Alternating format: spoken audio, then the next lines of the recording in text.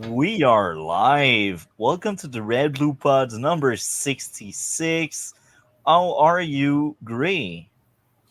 I'm doing great. Thanks for having me. I'm excited to be here. Yeah. Thank you a lot for joining us again, and welcome to the team. You are officially co-host, and you will be there planning some stuff with us for next month and in the future. I am very glad for that. How are you, DC?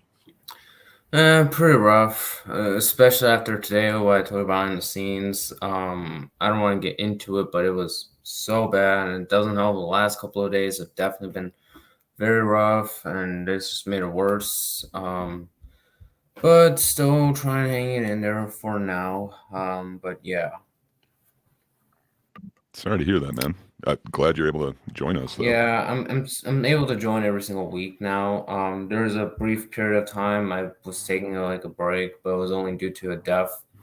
Um, but it's been getting worse and worse for now. But I've been trying to still hang in there for the most part. I'm glad you're with us, and as I keep saying, eventually things get better, they change, and sometimes it takes a long time. Um, and it's coming from someone that had a lot of struggle in the past as well. Um, I guess today we will start off with Daredevil season two. It's a very funny case where I have seen that season just like the other season at least three times. But this time around, this week, I unfortunately didn't have time to rewatch the entire season. I still made it to episode 11, so I have rewatched Wow. 11 episode. And that's funny because I watch every single topic we cover, or I try my best. Like I got time, you know. I still work, but I have time, and once I'm not at work, I just watch movies and TV shows. That's why I don't really show up in many streams or videos. Like great, your stream yesterday you did. Just be honest. That was the only thing I really watched in the last week. Well, I appreciate that. That was awesome having you there in the chat. Yeah, that was an interesting stream. But yeah, I'm definitely jealous of your dedication to media. I wish I had rewatched 11 episodes of this.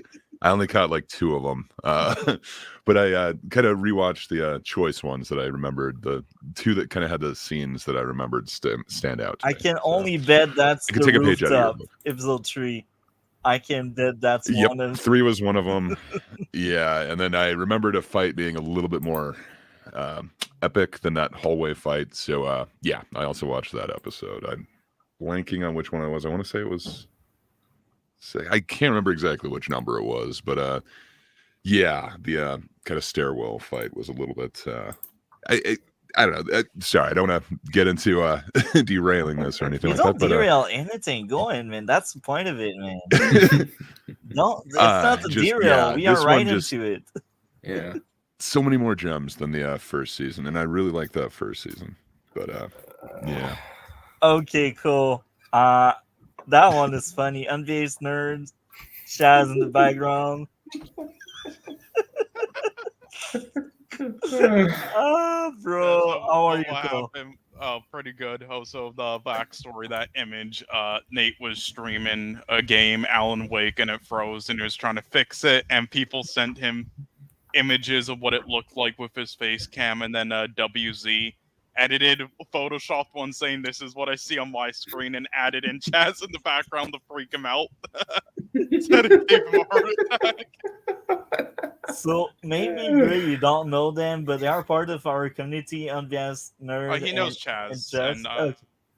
Nate. He's been on streams with him, I believe, on MSK's channel before. Okay.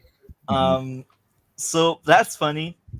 So to get you up to speed, we are into Daredevil season 2 because that's Okay. the only topic DC really had the time to. He, I almost forgot. DC had time to watch a bit of Halloween. Have you seen the first one to the Yeah, end? the not the first one from the end from beginning to end, but I got halfway through.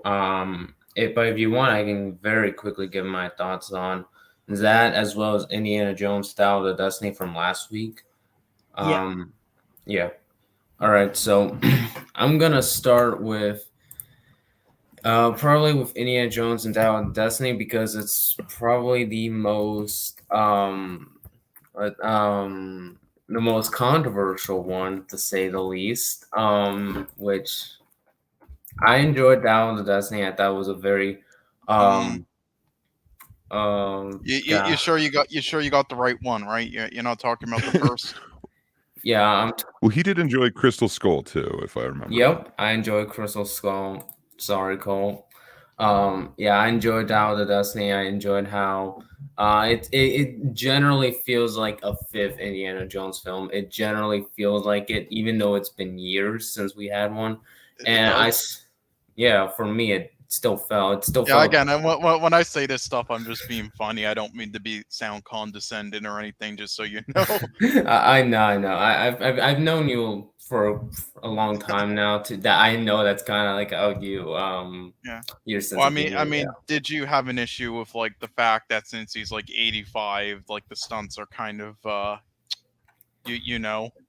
I didn't have much of a problem, because I felt it's more modern technology, especially with film and how they're incorporated. I didn't thought it was a big deal at all. But yeah, I enjoyed Indy's relationship with his goddaughter because in a way it kind of is like the Batman Catwoman like relationship where she can sometimes help you, sometimes not, and I enjoyed that dynamic as well. So it was fun to see Indy, you know, going on this adventure with someone he's not 100% sure if you can trust, and not someone Yeah. who he's not. Yeah. I kind of enjoyed it. Just for me, we've kind of seen that thing done in Indiana Jones films billions of times already, and in other films before. And I thought it was all right, but I thought the actress kind of. What was your opinion on her? You're Because not a fan of Phoebe Waller-Bridges? yeah, we didn't really like her, and that was the biggest issue with it. We thought her performance kind of sucked. But what's your opinion on the Oh, I performance since you like it? I thought she did a very good job, and I do like the actress. I don't think I've seen her in anything, not that I'm Have you aware of. seen Fleabag? Because that's what got her kind of fame to then do Oh, other stuff. nope, I haven't even heard of that movie. Oh, well, no, it's a Yeah. show. She won Oh. like an Emmy and a Golden Globe for it. Yeah, I've never heard about it, so I Yeah. almost yeah. She's yeah. written other Hollywood films as well, others that we didn't really like, but maybe you will. Like she wrote No Time to Die. I don't know if you've seen that. I think I've heard of something like that, but It's yeah. the James Bond, the last Daniel Craig one. Oh yeah, I've heard about that. Yeah, but yeah, other things I enjoyed. I enjoyed how in this one Indy's a lot weaker than he is in the other films, but it's because of his age. But even then, he can still pull off some incredible things, which I think it works well for Indiana Jones. I especially love the opening where he just where Better than the fridge. yeah, the opening where some of his neighbors are just annoying with loud music, and he grabs a baseball bat and just tries to tell them to turn out. It's the funniest opener yet. But I think the reason I enjoy this one the most, not the most, but it's one of I enjoyed it is because of the plot. I think the story is fantastic. Indy's essentially getting quote unquote framed for murder, and I like that storyline. You see him on the run, which I enjoyed. As a score, I'm gonna have to give it a 9 out of 10. Wow. Oh my. What did you think of like the visuals and direction? Because that was one thing a lot of other people didn't really like. They thought it was kind of like generic, didn't have as much of a style, thought it felt a bit digital. But what was your opinion on that and like the lighting and everything of it? The lighting I never had an issue with in the film. As for style and directions, I thought the style of it was great actually, and I thought the directions they went into were, very unique directions. Something you don't really often see in like ancient like films. But yeah. Okay, well, I do have one more question just for you. So even though we kind of thought it was terrible ourselves, there was one part of the film that at least I did. I don't know if they did, but I mean, one of the biggest issues with Indiana Jones films have sort of been the over the top, kind of like average surface level villains. But I mean, I thought Mads Mikkelsen did a great job in it as always. So I mean, I want to know what your thoughts were on the villain in it. Oh, the villain. Yeah, I thought he was a very good villain. I thought he was very, very. Yeah, I know Indiana Jones films are always meant to be very generic, but honestly, I think the villain, the fifth one, was very, very well done. I especially like how they established in the opening it's the same guy who he's fighting later on, which I thought was a brilliant idea because you never get that nowadays. Nowadays, they usually wait until near the end to reveal some big plot twist that it was a guy from the beginning.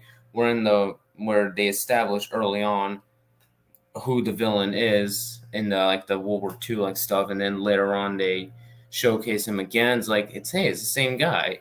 That's one that I really really enjoyed about, and how he's still after the Doubt of the Destiny, which I enjoyed a lot.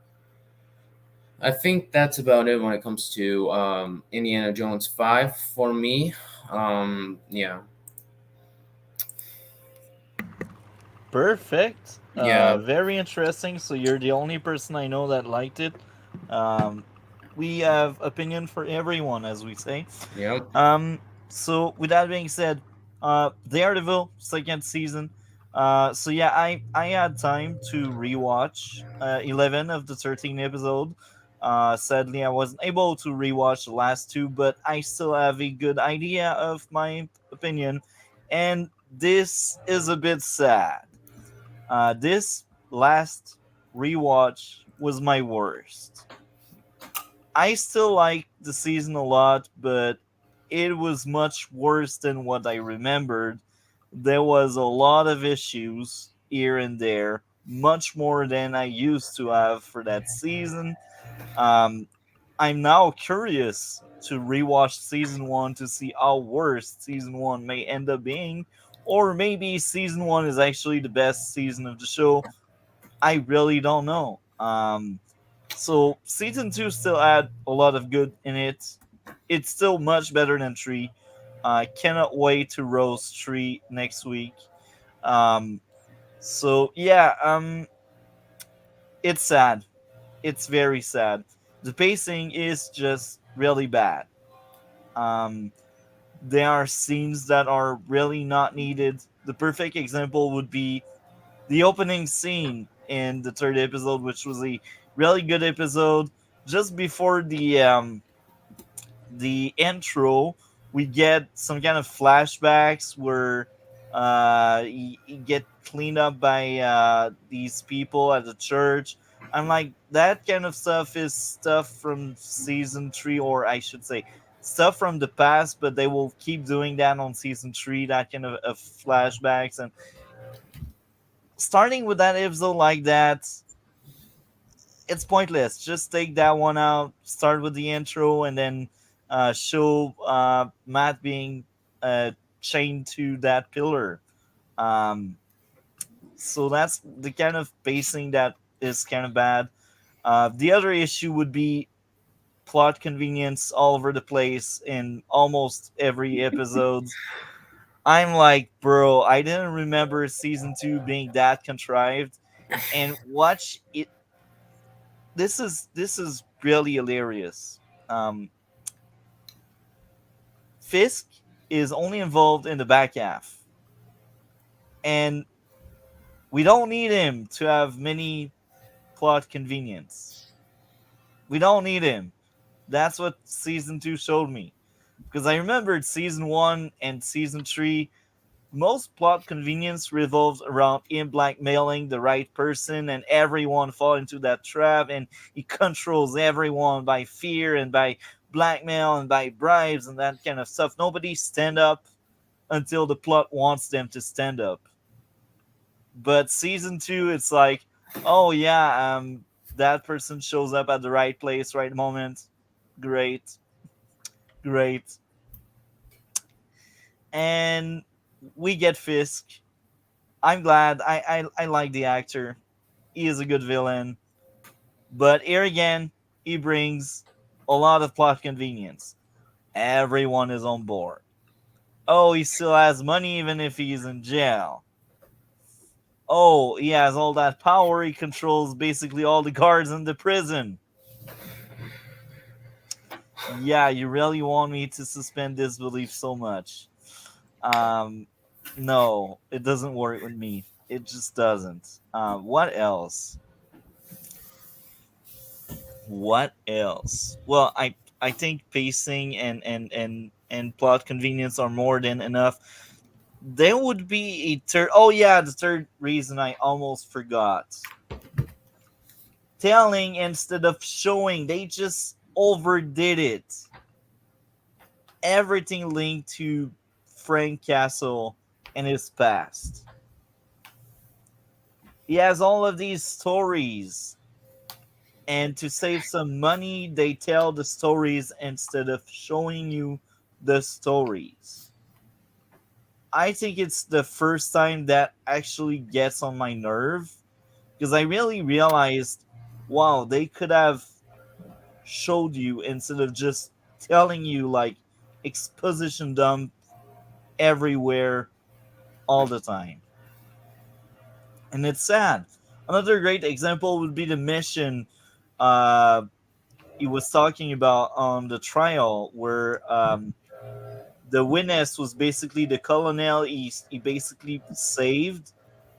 They were telling that great story that could have been amazing to watch. Just Frank being in the military and taking down a bunch of bad guys, even if they're not really bad guys, but from the army perspective, they were. That could be amazing, but no, they gotta tell you. They gotta tell you. They don't show. They gotta tell you. So these are like the big three. When it comes to plot armor, I think so far, based on the 11 episode I rewatched, it's not that bad. A few times here and there, people cannot aim, but that's a trend when we got firearms. It's really hard to make firearm work, um, but the plot armor is not that bad, and they explained why. They explained very well how Frank didn't basically headshot Matt on their encounter in the first episode. He wasn't going for the head. He was just doing a warning shot, and the helmet was heavy enough to like pack the bullet and protect Matt. So this would be the most dangerous scene where we can say maybe plot armor, but they were smart enough to get around stuff and make it believable. Outside of that, I thought this season was amazing.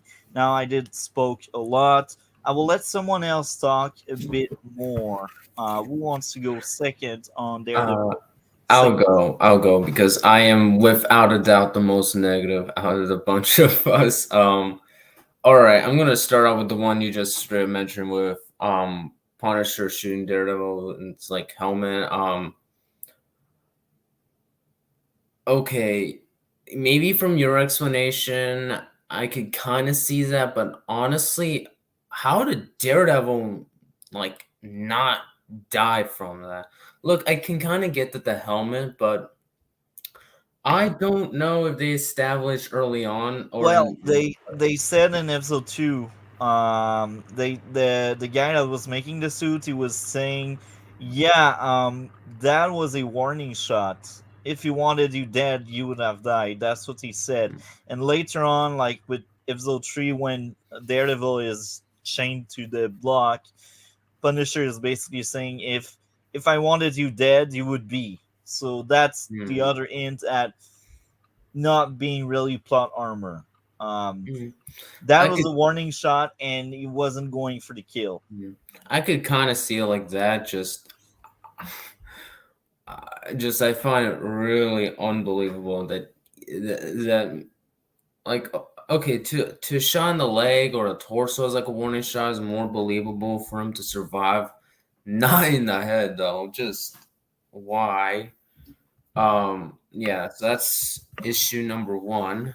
Well, they said it. I Yeah. I already told you. So this issue you got is just nitpicky because you hate the show. I mean, I do think it's a little more of a negative, but nitpicks, I wouldn't say that.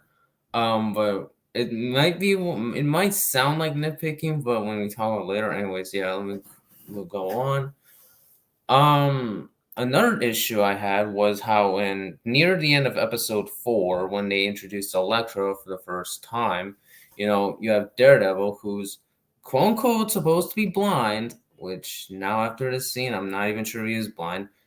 So basically, he takes off his sunglasses, and he's supposed to be blind, but Elektra is there somehow, and he's like, Elektra. And I'm like, aren't you supposed to be blind? Well, Or he has a better smell, so he most likely recognized her smell, and he has good ears, so he most likely heard someone breathing or something. So I will say because of his nose, he was able to smell an extra smell basically, and to add more, he was with Elektra a few years ago, based on yeah, episode 5. So it would make sense that you would recognize her smell. yeah, yeah. Now, so this is a little bit into next issue for me, and that is I think the Electro flashbacks were not that well handled, and for me, I don't know why they couldn't at least hint of some flashbacks in season 1. Like why in season 2? I just don't get She it. wasn't a character in season 1. I That's the know. thing. She was a character in season 2, and she I didn't have know, I any know. place in season 1 on top of that. And I do I remember mean, season 1 quite well. yeah, and that's kind of my point is why couldn't they at least have one episode or even a small scene? Like, hey, look, this is a small scene, but it could lead something to season 2. Like, I don't get it. But the yeah. the guess would be they didn't add the actress yet, and Okay, fair probably enough. they didn't even add the idea they would use Electra, and it's coming into season 2 when they were like, oh, we got season 2, what are we doing with season 2? Then they went for Electra. So Yeah. a lot of shows do that. Fair enough. That's that kind of nitpick. We could say, oh, why did the actress in Arrow change from season 1 and 2, and then you realize that was a recast in season 2. That's the same kind of stuff, you know. Yeah. Um, Yeah. like sometimes they do have plans, but not always. Yeah. Yeah. Anyways, my next issue is how later in episode 5, Elektra just breaks up with Matt all over the fact he could not kill the guy who killed his father. Is like, Well, the other thing is, did you have seen the entire season? only until like I think around the same amount of you, like 10 or 11, but I do remember most of season 2. Because later in the season, um, we get the reveal that she was working with Stick, and Stick is the one that gave her the mission to be with Matt. And eventually, when she realizes she cannot really turn Matt to the dark side, um, that wasn't working anymore. And to understand Elektra and Matt, you need to understand her relationship with him in the show and presently and in the past. So in the past, Yeah, they were I don't think I got to that part of the season, but I think I got like close because I think well. I got That was in episode 5. Most of Matt and Elektra stuff were in episode 5. Then we get bits of it like episode 8 ish, episode 9. Can't remember. Um, right after the trial, basically. And the idea of episode 5 is how they broke up, and their relationship started each other eat the worst part of the other one. So they were building their relationship on each other worst side and worst behavior. Like that was the perfect example of a toxic relationship. They pick on the other one worst trait and they make that worst trait bigger and bigger. And at some point, Matt in the flashbacks realized, oh my, she is turning me into a monster I am not, so I will step away. And she also realizes she is poison to him, Mm. and that reflects also in the present day where um, that's the reverse that is happening. In present day, she tried to do her best because Matt is the best part of herself. So Mm. yeah, it's a very complex relationship. Um, Mm. and I think it's a wonderful part of that season. Anyway, I will let you talk on Yeah, yeah, a yeah. bit more. One issue is more of a nitpick. Is I don't get why Matt had to keep the whole Electra stuff away from like Foggy. I mean, I know he was trying to protect his friend, but I just don't know why he had to keep it for so long. Not sure if you have a defense for that, Multi.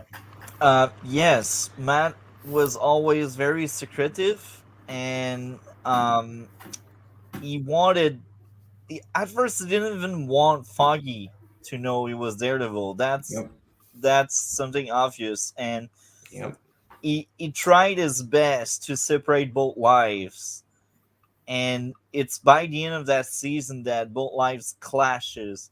That's why um, Matt took very long to admit he was working with Elektra, because he does tell Foggy in episode 7, I believe, Yeah. when they blow up during the trial and they go in the bathroom to talk and they have that big argument. There, he admits I was working with Elektra, and if it took that long, it's because Matt is like on his bubble, and he thinks that by not telling everything to everyone, he protects everyone, and he is half right on that. But yeah, maybe he could have better ways to Yeah. protect others, and that's part of his character flaw. Is interaction with others is broken. He Yep. like most of his relationship were either toxic or he didn't know how to navigate all these relationships. That's also why Elektra and Matt in the flashbacks were toxic to each other and they were like flourishing the other one worse side. It's because Matt didn't really know how to navigate with others. Hmm. That's part of his character flaw. That's why his friendship with Foggy is slowly destroyed throughout season 2, and that's why the obsession and that's why by the end of that season Matt is no longer there and it's only Daredevil all the time. His obsession took over, Yep. so that's part of his Yep. genius characterization. Yep. So I will let you speak if you got more to say there. Yeah, I think I only have two more things to say. Okay, so next one is the trial episode. Now, my main issue with this is the whole with Murdoch. I'm not an expert on lawyer stuff, so but is saying vigilantism even though a good thing to say? Like someone's just trying to be like a vigilante in town, trying to protect the town, just despite doing some bad things. Like, is that even like a defense lawyers do? I know there's Well, defense by mental health, but I'm not sure if there's like a vigilante one. That's because that's the not one.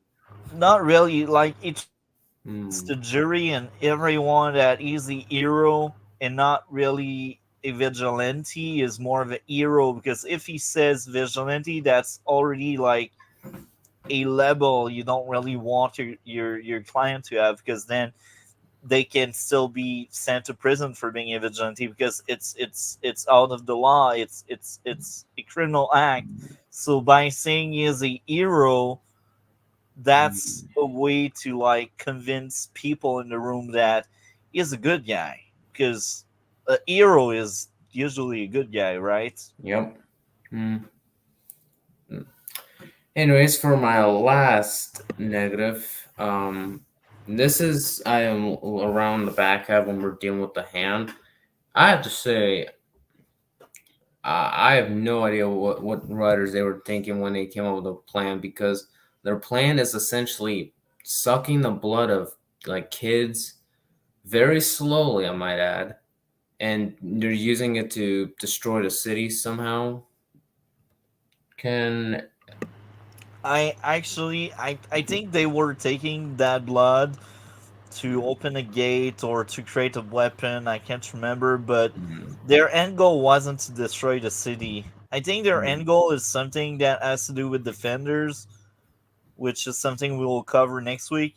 But Yeah, sorry, my bad. There was some.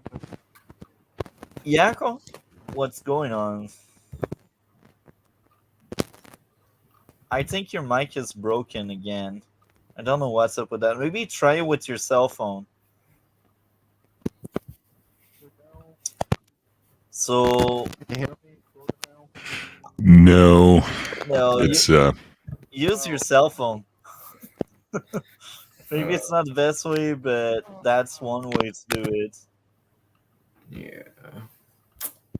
So we will let you go on DC until Cole find a way to kind of fix this thing. I think I said about everything. Some of my other issues are kind of same as yours. You know, I think a lot of them are like plot convenience. I think sometimes just characters just do things just because the plot demands it. Actually, the characters are really good. It's most likely the guards that create most of the plot convenience, but the characterization of the characters is really on point and really good with the show. And your mic is buzzing, Cole. Fuck damn it. We hear you in the very far, far away Is galaxy this right now. kind of good now? No. It's a little Better. bit from, It's a little better. bit for me, and it's It's a work definitely in better. progress. Yeah. Okay. I don't know what happened to. kind of sounds like you're the drive-through guy, man. Oh god. My. Okay. So you're pretty much over, right, DC? Yep. I will let Gray speak a bit more, even if he already kind of started earlier. So that's your turn now, Gray. Yeah, so like out of the 3 seasons of Daredevil, this one is my favorite, but it's not without flaws. A lot of them. The whole Elektra thing to me is just horrible. I absolutely hated the whole like plot line. It's better than again, the Ben Affleck movie, but that's not saying much. Yeah, like at least the action scenes with Elektra looked decent. It wasn't exactly the Jennifer Garner movie, so I don't know, slight improvement. But to me, I wish that was kind of dropped, and then kind of the tie-in with Defenders. I don't know. I do kind of wish that was dropped. I wish it did kind of get more into like just the actual Daredevil life and like letting him actually be Daredevil for a while. That being said, there were some highlights for me. Like I really did like this version of Punisher and like kind of this introduction of him. I don't know. To me, it's not like the Dolph Lundgren one from what was that, like either the 80s or early 90s, and then it's not that Ray Stevenson one. It's a little different. I don't know. I really liked it here, and I thought it worked in this format, but I really didn't like the Punisher series. But I don't know. It made me want to see the Punisher series when I saw this season of it. It was like, okay, this is going to be awesome. And that was kind of a letdown, but I remember that being kind of a highlight for me. Like, okay, cool. I don't hate this version of the Punisher. I understand they're not making him like the comics. He's not just, I don't know. It's a kind of own thing, I guess, just like they're kind of doing with Daredevil here. But I just, it is a product of its time. I remember it being kind of dark and gritty, and we weren't getting that from a lot of the other superhero shows at the time, if you will. So I don't Arrow know. was I really dark liked for it. 2 seasons and a half, and it went back dark Fair season enough. 5. But yeah, I don't think it could get quite as dark as this, but fair well, enough. You're right. have you seen season 5 of Arrow? I didn't make it to 5. Well, I definitely seen the first couple, but I know what you're talking about with that dark. Does it get even darker? Season 5 of Arrow is the darkest season of the show, and season 6 at its Maybe I moment, should but watch. like there's a deconstruction of Oliver character in season 5, and you realize how messed up he is as a character, and Mhm. it goes far. I won't spoil much. If you ever Nice. give it a chance, that's my favorite season, and that's DC's second favorite, and I think that's probably in the middle for Cole, because he still thinks like the first 2 seasons are the best, and that's a very popular opinion there. But I was kind of told that, so I stopped after that. Well, but, why did you if you're skip saying 5 over is worth season it. 4? That was a masterpiece. Yeah, no, stop exactly. lying. 4 is awful. 5 is amazing. Give it a shot when you get the chance. Well, look, 4 is and- good if you're having sleeping issues. I do. So Oh, I might you're check it out. savage. That's the best season of the show. I mean, season 4 is amazing, and No, it's awful. if you want dark scenes, season 4 has some of the darkest in my Yeah. opinion. It's really not that dark. Season 4 is bad. Season 4 is just characters doing whatever. It tries to have like good writing and character studies, but it's just bland and What are you talking about? They don't know what character studies are in season 4. They started doing that in season 5, and they did that in season 6 as well. Anyway, to get back to Daredevil, yeah, I can see the there were appeal. a couple more highlights. I don't know. There were a couple more highlights, like that graveyard scene. Like I think that was pretty cool. Like it feels like you do kind of get some of the Punisher's motivation and stuff in there. Like I don't know. It has little highlights for me, and those are kind of the only things that kind of stand out to me. There was also the like stairwell fight or whatever. That's kind of what stood out to me, but I didn't rewatch all of it before this rating. I kind of wish I had, because you're bringing up a whole bunch of points that I kind of forgot about. I might be looking at this with nostalgia glasses, but yeah, I was remembering it previously as better than season 1. The 2 episodes that I watched, I kind of dug, but yeah, it didn't. Yeah, it might not hold up in my head as much as I thought it did, or it might not hold up in reality as much as I thought it did in my head. But that being said, there's some cool stuff going on in this that I still think is worth seeing. But yeah, I don't know if it kind of stood the test of time. As I said, for a long time, I thought season 2 was the best one. I'm actually excited to rewatch season 1 to see if season 1 is actually the best one, because this most recent watch kind of ruined some parts. Like, you brought the graveyard scene. I thought it had a lot of good ideas, but it was poorly executed. Like, he goes on for very long about his family, and that's one of the moments where I'm like, man, like it harder if we would get a visual of what's going on, like outside of just him. But he's telling. showing you the emotion on his face. He is showing. The But lightning yeah, I know was what you mean. terrible, bro. Whatever emotion he tried to emulate, bro, lightning was not good enough for that. Let's be honest, like the lightning is good at best for most of the time, but sometimes these night scenes, man, lightning, not always amazing. Yeah, it's a comic book thing, so it's stylized. But yeah, I get it. I wanted to see. It's cool. You talk for like 5 minutes about your family, but I want to see them. I want to connect like the faces. Fair enough. You're a visual medium, and that doesn't take away like what they tried to do. As I said, it's a strong scene. It's just not well handled, sadly. Yeah. And What about that stairwell fight? oh, Though? that was I amazing. think the choreography in that was awesome. I think it beats the hallway fight. Like, there's just a couple things that like stick out to me that I remember from season 2. I think season 2 has the best fights in the entire show. When it came to season 3, I thought they had the weakest fight in the entire show, and that's that's no surprise because season 3 is not that amazing.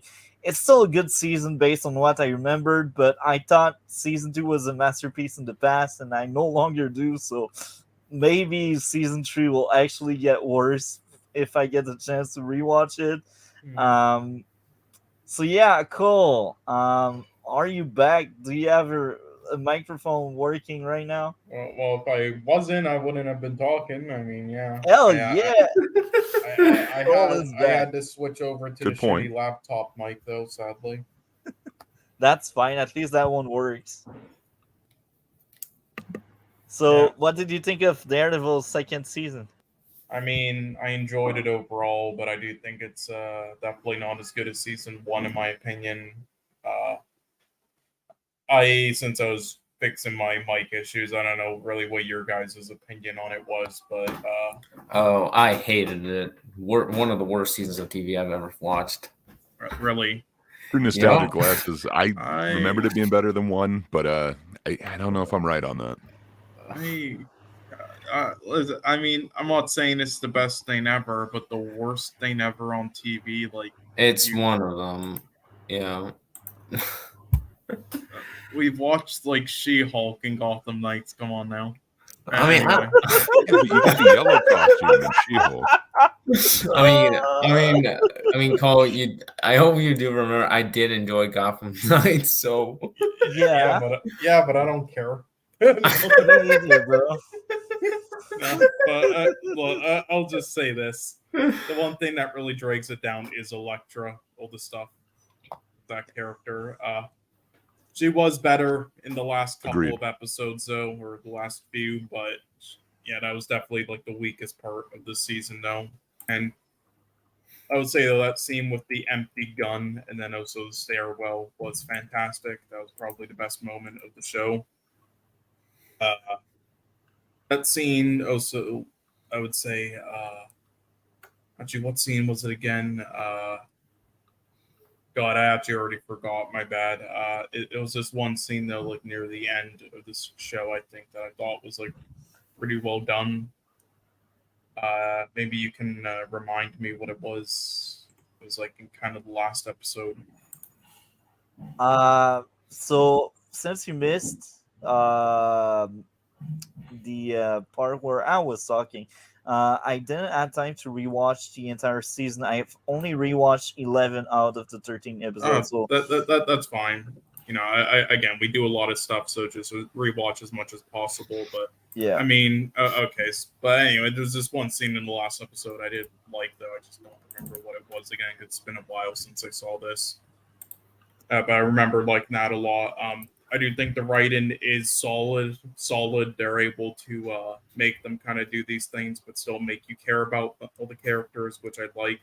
And watching him try to do these things without trying to be a straight up serial killer turn into one was great as well. And I do love John Berthal in this. You know, I'm watching him in Daredevil meet for the first time was great in that episode. And you know, like despite his own show, he's just like Constantine. He's great when he's on his own, away from bad writers and shit and repetitive stories, and actually being Punisher. And yeah, the stunt work was great as well. And I'll just say lastly, the costume design was such an improvement in this season from season 1. So glad they fixed that. Well, it like kind of wasn't the costume in season 1. Yeah. Well, it looked like plastic in season 1. Yeah. Yeah, but like half of it's I forget what it's called in the comics, but like the black suit. I get what they were going for, like why it looks worse, but it looked. There were parts of it though that didn't look intentionally like that. It just looked cheaply made. Yeah. Yeah. I mean, my top 3 would probably be 3, 9, and 10. New York's Finest, 7 Minutes in Heaven, and The Man in the Box. My bottom 3 would probably be 2, 5, 6, Dogs to a Gunfight, Kimbaku, and Regrets Only. And then just to predict the Maltese, I'm just going to say his top 3 are New York's Finest, Penny and Dime, and Guilty of Sin. And bottom 3, Kimbaku, Semper Fidelis. I don't know if I pronounced that first word right, but and then The Dark at the End of the Tunnel, which I guess wouldn't probably be on his bottom 3 because he hasn't really revisited it, but whatever. Can you just tell the numbers, because I don't have my bad. Sorry, 3, 4, and 8 I think is your top 3, and then 5, 7, and 12 I think is your bottom 3. And again, this is just for fun. I really have no clue because I didn't, hear your things. I just predict this in advance, like what I think your tastes will be like. And I knew you would hate Elektra, so I knew probably 5 or 4. You know what? I'm Elektra's only defender, and here's the why. She was well written. I thought she was a very interesting character. She was well written. Yeah. I don't agree, but I mean, compared to Jennifer Garner, maybe she brought the worst from Matt, and the only reason why she was like that was Stick was basically using her as a weapon, and she was basically reduced to being a weapon, and she was like basically nurturing Matt darkness, because this is what Stick wanted her to do. And that's very interesting. That she's like part of Matt growth into Daredevil. That's why I think she was that cool. With bad lines and bad acting, but my girl. By the way, the fight scenes with her were great. I thought she was believable. Unlike a lot of CW character, Mia Queen. Look, if you're comparing it to CW, then anything's gonna look like a masterpiece. But I mean, I don't think that was like the worst part of her for sure. I think the action scenes were fine. I don't know if they were really great though. And I like the fact that she is basically a villain, but trying to be on that more gray area, which was very interesting. Women can be villains as well, yeah.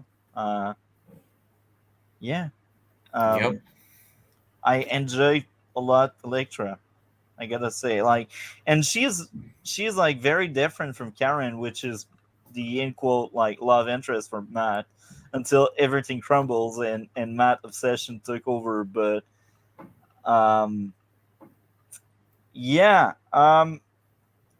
so Cole told what he thought would be my top 3 and worst 3. I will ask DC, and then I will ask Gray, what do you think is my top 3 and my worst 3 episode DC? I'm gonna say, that's a tough one.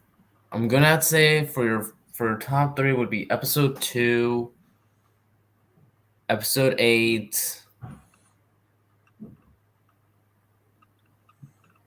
maybe episode 6. Episodes you did not like.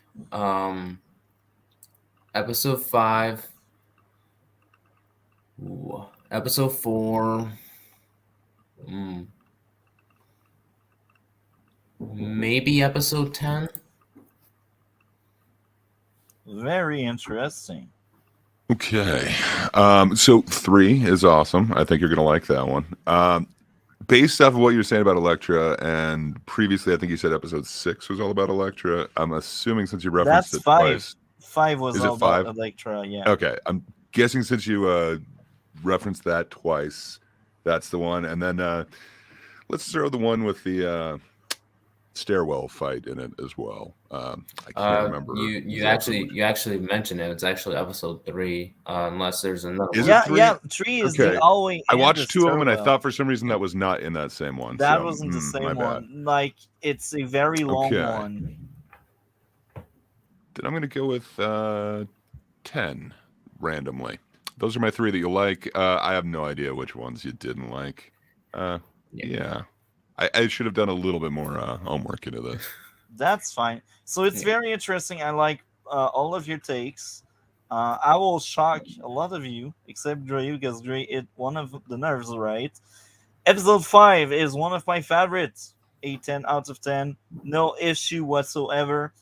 Um, the second one would be episode 8. No, never mind, not 8. Never mind, not 8. Second one would be 11. Another 10 out of 10. No issue whatsoever. That was the one, if I remember correctly, that was the last one I've seen with the boat, and Frank basically escaped um, prison, and he was basically blowing up a boat, and Daredevil tried to stop him, and people believe uh, Punisher was basically deleted by that boat blowing up. The action was just amazing. Um, and most of the exchange between Punisher and Daredevil were also very good. Karen Page as a character was amazing this season. Um, my third favorite would be, that's a hard one because there's a bunch of like 9.7 in my notes. I will go with um that's a very hard one. But I think I will go with episode 10. I believe that's the hospital one where the hospital get attacked by a bunch of ninjas. That one was nice with the rooftop chat between Matt and Claire about Matt's obsession with Daredevil and him not being alone but wanting to be alone basically. That was really cool. And that episode also had a lot of Karen walking around and slowly becoming a reporter, which was very fun. And I gotta say, as someone that nitpick a lot, usually when characters speak French and they speak bad French, I point this one out and I laugh at it. And this season, man, that when they used French, that was with respect and good French. That wasn't a parody of what it should be. So I gotta give them props for that. And my only issue with episode 10 was basically unbelievable that guards would just let the physical fight happen. Oh, yeah, I remember now. That was when Matt went in jail to meet with Fisk and tell him he will go after him if he goes out. And that was also a power play where Matt tells Fisk he knows that Fisk is behind Frank escape from prison. That was wonderful, but it's so unbelievable that all these guards are like okay with Fisk beating the crap out of Matt. The scene was amazing outside of how stupid these guards are around just because the plot wants them to be blind and bribed and that kind of stuff. And here again, that goes back with Fisk issue. Fisk bribing everyone around. That gets on my nerves so much. That episode would have been a 10 out of 10 if we didn't add this shit going on there.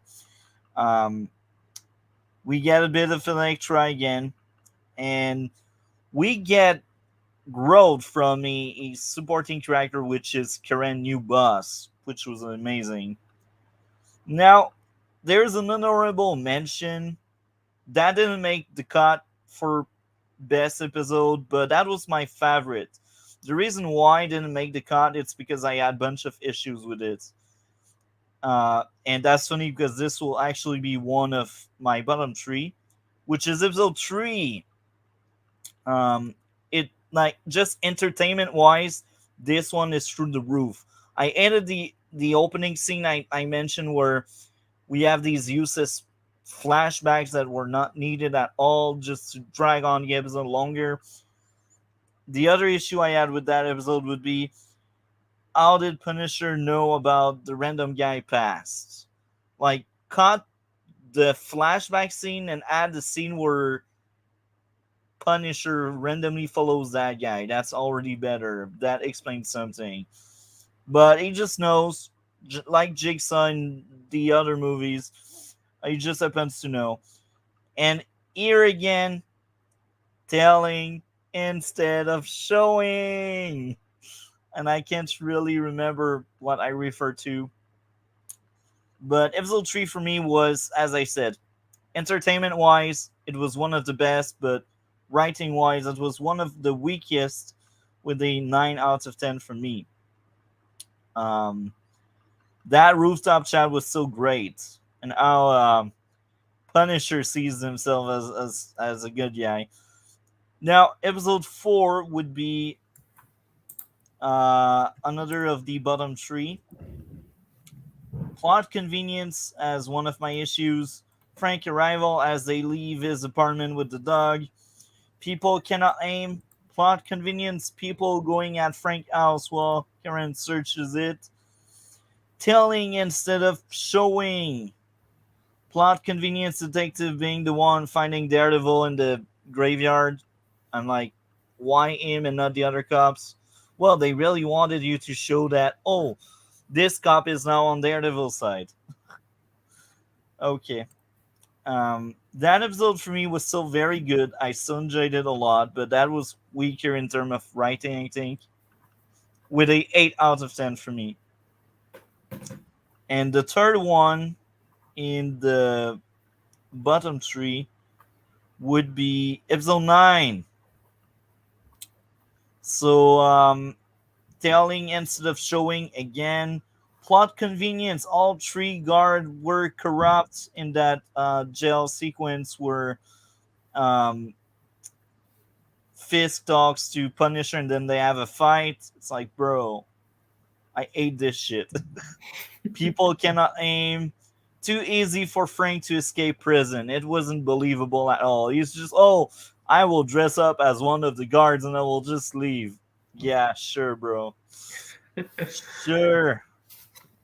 So that was one of the worst episodes that season. So we did talk in length about Daredevil's second season. Even if I sound like a hater, I still enjoyed it. It was my worst watch. I gotta admit it. I gotta be honest. But I still liked it. Elektra, I'm the only defender for her, but she deserves it.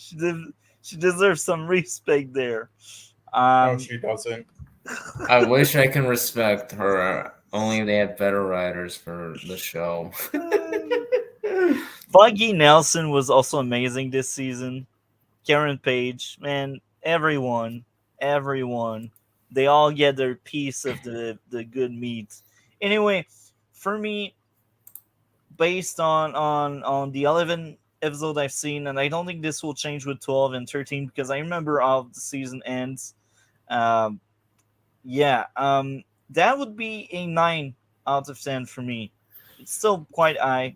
It's still enjoyable, but I remember giving this season 9.5 and 9.7 in the past, but I just cannot like say, oh, it has no issue. No, I'm not blind anymore. So what would be your grade out of 10, DC? Because you're one of the biggest hater of the show. Probably the only person who doesn't like it, but I'm gonna have to pull like last week, -10.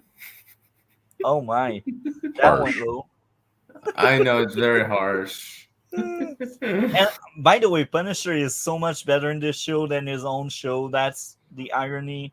It's like, Yeah, bro, that's kind of the funniest part is how it's like in Punisher, he almost in the second season, it's until later where he actually starts doing stuff and we actually get development for the character for him. Yeah, in this show, he gets a development when it's not even his own show. It's like, come on, where's the writers? What are the writers doing? Are they trying to screw everything up? on top of that, I will admit, like, Punisher was kicking butts really hard in Daredevil, and suddenly in Punisher he's an incompetent that get beats down by a regular thug just because blood and gritty. But yeah, he beats the crap out of a lot of people in Daredevil, and that's amazing. I want more of this. So what would be your grade out of 10 Gray? That's a good question. I really like the season, but I'm not sure if I'm viewing it accurately. If you'd asked me before I kind of heard you guys kind of pick apart some of it, I think I would have given it like an 8. I don't know. Now I'm kind of questioning if that's entirely too high. I remember it being better than season 1, in my opinion. And that was mainly because I liked the Punisher aspects of it. I kind of liked, again, the Foggy aspects of it, like his whole, kind of professional life, the turmoil it was in, so to speak. I thought there were elements of this that were done really well, and like the fight scenes as well. I think I'd give it at least a 7.5. You might have talked me down about a half point, but I don't know. I'm not sure that it's the most accurate rating right now. What about you, Cole? What would be your grade out of 10 for season 2? I think I gave the first like a 9 or something. I'll give this like around an 8 or it's around an 8 or 7.5, around that range. I still think it was great, but it was a downgrade from season 1, definitely, in my opinion. I'm really excited to rewatch 1 eventually when I get the time to do so. Anyway, DC, what do you have going on your channel? Not much. I've been trying to get some ideas for some videos, and I've been getting a lot of ideas. So, yep, pretty much about it. Been getting some ideas to do some videos as well. Yeah. By the way, this week I'm the one that will on list after the stream. All right. So you know. All right. So yeah, thank you a lot for joining us. Any future project, even if nothing is really going on right now? I do have some. I've been working on a really nice trailer. It's almost done, so yeah. And yeah, it should be about it. It's like the only thing I've been working on, but yeah, I should be able to get some video ideas done for now. Okay. So have a good one. Take care, and we will talk later, man. All right. Same with you too. Bye. Bye. So, coming next, I guess we will talk one of the movies. Which movie you guys want to start with? He can pick. So you pick, Dre. Which movie are we starting with? I don't know. It's spooky season. You want to go with like the classic? How about The Exorcist? Hell yeah, that sounds fun. So I will let both of you start. I will be right back. It won't take too long. Well, I'll probably be quicker, but I'll just say this film was obviously so revolutionary for its time. All of the things that you see this film do that other films do nowadays, this film did first, along with Rosemary's Baby. It really put a lot of care into its religious aspects and did so many things well. Unlike the new one, which I guess we'll be reviewing soon. I've already seen it. It's terrible, and it misses the point of this, but whatever. All the characters are intriguing, and the way this was made is so amazingly done. Even the most basic shots of nothing happening are still so entertaining because they're so amazingly shot and everything, and with like the tone and music and everything, just great vibes and all that. The way the young girl goes from innocence to being corrupted like this is incredible, and the performance by her is fantastic considering she was only 14 at the time as well. And for its time, this was definitely such a horrifying film for the audiences, especially with the cross and staircase scenes. The writing is very well done, and the sound design is incredible with the use of music and also silence, just incredibly well done. There is there is one thing I wanted to actually ask you all.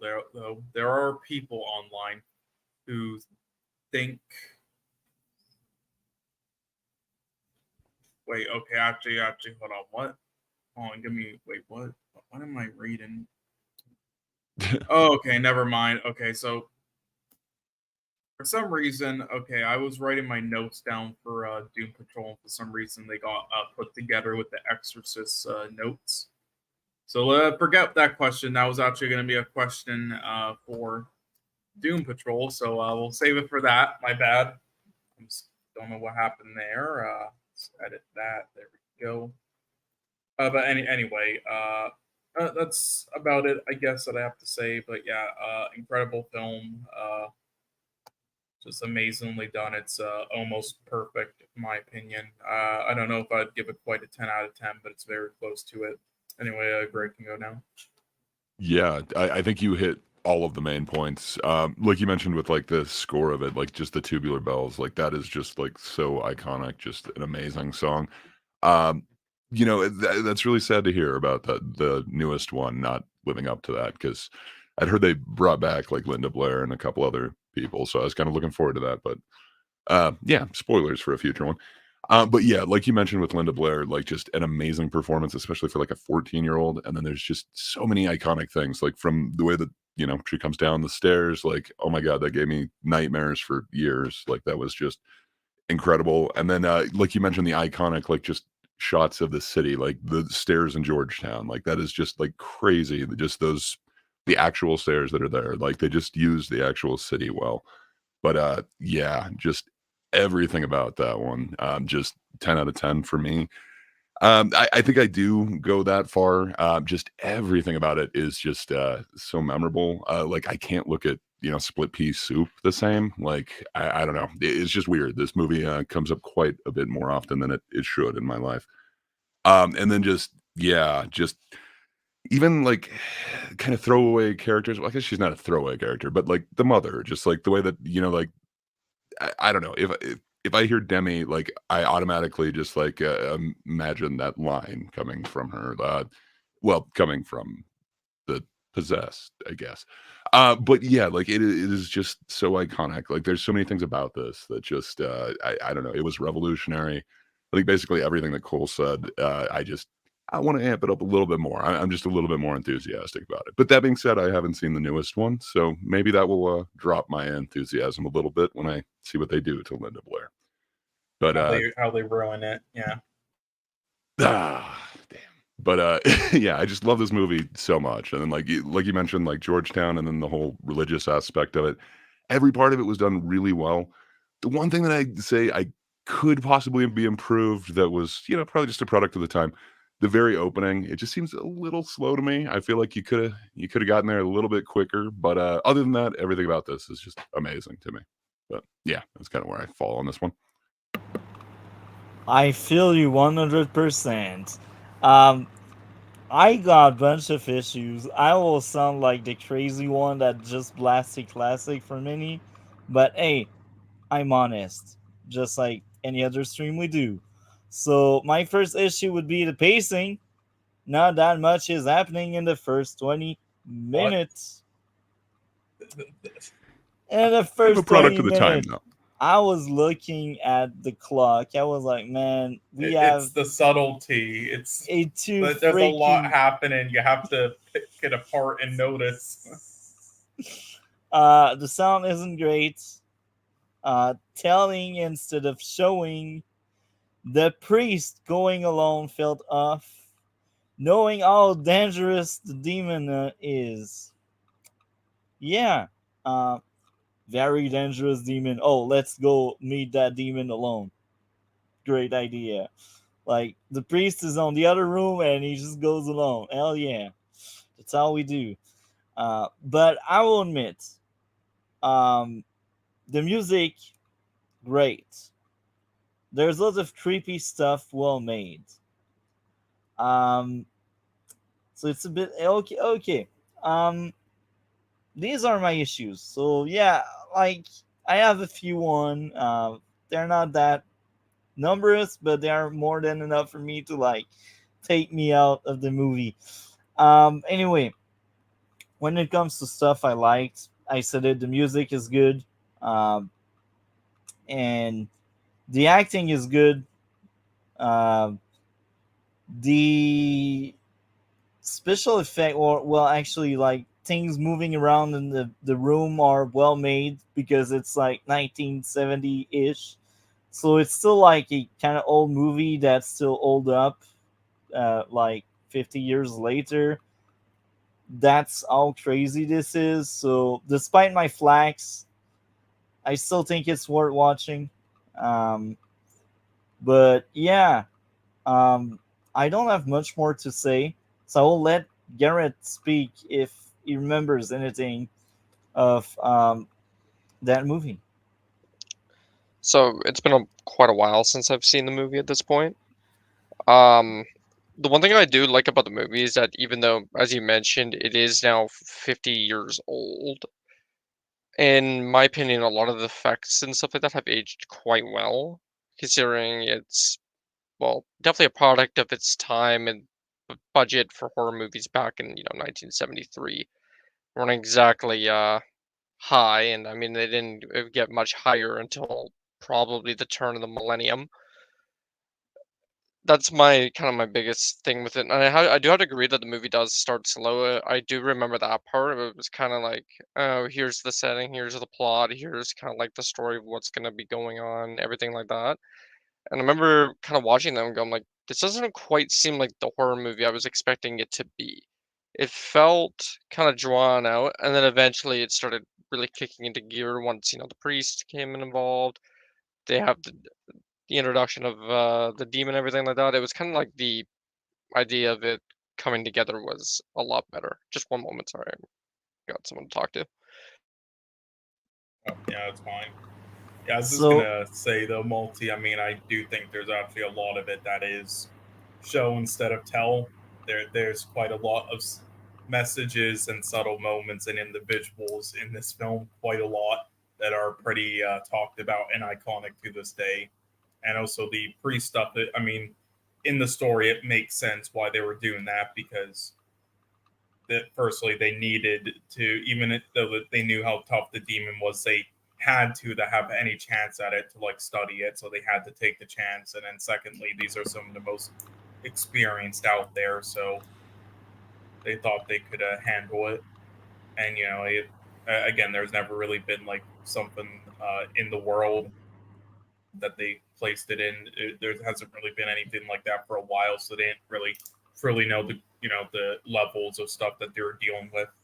And also, I don't get the sound design. I thought the sound design for its time was pretty amazing. I mean, but whatever, that's just me, I guess. It was a product of its time in a lot of ways, but it was also kind of ahead of its time in a lot of ways too. With, like I said, horror films never got a big budget till probably like 2000, and the fact that Yeah, managed to produce a lot of good, memorable things, especially in terms of special effects and sound, and then the screenplay, like it was definitely very far ahead of its time in terms of horror films, and we never really saw that for a long time afterwards. mhm. Like, yeah, sure, there was a lot of classic horror films that came out after, with like Halloween, Scream, which fun fact, some of those are being covered today as well. But nothing got a lot of it as right as they did originally when it came to the first horror. Like, I would consider The Exorcist probably the first really big horror film. There was obviously Mhm. horror films, before that, but I don't think anything really hit the home run that quite The Exorcist quite did right off the Yeah. I bat. mean, the closest would be Rosemary's Baby, maybe. Yeah, I could probably agree with that. I will also say this. I thought the demon trying to get into the priest head was very entertaining. That was cool. Um, and the characters were likable. Even if I cannot name any of them after watching, they're likable nonetheless. You And don't remember their names or whatnot. yeah, I don't It, remember any of these characters. it was like Father Philip and Father Dryer or whatever his name was, and then it was Regan McNeil, Chris McNeil, I for will the also mother and daughter. I will also praise the fact that the kids are acting like kids, and kids that are acting like kids are kids that are well Yeah, written. amazing child actors are a rarity nowadays in majority of stuff. They actually tried with the kid casting back then and stuff like this and ET. You know, like I would Also say thought in the go sorry. I also thought the lore was cool, and yeah, I don't have much more to say now. Um, what do you want to add, Cole?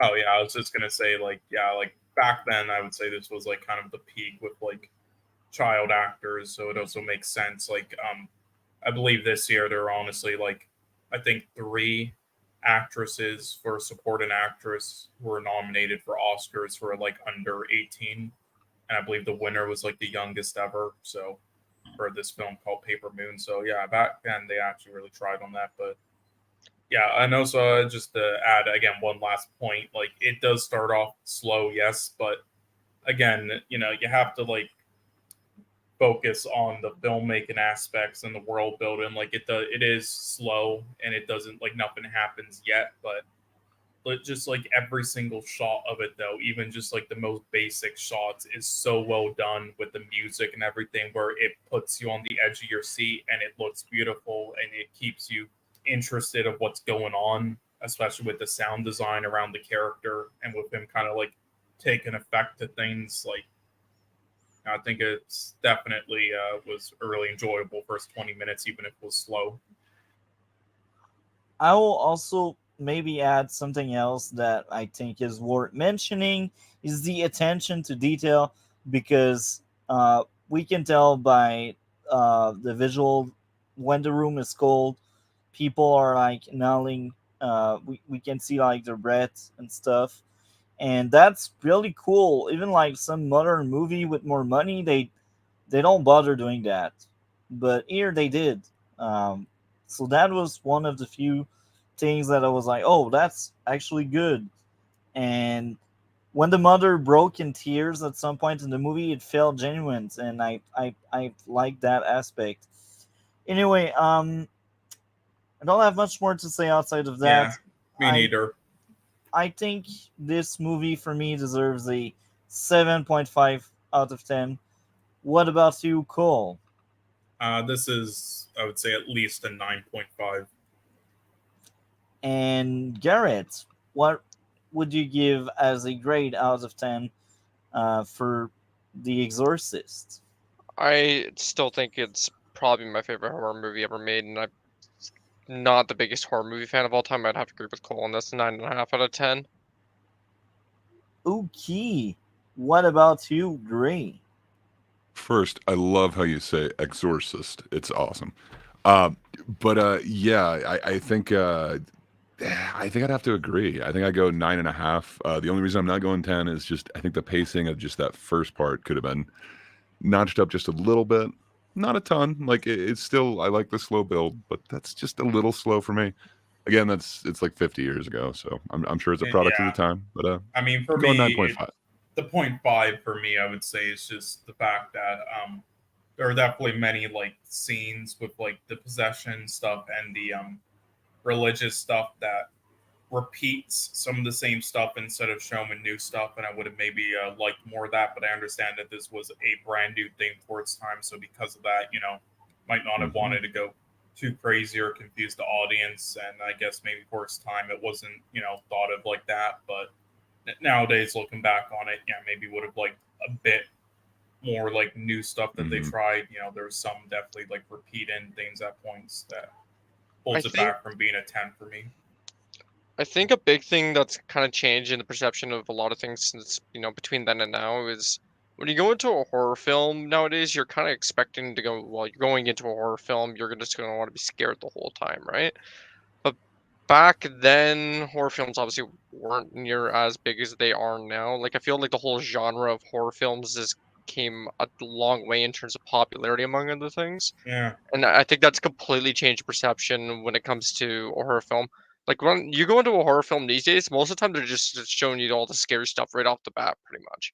Like the first 30 seconds of a film sometimes will have jump scares already, and you're mhm. like, what is going on, right?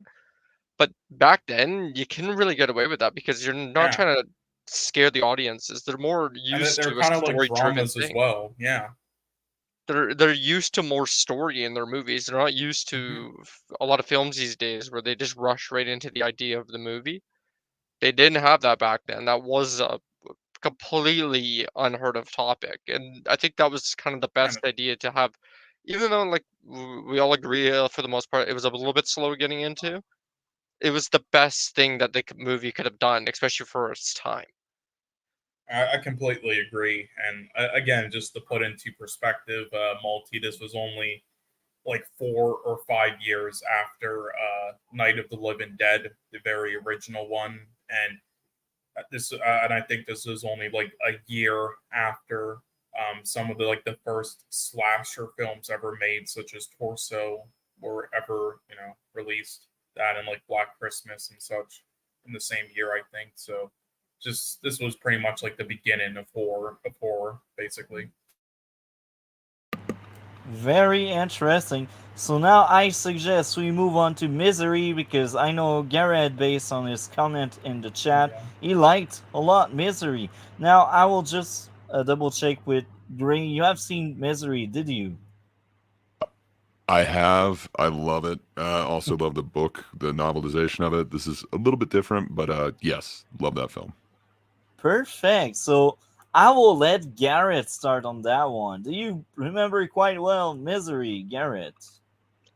So, Misery for me, I talked a bit about this with Cole, funny enough, last night. But the thing that Misery did really well for me is that there's not a lot of movies out there that exist in any sort of sense that are usually like a novelization of a book or come from another form of literature adapted into a movie that really come out and kind of encapsulate the idea of what the original, I guess, the original literature was going for.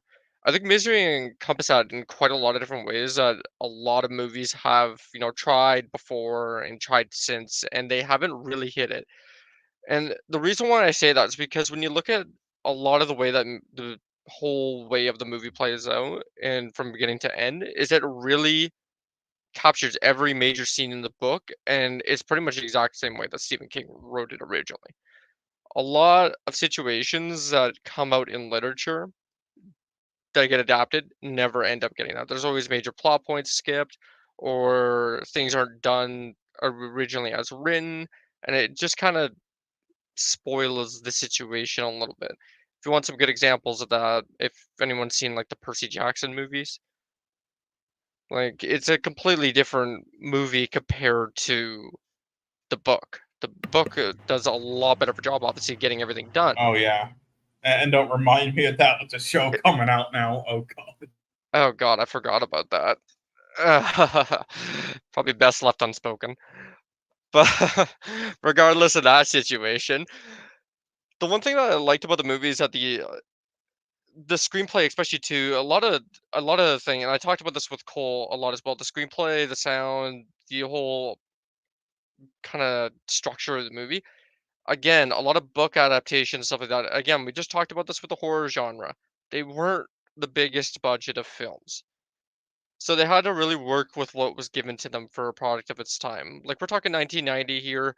There wasn't a lot of super duper successful crossovers from literature into movie realm. And then they put together Misery and it came out insanely well done in my opinion. The sound and music was all good. It was perfect. Obviously the screenplay's aged quite a little bit. It was 30 years ago, but I think it still holds up decently well in quite a Yeah, few aspects. and this was a year before Silence of the Lambs, which is pretty similar film in those regards. Exactly. And Silence of the Lambs obviously is, considered by now to be a masterpiece of its time as well. And we haven't seen, I think, a lot of very successful crossovers in the literature to film realm that have came before or since. I think Misery hit it quite right.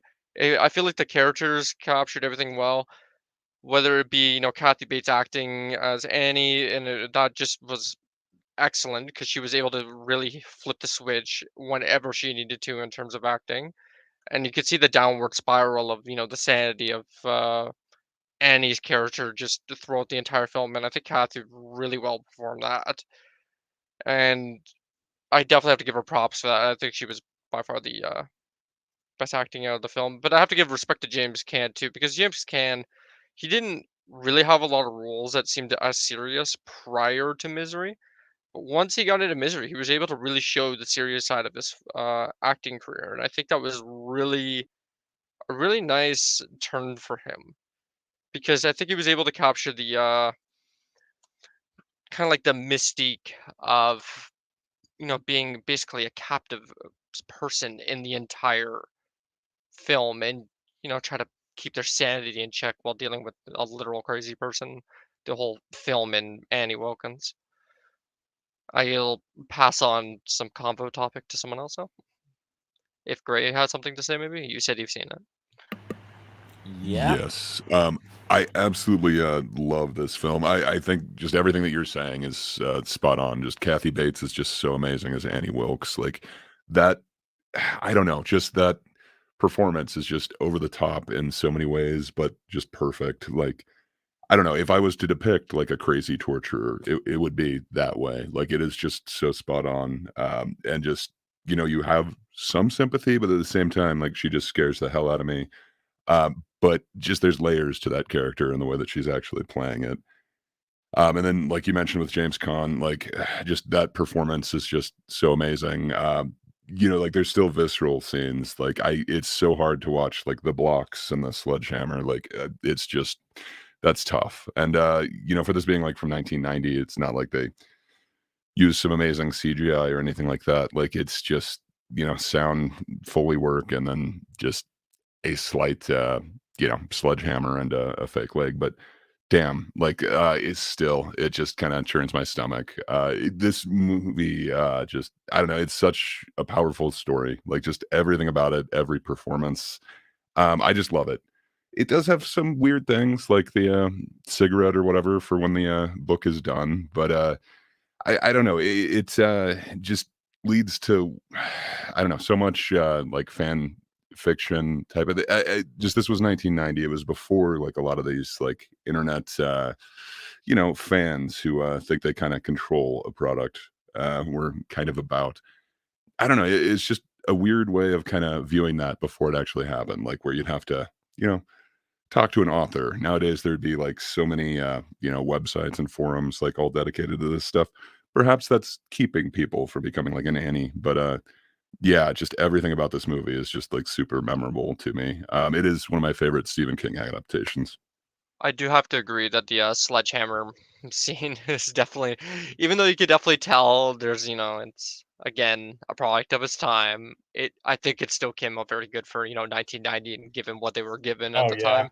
And it's very it's funny that iconic. you mentioned that scene because I was actually thinking about that. I'm like, that's probably my only real quote unquote gripe if I were to have any sort of gripe at the of the film, because you could definitely tell product of its time is aged quite a bit, but even still, like it still captures the moment just right, and it's really the point where you can tell where Kathy Bates acting really kicked up the step in my opinion, because you can see the degradation of sanity just completely falling out of sequence as the whole scene goes on. It's the, my opinion, that was actually one of the bigger turning points of the film there, where everything is just going completely downhill for James Caan at this point. He's dealing with psychopath Kathy Bates at this point. Perfect. Okay. I will let Cole go next because I got a lot to Sure. say, so I will let you go next. All right. So, I mean, yeah, I really loved this film when I first saw it. It's definitely a film though that I don't think you get too much out of on a rewatch, and revisiting it, it is lower on my rating system this time, but I do think it still holds up well for its time, and it's still a great film. And yeah, this is considered one of the best Stephen King adapted horror films out there, based on one of his novels, I guess, alongside The Shining, of course, which was just a masterpiece. But just as a fun fact, yeah, this is the only Stephen King adapted film to date that has won an Oscar for anything, which was with Kathy Bates' performance, which was definitely well deserved. She was amazing, and with the changes of personalities and stuff.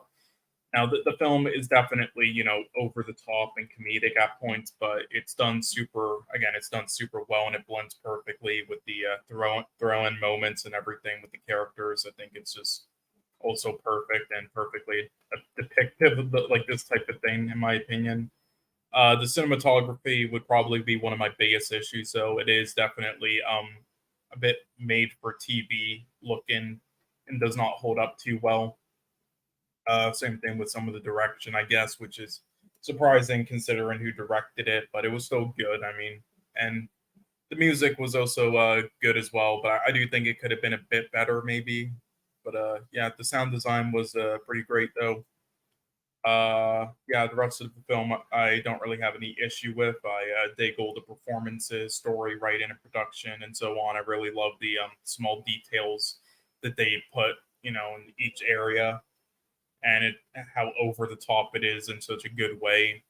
This really does depend on Kathy Bates kind of carrying it a bit, and she does very well. Now, I will say, as a potential issue, some people have kind of brought it up about the cop going to the house. I didn't really have an issue with the cop having suspicions based on the paper she bought being for typewriting, as that was not what made him go there. He had other suspicions and was watching carefully prior to it. That was just kind of the cherry on top. And the thing is, a lot of sheriffs and stuff in those small towns also do that a lot of the time for the heck of it, and just in case, on their way to things, just to check, since it isn't a big deal or time consuming, because it's a pretty small town, and so they have no doubt either, I would say. So kind of realistic. I don't consider it a flaw as other people do, I guess.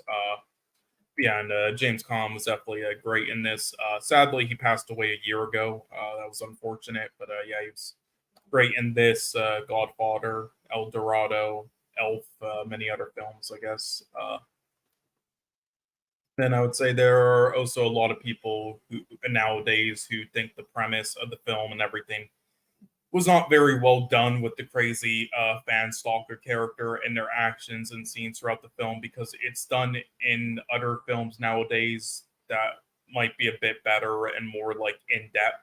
But the thing you need to understand is that this was sort of like one of the first films that did so in a film with a character to this extent like this, and the same goes for the novel. So this really paved the way for films to make it a bit better over time.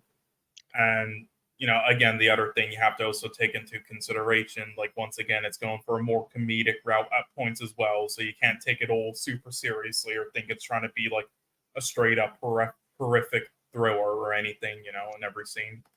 And yeah, that's about it. But, yeah, I really like it. A really enjoyable film. It's, again, when you watch it the first time, you kind of don't get too much out of it on a rewatch, though, but it's still great. I guess you can go now, Multi. I actually do have one more chip in that that I can apply to this, is that one thing that I find about this movie that's kind of aged really, really well is the crazy fandom section of it. Because when you look at like today's, and like, even though like we talked about it a bit with the with the Exorcist and stuff like that, and a little bit with a bit at the beginning of with Gray there, like online forums and whatnot exist, and people can express their crazy side on that. But I think it's kind of aged well in the world of social media and stuff like that, where back then crazy fandom was so tight knit and small that if you had the chance to meet your favorite act or favorite author in this case, or your favorite actor or favorite whatever person, and you're the psychopath crazy type and you go off the rails. Nowadays we don't really get to see that in terms of, well, the way that Misery depicts it, but it's aged in a different sense where you look at it. Well, one of my favorite examples of this is like swatting that currently happens. I mean, that's kind of stopped, thankfully. But the crazy fandom stuff still does exist. It's just expressed in such a different way that, back then that's how crazy fandom really went. And I don't think it's something that we can really encapsulate anymore, because so many things online exist nowadays where you can really express how true or crazy psychotic of a fan you are without really having to meet the person and go through some great lengths to be showing your true psychopathic nature.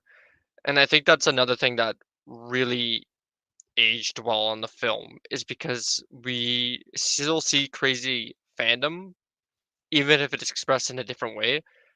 It really shows how far people will go to show their fandom, even if it's on the borderline narcissistic or almost murderous intent side.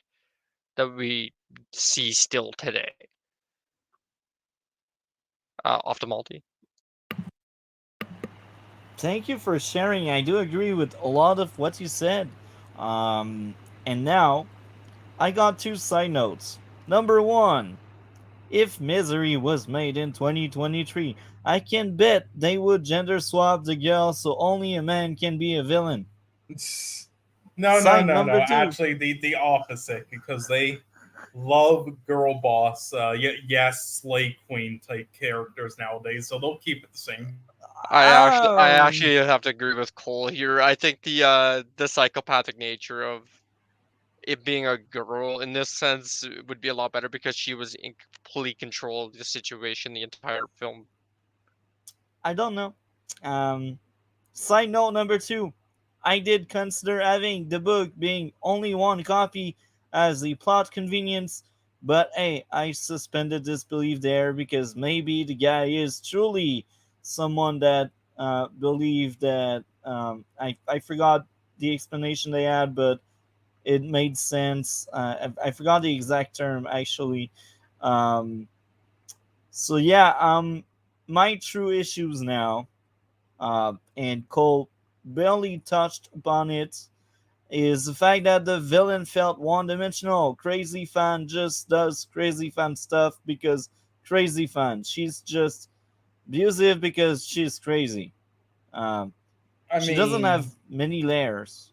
I mean, yeah, but again, it is very like realistic to like how a lot of fandoms and people act nowadays, and again with how the character and well the actress kind of pulls it off. Just like it's sort of like the equivalent of like multiple personality disorder. That's the other thing you have to take into account. And it's like yes, it's kind of one dimensional a bit when you watch it like today, but again, the thing you have to always take into account is what it did for its time. This was kind of like the first of its kind that did this sort of like premise in a film. It was pretty revolutionary there. Next up would be plot convenience. The girl letting a pile of paper slip from her finger to give the main character enough time to go back in the room. Next up would be going alone after a serial killer feels off. Because he went alone, the villain can escape. I was really pissed off there. I was like, that's the kind of stupid shit I blame a lot of horror movie doing. So when this happened, I was like, bruh, I can Wait, bet. like what scene? When Sheriff decided to go inside the house alone, he is suspicious. He's like, that girl, man, there's something wrong with her. I will investigate alone. I will go meet her in her house. Look, I don't think here's the thing. I mean, they kind of showed in the film, like, yeah, he had some suspicions or like a gut feeling of like something bad, but there was nothing like concrete or anything, or that showed that she was like a complete psycho or anything go at the alone time. there like that. It's just not believable. What? Like, Okay, tell me if you're like a sheriff or something in a small town. It's like it's like if you have suspicions of her like kidnapping somebody or murdering somebody, then sure, but he didn't, and that's like how a lot of sheriffs kind of act, and then he just didn't have time to react when he figured it out, which is realistic. I mean, small town sheriffs, especially back then too, they didn't really have the the budget of the backup that people do nowadays. Like you pretty much were going in solo the entire time for search warrants, whatever the situation may be. It's only kind of more of a modern day invention, quote unquote, where you have actual backup going in with you. Yeah, and again, the film takes place in an older time, like where they were more kind of relaxed with these things and slower. I will still not give it a pass because I would trash a modern movie for doing this. So, yeah. Well, it makes sense more of a modern movie if it's like a modern time with polices, but with a sheriff like this, I mean, it makes more sense. Anyway, outside of these three issues I enjoyed the movie a lot. I was hooked by it. That's some kind of like really interesting trailer with good stuff in it. The girl admitting she's been following the main character was enjoyable because they kind of patch up like the plot convenience I would end up having if she just happened to stumble into him being crashed on that pile of snow. So they kind of fixed that throughout the movie, which is great. Um, the gal being shown as unstable was very entertaining. The song was great considering it's 1990. The message about people not respecting marriage anymore was cool and even more accurate 30 years later because we all know people split much more today than before. Um, I thought the portrayal of the main character was very clever because when he realized he needs to play along to escape, he does play along, and that was hella entertaining. I like that shit a lot. Um, Showing a very smart sheriff was also very enjoyable. Um, the main character trying, well, I should say, the main character figuring out is with a serial murderer that was very entertaining. Um, so yeah, people already mentioned the sledgehammer scene. That was a cool one. I needed to close my eyes because I cannot really stomach that kind of stuff, but that was well made. Um, so the fight they had by the end of the movie was really cool and well made. Overall, I was hooked. I think this is a really good movie. I don't have much more to say there. For me, this is a 9 out of 10. What about you, Garrett? I would probably also agree with 9 out of 10. The only thing that's really drawing it back for me is just the Cole said it much earlier, is that it definitely looked like it was almost more made direct for TV, but that's my only real big drawback. And like you brought up a good couple plot convenience purposes, which I do have to agree with in some senses. So I'll set at 9 as well.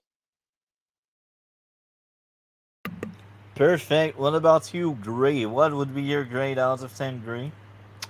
I think it's a little under The Exorcist for me. If I gave that one a 9 or a 9.5, I'd probably give this one like an 8. Like, it really holds up for me, but it does have kind of like you're saying, like a TV movie feel.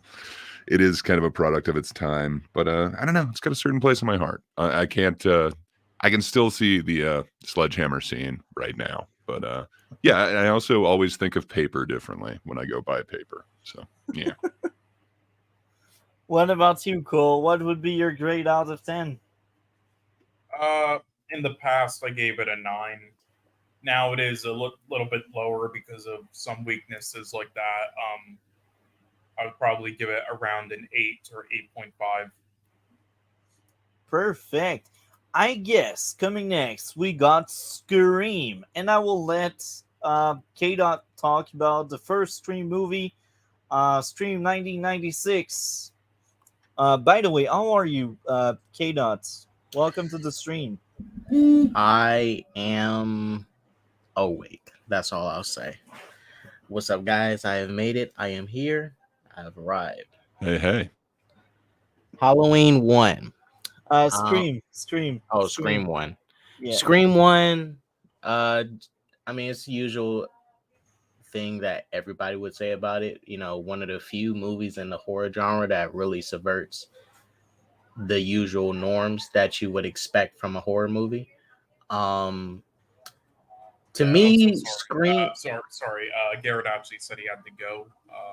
My bad. All Yeah, good. sorry. All Yeah, good. I was I just think gonna type my goodbyes, but I Okay, yeah. I mean, before you Okay. I mean, did you just want to quickly say like anything about Scream or Halloween? Just like quick thoughts, or just like what you would rate them? Oh god, it's been so long since I've seen both films, if you want to be honest. I can't give a fair rating to Halloween 2. It's been so unbelievably long. Scream, on the other hand, just a sheer pop culture and the fact that it was keep in mind it was the 90s, horror films again. We talked about it with The Exorcist a little bit, and budgets and everything like that. I'd probably give it a personal 8 from what I Nice. remember. Keep in mind, it's been probably at least 5 years since I've seen it. Yeah, fair enough. And the other? Halloween, I can't give a fair rating. It's been Okay. longer, and I I mean, remember did you like it considerably from less. what you remember, at least? From what I remember, it wasn't that bad. I did like the original Halloween film more than Halloween 2, Mm-hmm. but that's about all I can really Okay, fully chip in fair all enough. But honesty. anyway, yeah, great having you on. Finally, I know work and such. It's been made it tough for you to come on eventually, but yeah, it's been great having you. Maybe again, I know. anytime you want to, we'll post the schedules. We always start at Tuesday at like 3:30 and such Central Time, I believe. But yeah, just whenever you want to. Again, do you have anything kind of coming up though you want to share or? As of right now, no. I Yeah. do plan on trying to catch up on some. I'm more of a, I guess, pre-2000s movie fan, if you want to call it that. Mhm. So I do try to catch up on stuff I haven't seen from, that era. So there's still some stuff I gotta, kind of watch and digest and bring back to the table. And some stuff I do also have to rewatch just for the sheer fact that, I mean, like Scream is a prime example. I haven't seen it in so long now. I remember scenes and bits and pieces of it and stuff like that, but nothing so concrete I can give you a full synopsis of it, if you know what I mean. So there's a few things I definitely have to, go and come back to, but I'm very happy I was at least able to cover a couple movies I do actually remember decently well. Exorcist a bit rough, but Misery I do remember not very well, but like quite well. And it was a lot of fun to actually drop by and finally get a chance to come and say hello and share some thoughts. Thank you a lot for coming. You are always welcome. As long as you have seen at least one of the topics, that's amazing. Anyway, have a great one. Take care, and we will talk later, man. You too, guys. Have yourself a good one. I'll talk to you again soon. Yep. Bye. So, KDOT, this Yeah, I'm is your sorry time. about that, KDOTs. Continue. Nah, it's all good. So Scream 1, as I said, a film that subverted many expectations for in the horror genre for a lot of people. I wouldn't say this was the first one to do it, but it was one of the most popular ones that did do it. Scream to me was never like really one of my favorite horror movies. Great, solid premise.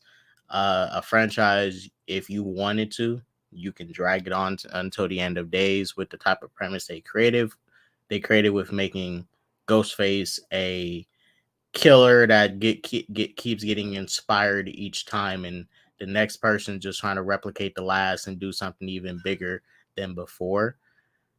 But Scream 1, all right, this is how I look at Scream 1. And don't hate on me when I say this, but I just think this is the truth. All right. Scream 1 causes you to appreciate Scary Movie 1 so much more for what it is. And the movies, look, Scream 1 is not bad, right? But when you watch something It like is bad. Scary So Movie, I'm with you. when you watch Scary Wait, Movie what? 1, you realize, wow, Scary Movie 1 is a much better movie. wait. You guys don't. You're not I actually. don't hate. I don't serious. think Scream is bad. I don't like. You think Scary Movie is better than Scream? Are you? Hell yeah, Scary man. Scary Movie is like the all perfect Scary Scream Movie did was just like copy. Like the jokes were like pretty much just like the same as the jokes in Scream. Like, oh, Scary Movie. Scary Movie 1 is the best Scream movie to exist on this planet. Scary Movie 1 was okay, but nothing Yeah. good. So and one is then the rest bad. are bad. I don't think 1 is bad at all. I can care less about the rest. I did like 6. I'm not gonna spoil 6, unless y'all already talk about it. But 1 and 6 is probably my favorites. I can care less about the rest. Really didn't care for the MTV remake they tried to do.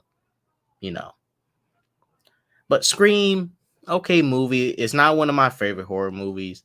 It's actually pretty low, but I like it as far as what it did to the horror franchise, because it was kind of the shakeup you needed. I'm glad it didn't like inspire too many horror movies to do that, but you know, it was something that you rarely get that needed to just, you know, kind of slightly change the horror genre up just a and little it bit. did a great job Subvert at some the comedy expectations. horror thing. Yeah. Because sometimes you need films like that in your genre to like just make things fresh. Like just do something so drastically different. Like, for example, like Kick-Ass when it comes to comic book movies, right? It's really not the typical stuff at all. You know, you couldn't compare it to like a movie like, you know, uh Avengers 1 or even not Avengers 1. A basic like Thor 2 or even Birds of Prey. You know, generic superhero movies, right? But Kick-Ass, something drastically different, more grounded when it comes to genre. And that's how I kind of look at Scream. You know, just something a little different that you need. Nice. I will let someone else talk because I will Yeah. roast the shit out of this movie. How can you roast it? It's a great film. It's a terrible movie. No, maybe How? not terrible. It's just bad. I But I don't will let understand you how. go on. All Cole. right. First off, the visuals are very good in this. So basically, they're very simple and everything, the cinematography, visuals, and everything. But they do it in this way where it has like this sort of gloomy feel that is perfect for like the town and the setting and everything. And it's something that the new ones completely fail at. It does not feel like what do they call it again? What is the town called again? Westboro, whatever. What is it? Is that the name of it? I can't remember. I'll just Wait, look. you talking about the town? Yeah, I'll just look. Yeah, Woodsboro. Like the new ones don't feel like Woodsboro at all, but this does a fantastic job at that and the feel of it all and everything. All right, all of the kill scenes are pretty entertaining and hilarious. Like again, it's all kind of like poking fun at the genre, the way that it's all done, and it does a great job at it. And all the characters are kind of like stereotypes, sort of like other characters in horror films as well. That kind of like parodies them, and it does a good job at that while still making them serious and compelling characters as well. And the twists and turns of this, very well done. Like it makes it's just the way that it's like. Again, there's been a lot of films nowadays that try to do similar things and copy it. So, it might not seem like so special anymore, but for its time, it was genius. Like, like how it just makes, obviously sets up, the basic thing, like, it thinks this person is the killer, but it's too predictable for them to be the killer. And then they have a conflict, and then obviously they find out they aren't the killer. But then at the end, fuck, they are the killer. He is the killer, or she, or whatever. I don't know if I don't want to. Spoilers for people watching, but yeah, very well done, and they execute it in such a great way. And again, poking fun at the genre in such a good way. The acting by again, what's the actress's name again? I believe it was Neve Campbell. Yeah, very good job. Yeah. Sydney. And same thing with all the supporting actors in it, and also the stereotypical like scary movie geek guy. He was great. It's Jamie been a little Kennedy. while since I've seen this, but I believe Randy was his name, right? Yeah, fantastic. Jamie character. Kennedy was the guy. Yeah, hilarious character. Love him, and so many good jokes from him, especially at the party with him saying the rules. That was all great scenes and everything. And also the reporter character, of course. Fantastic job. Yeah, there. Great character there. And also the sheriff character as well. One character's brother. Very well done as well. Just very intriguing characters and such. Very intriguing story and such very basic plays on the genre. And I think it does a great job at it. I don't think this is like one of the best horror films ever made or anything, but I think it's definitely a great one, and for its time, I don't really see what issues there would be with it, as Multi's talking about. Like, There's honestly, a I think bunch of them, bro. Really? It was Okay. bad. I think I'm gonna listen to them, and I'm gonna be like, you realize that was the joke of the film, right? They were playing on the flaws of horror films. A lot of it is But trope anyway. worthy. Yeah, but I don't care. You don't care, but that's the point of the. Oh my god. Okay, while I'm All right. talking, I want to hear what Gray says, and then Multi. Yeah, let me raise it up a little bit before you tear it down, because okay, so this isn't meant to be like the greatest like horror flick ever, but it's supposed to be like a fun horror flick. Wes Craven's doing something a little bit different here. Like he did like Last House on the Left or whatever. This isn't supposed to be that. This is playing on all those different tropes. Was pretty bad, but yeah. Yeah, that's what I'm saying. Like, it's not meant to be like that type of horror movie. Instead, it's just playing on all these horror movie tropes. That's why you get Jamie Kennedy as the Randy character, like going through literally listing off the rules. It's literally supposed to play off that trope. But like everything that this does, so it was one of the first ones to kind of subvert expectations. You know, the whole Drew Barrymore thing right at the beginning. The first time I saw this, I did not think that was going to happen. I thought, okay, this is, starring Drew Barrymore. If I remember, like all the ads for this had Drew Barrymore in it. Like it didn't show a lot of the like Courtney Cox, Nev Campbell thing. I think it kept showing that Drew Barrymore scene that like, do you like scary movies? And then even that, I think that, kind of spawned Jigsaw, like the whole, let's play a game type deal. It is that same, situation. Now, granted, even that's a trope. Like the calls coming from inside the house is like way before that. So, it's playing off a whole bunch of these horror tropes, but in really good ways. And like you mentioned, like every one of the characters, like from, Sheriff Dewey, I can see that character existing in this small town. Again, just it feels like this is actually like a real place compared to like Scream 3, where they go to Hollywood. It does not feel the same at all. But yeah, there's just so many fun aspects about this. I don't think anyone's brought up like Matthew Lillard's character in this either. One of the killers. Just, I don't know. He's got so many iconic lines as well. And yeah, I definitely view, I don't know. It's really hard to not think of like the stabbing scene at the end. Like, I don't know. There's just so many good things about this.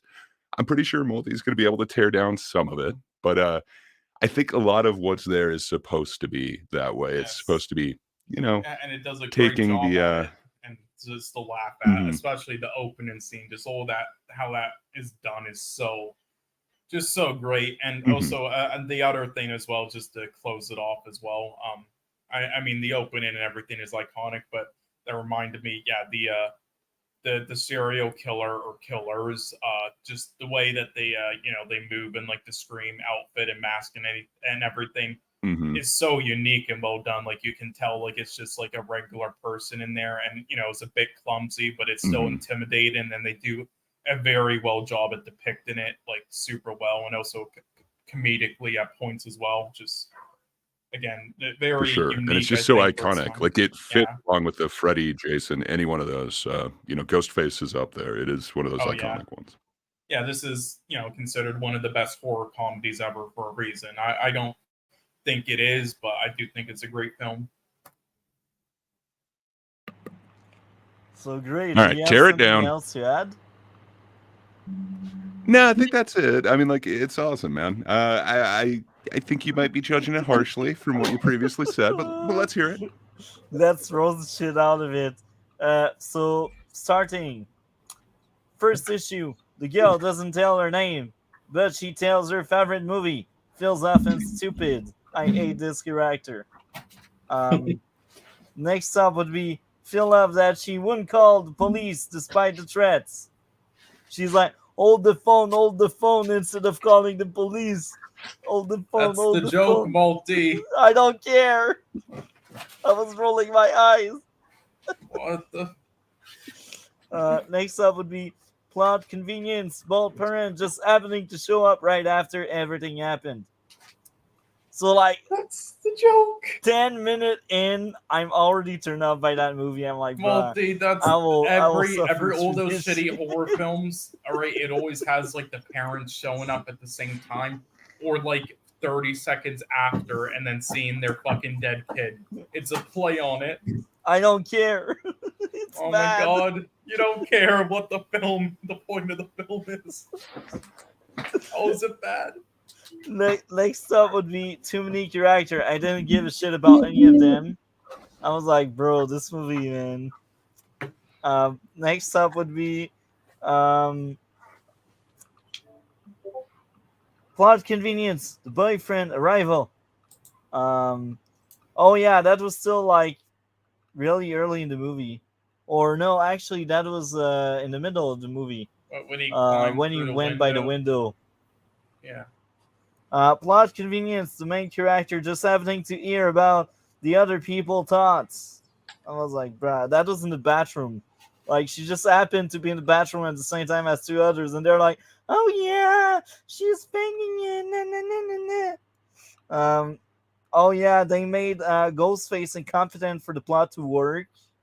They made the girl in the garage stupid for the plot to work again. Pacing, the guys watching a movie was pointless. I know they were poking fun at it, but I'm like, bruh, I don't give a shit. I just want the movie to end. Oh my god. Hey, the girl in the garage was drinking, okay? Yes. Like what do you mean? Yeah, the joke is how bad their decision making is in horror films, and that was the most hilarious like way to show it ever. Trying to go through that talking door. Like, can you not tell it's a satire?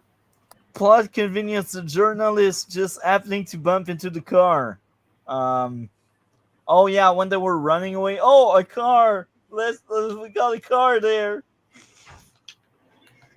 Instead of just shooting the girl, he started talking. Hell yeah. Like, guys said it. Every trope is it. And that's why I hated this movie. Anyway, I will admit, when there was action and when there was something going on, that was entertaining, even if that was brain dead. The music was cool. I liked it.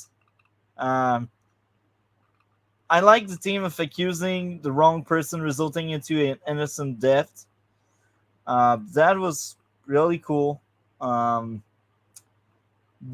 trauma explaining why intimacy is still an issue for her made sense. Yeah. I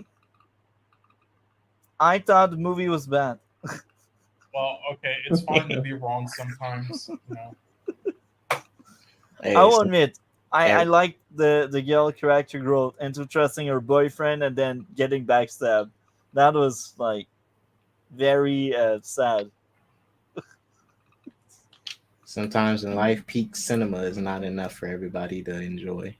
Yeah, I don't know. 99.9% of the time, whether I agree or disagree with you, I respect it, multi. But this time, this entire review was just like, I don't get the point of the film, and I don't care that was the review. This movie is bad. It's a great movie, and there's a reason why it's highly praised by everybody. So I think it's a 5 out of 10 for me. Damn. Slightly better than Blue Beetle because Blue Beetle was just bleeding of issues, but Nice. I was more so entertained. you think the Star Wars Christmas special is better? Hell yeah, bro! Oh gosh. And Well, he's too, I not never joking, seen the by the Christmas way. special, so I can't exactly say he's Oh, wrong. it's dog shit, but he's not being sarcastic. By the way, he gave it like a 5 out of 10. Now I'm gonna watch the Christmas special tonight. I think everybody's over exaggerating about. The Oh Christmas my god, no, special. no, It can't be no, that no, bad. stop it. I'm gonna watch it tonight. It couldn't be that bad. I think you No, guys. as Jaded said, there's only one redeeming aspect of it, and that's the Boba Fett animation. That's it. But to be fair, Jaded, doesn't like that much stuff. So maybe he's coming from a perspective that's just full of. Do you see where it's rated all time, KDOT? It's like in the bottom 15 all time for films. Man, those are just Star Wars fans that just salty, man. So anyway, I'll give this like an 8.5 out of 10 because it's a great film.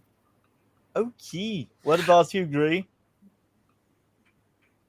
It's that's interesting. Like I don't view it as like the greatest film ever. But it is like a great I don't know. It is the trope of the trope films. To me, it's a great comedic horror one. I don't know. I guess I got like 7.5 or an 8. To me, it's a classic. Nice. And what about you, KDOT? I'll give it a 8 out of 10. Okay. That's a bit high. I would give it a 6. The first stream? the first stream. We are in the first stream. Do you remember the first stream, the 1996 one? Nah. No. I didn't even know what movie you were talking about. Okay. Yeah, I think Well, he I just mean, thought you you were fit talking right about Ahsoka or something. We are not into Ashoka yet, but we are there now. Well, we are now. Yeah. How are you, Chill? I'm doing pretty good. Doing okay. Got the coffee. I got a food delivery coming in like 20 minutes. So if I jump out, you know why? Yeah. So, welcome. I'm glad we can have you back. That's amazing. So we will let you start on Ashoka. First of all, we will start by talking about the finale and then the entire season. So what did you think of the finale? Okay. When it comes to the whole Star Wars, whole saga, whole everything, this is a franchise of lightsaber fighting and ways that we can get to lightsaber fighting. All the things with the Force, all the relationships that we formed, it's all a conduit to get to lightsaber duels. So the finale had a duel. It had actually a lot of fighting, Even there's other fighting scenes like when you got their little ships and they're all shooting at each other, which they can fascinate and entertain me with that too. But the finale executed on fighting, and so for that, I do give a thumbs up. Entertainment, enjoyability, it's there. But when it comes to the levels, there's a spectrum of how good things are. There's excellent, there's decent, there's passable. And to me, this was like an acceptable level of fighting to warrant the budget, and they didn't change the game or anything like that. They left more to be picked up on, and hopefully the actors. So Rosario Dawson, this isn't going to be her first duel, but the familiarity that she's gaining with her wrist lightsaber twirls, that sounds so, especially with my hand motion, right? It was a fine finale, and I'm only speaking about the fighting because that's the most important. Yeah, with the lore stuff, we definitely had built on that with Balin's skull, right?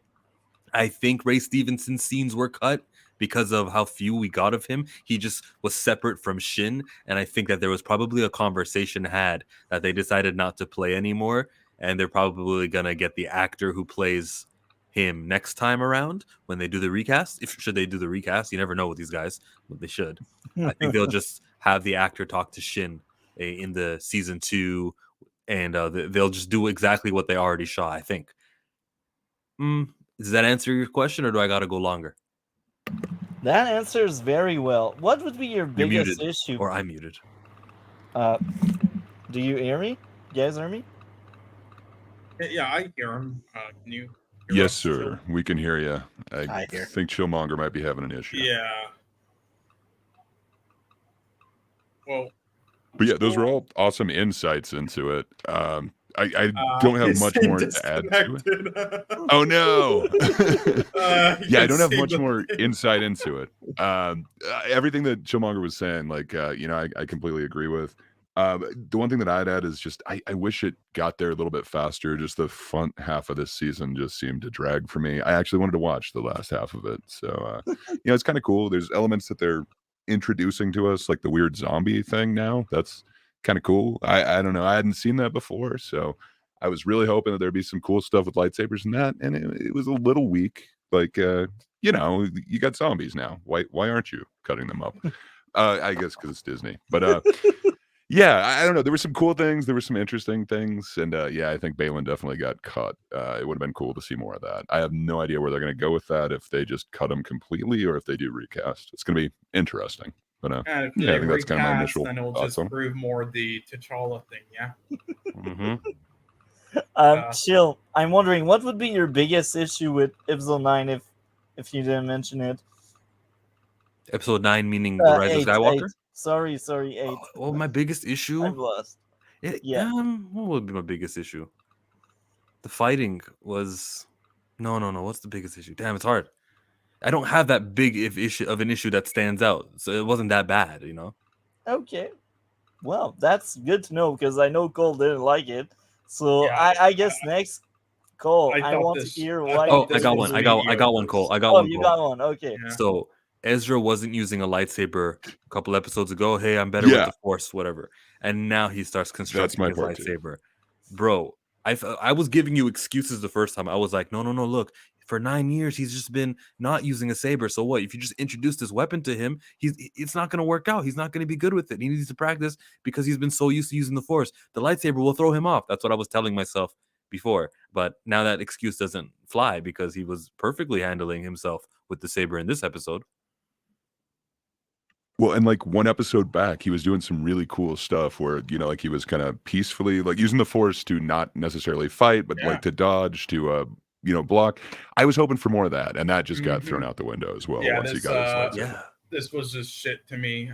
That fighting, like even that lightsaber stuff aside, I thought the action choreography and everything in this episode was so bad, especially compared to the other episodes. Like, there's even one point where it looked like fucking Mary Poppins, holy fuck, with the Force moment and him falling off. That was just so bad. Yeah, I thought this finale was like the worst episode in the show and was pretty mediocre.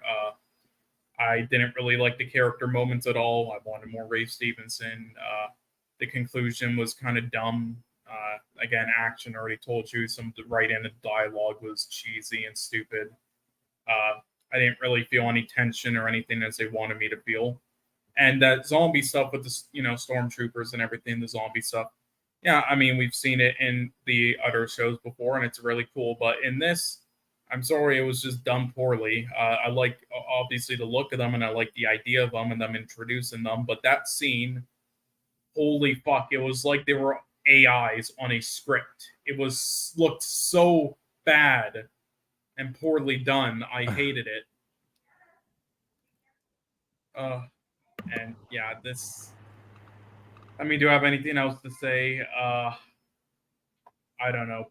Probably not. I just... Yeah, I know. So yeah, the cinematography I thought was pretty piss poor compared to all the other episodes as well. A lot weaker. I don't understand what they were doing here in this last episode. It was really strange.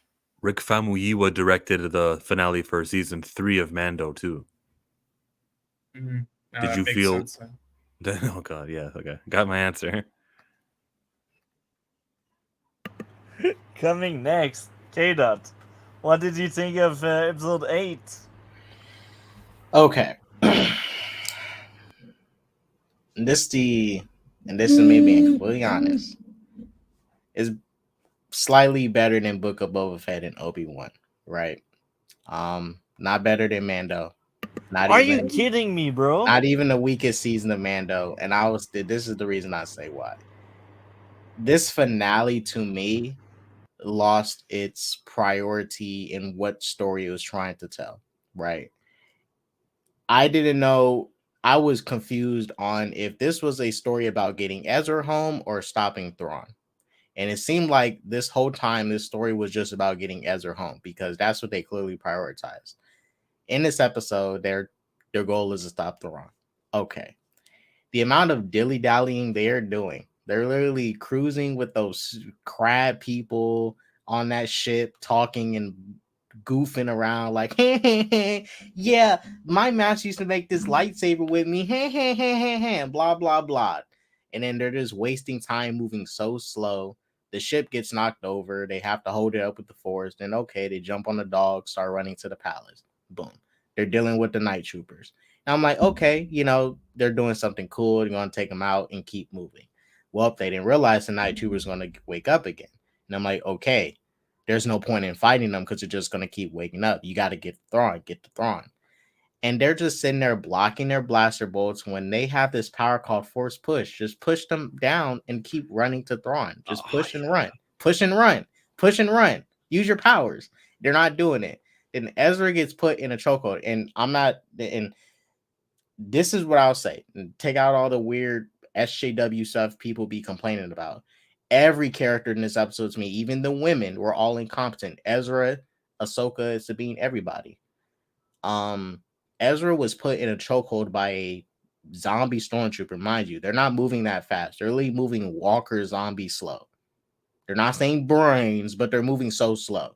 This guy's a Jedi. I thought he's supposed to be one with the Force, and he needed Sabine's help to get out of a chokehold from a night trooper. A stormtrooper at best, or whatever. Then they get to that other Night Sister. Ahsoka does a duel with her. For some reason, the stormtroopers don't just shoot her. They're like, oh, we got to respect the fight, blah, blah, blah. Then Sabine throws Ezra onto the ship, and he doesn't pull her for some reason, so he can go stop Thrawn, but whatever. And I'm thinking, okay, now Ezra's going to do something cool and maybe sacrifice himself just to stop Thrawn. I don't know, hit one of the, I don't know, break something to make his ship, freaking crash or whatever. This dummy jumps off the ship and goes home. Bro, Like, Hera, it's Hera, I'm Disney. What home. did you expect, man? Hera, I'm home. No one cares about you being home. Ezra, Thrawn is here. And this is my thing. Ezra being home is not more important than allowing Thrawn to come back. Because if that's the case, it's like Sabine literally just doomed the galaxy just so she can go see her boyfriend. She doomed her brother, whatever Dave Filoni is trying to tell us what their relationship is. I'm not saying it's no like weird SJW stuff. So I say they made everyone incompetent. Even Ezra knows the threat of Thrawn. There's a reason he even took Thrawn to that galaxy, right? He sacrificed himself to get rid of Thrawn. He knew how much of a threat Thrawn was. And he just doesn't try to stop Thrawn. Whatever. Even though the sacrifice that he did, it's not in vain, right? Because you removed Thrawn, who was a expert. He had his little, right. Was it the TIE fighter, which was the TIE defenders, and he had all his tech and his ways to beat everyone. So him being gone may have allowed for Luke and for all the rebels to win. Now with him being back he's got an Imperial remnants, so it's not everything, not full power Empire. I can still say that Ezra helped. Those night troopers. With wait. But the Empire isn't there. A Thrawn with a full Empire probably would have won and executed all of the rebels. Oh yeah, season 3. Yeah, and that's why it's just, and then at the end, like I assume they're gonna do it next season, but her Ahsoka and Sabine being all kumbaya and stuff, like she literally just unleashed evil onto a galaxy, and Ahsoka's like, oh my apprentice. Just don't worry about it. Like, what the heck? She unleashed evil onto the freaking galaxy. The heck? They're like literally not even. They're. I get it. Ahsoka's a Jedi. She doesn't want to, be too harsh on her. But it's like, come on. You literally told her, we love Ezra, but we can't jeopardize the galaxy for Ezra. It's cool to see Ezra back, but like. They could have just made Thrawn winning much better by making our characters seem more urgent. If they seem more urgent about stopping Thrawn, then him getting away to do what he needed to do would come off better to me.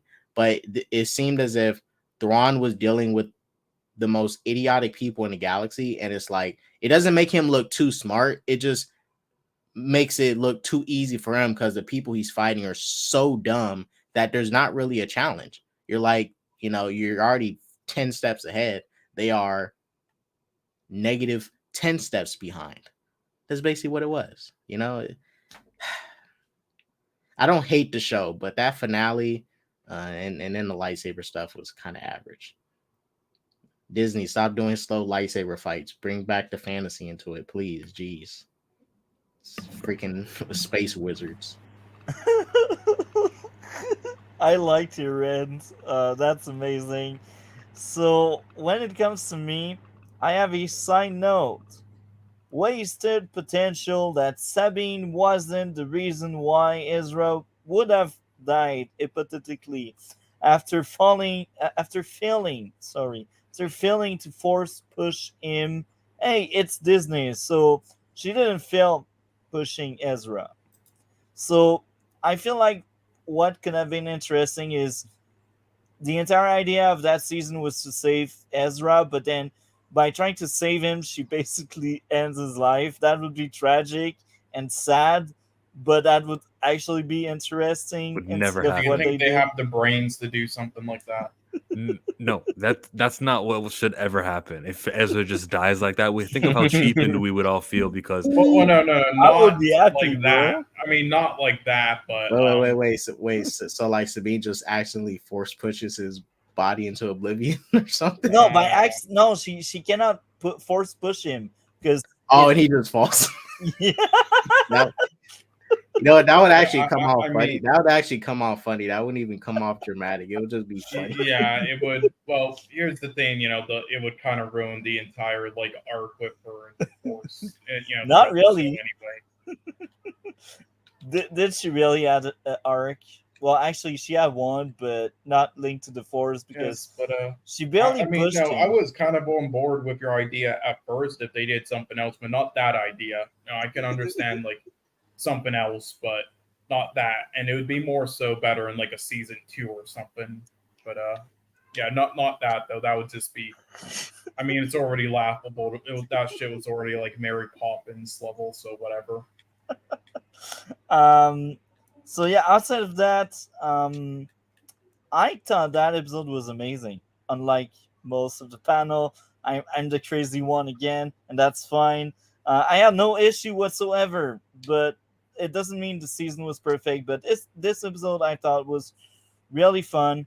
I liked it a lot, and at some extent, I think they tried to show some growth with Sabine because now she chose Ashoka over Ezra, unlike what she did earlier in the season. I don't know if that was the intent. That's the thing. I'm a bit like, was it the intent they had? Because sometimes these writers are not that great. There were moments throughout the season where I was like, oof, yeah, they didn't thought of that or this. But yeah, outside of that, unlike everyone else, I was entertained by the lightsaber fight. I like them. Um, and yeah. Um, so next up would be Ezra showing up at the Alliance door was fine for me because they somewhat achieved the goal they had for this season, I guess. Um, and I will admit there, Sabine using the Force was well earned because we got to see her struggle prior with episode 3 or trying to move the cup and stuff. So on that aspect, I am satisfied with um, this episode. So I will be the crazy one again. Um, I think this episode was the 10 out of 10. That's exactly what I wanted. Uh, but I still have a few issues about the entire season, which we will cover in a moment. What would be your grade out of 10, Chillmonger, for episode 8? It's a 7 out of 10. I'm giving it finale standards and 7. Perfect. What about you, KDOT? What would be your grade out of 10 for episode 8? I'm agree with you. 7 out of 10. And Gray, because I see your mic on. Yeah, I think I might go a little bit lower than that. I might go like 6.5. I don't know. A couple of the previous episodes kind of hooked me a little bit more than this one. I just thought it was a little bit of a letdown, but there were kind of cool issues. So more positive than negative. I give it like 6.5. Okay. And lastly, Cole, what would be your grade out of 10? You guys are being way too generous with this episode. This was all so executed so poorly. This is like a 4.5. Well, I haven't given the score for the whole season yet. 4.5 for episode 8, Cole?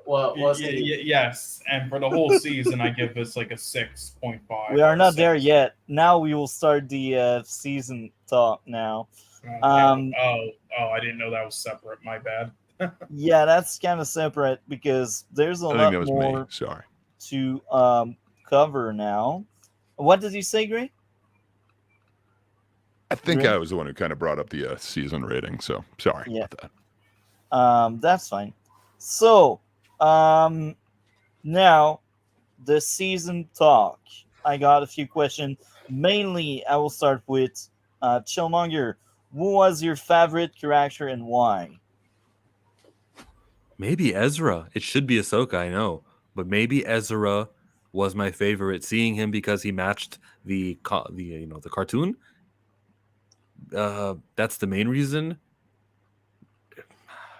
Yeah, this wasn't a character heavy kind of thing that I like. Oh, Shin Hati was good too, and Balin's Skull, their thing.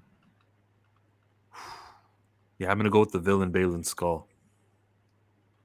Very interesting. I can see where you are coming from. And in the same vein, what would be your least favorite character? Maybe Sabine. Why? I'm curious. She got too much screen time, especially early on, and I wasn't fascinated by her arc of being not force sensitive, not, a full on Jedi, but she can still make it to try to teach that lesson that everyone can do it. It wasn't the story that I wanted to get that much screen time. Actually, if they would have made that the story of like a 4-season arc, that'd be better. And then finally she can move the cup or something like that. That'd be good. Not that I wasn't excited when she did actually get to use the lightsaber, right? I'm not saying that wasn't right. And kind of like what you said, right after she was able to push Ezra onto the ship, that was like an extreme. Like, yo, you couldn't even move the cup, and now we're already blasting people up into the ship. That was too much. I was happy for her to get the saber. I was rooting for her all the time. They should have took it a lot slower. So because she had the weakest arc and got so much screen time, her or Marak. That's nice, but Marak, what was Marak? Remember the guy who turned into the gas afterwards? Everyone was making theories of who this Inquisitor was. Oh yeah. Oh, Starkiller. really? That was his name? Okay. Starkiller. That's how forgettable that one was. Coming next, KDOT, I will ask you the same question. Favorite character and why? I'm gonna go with Balin. If I had to pick a second, it would be Ezra, but Balin overall. I mean, I don't know. Just as a villain, he felt like a good, new, fresh villain for Star Wars. That's a Force user, and I just like the way he carried himself. Like his little I liked his demeanor. His combat style really interested me. The way he fought and stuff, and pretty much just the way he carried himself as a character. Now, in the second half of the show, around like 6, 7, and 8, well, really 7 and 8, his motivations kind of like become very unclear. You literally don't know what he really wants to do.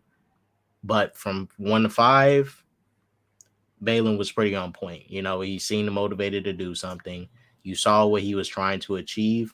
But in this season, you're just left with more questions than answers for his character, because he's just like, oh, I don't know what I want to do. I'm just wondering. But overall, I like Balin. Okay. What would be your least favorite character and why? I'm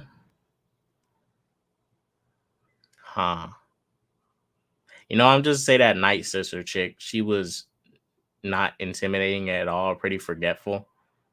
Even when she became a full-on Night Sister, still Morgan Elsbeth. Yeah, still nothing to me.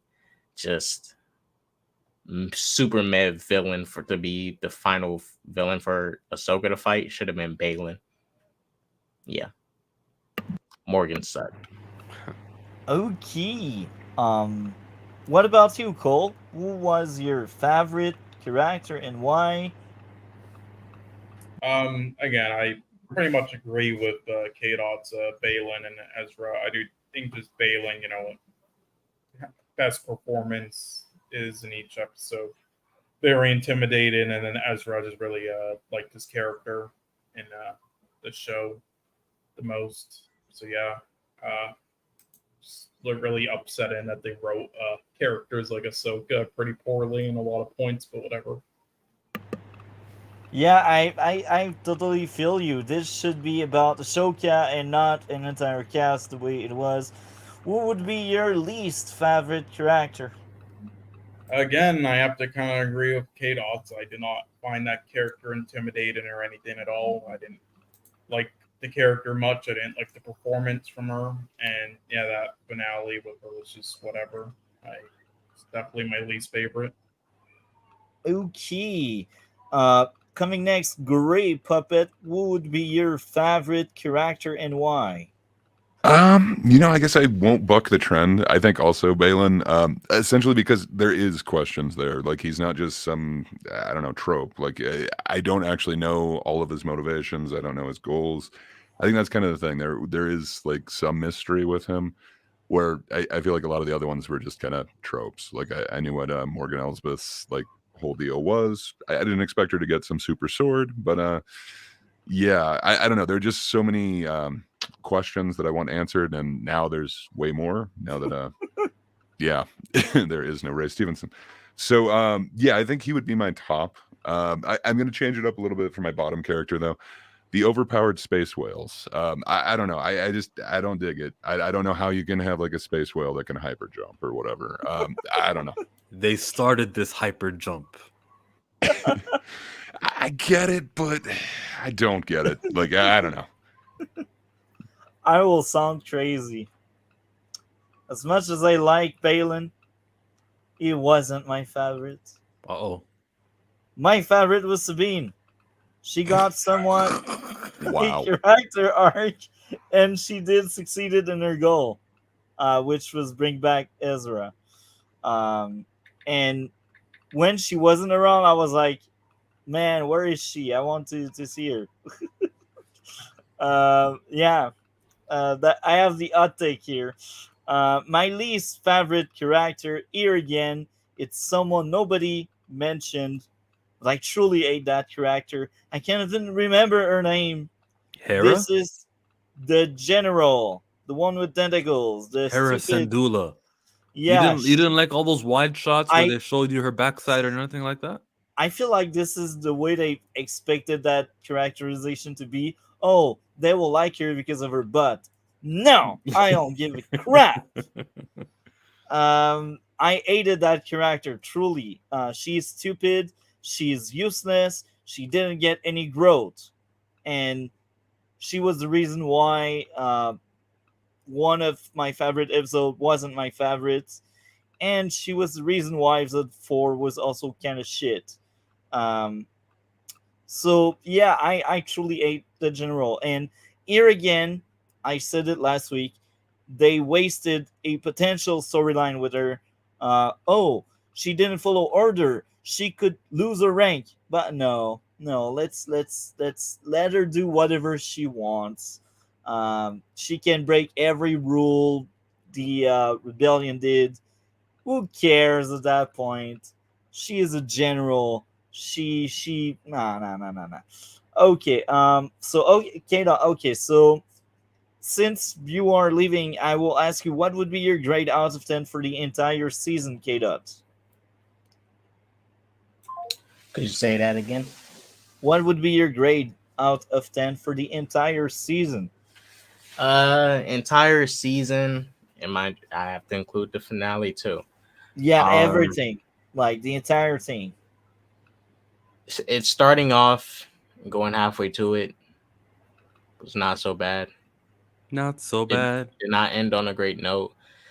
I'm about to go 6 out of 10 overall as far as a season goes, right? Because, all right, if you're not going to get me in the first half, at least end on something like epic. What this should have been, I'm not saying they had to do a Luke Skywalker thing, but Luke Skywalker showing up in that Mando season 2 finale, also the emotional, departure between Mando and Grogu, really, brought some emotions and stuff out of me this season, out of that, season and stuff.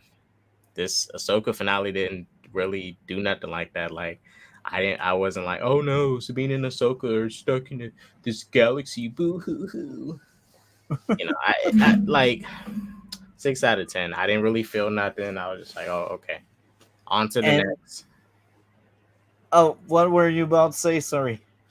Yeah, it just 6 out of 10. Overall, an underwhelming season. If it ended on a great note, a high note, maybe I would have bumped it up to, 7, 8 out of 10, but 6 out of 10 overall. And another last question, but that's not really a Shoka related this time around. Gen V, episode 4, did you see it and did you like it, and what would be your grade? I like Gen V episode 4. I'll be honest with you. I like the episode. The only thing is, I'll be honest, I kind of want to see some action. I mainly want to see Golden Boy's brother just go on a rampage and break stuff.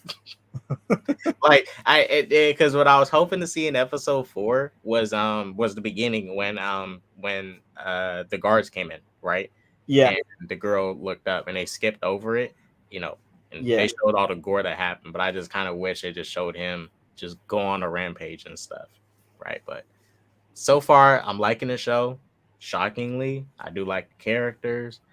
I would say so far my favorite is that Jordan Lee character, the one that can transform between male and female. She got like different abilities for each one. yeah, So far, I think she's pretty cool. Well, I think they're pretty cool. yeah. Feeling And you, man. Feeling you. What do you have going on your channel, and what are the future things happening soon? for the next 2 days, I'll be uploading more Assassin's Creed Mirage footage, and I'll be trying or discussing the new upcoming DC news about Jason Momoa being Lobo. Finally, Hmm. That's very interesting. Looking forward for that. Anyway, thank you very much, KDOT. K-Dot, That are you- was Can I talk to you about Harry Osborn? If you're not busy in 30 minutes from now, Harry Osborn. you don't know about it. Oh wait, you talking about for the animated show with his braids? Wait, what are you talking about? Are you going to be free in 30 minutes or an hour? In 30, okay, I'll say in an hour. Okay, Can't now say well, 30 minutes, but for sure in an hour. see you then. All right. thank you a lot, KDOT. That was amazing having you as usual. Have a good one. Take care, and we will talk later. Peace.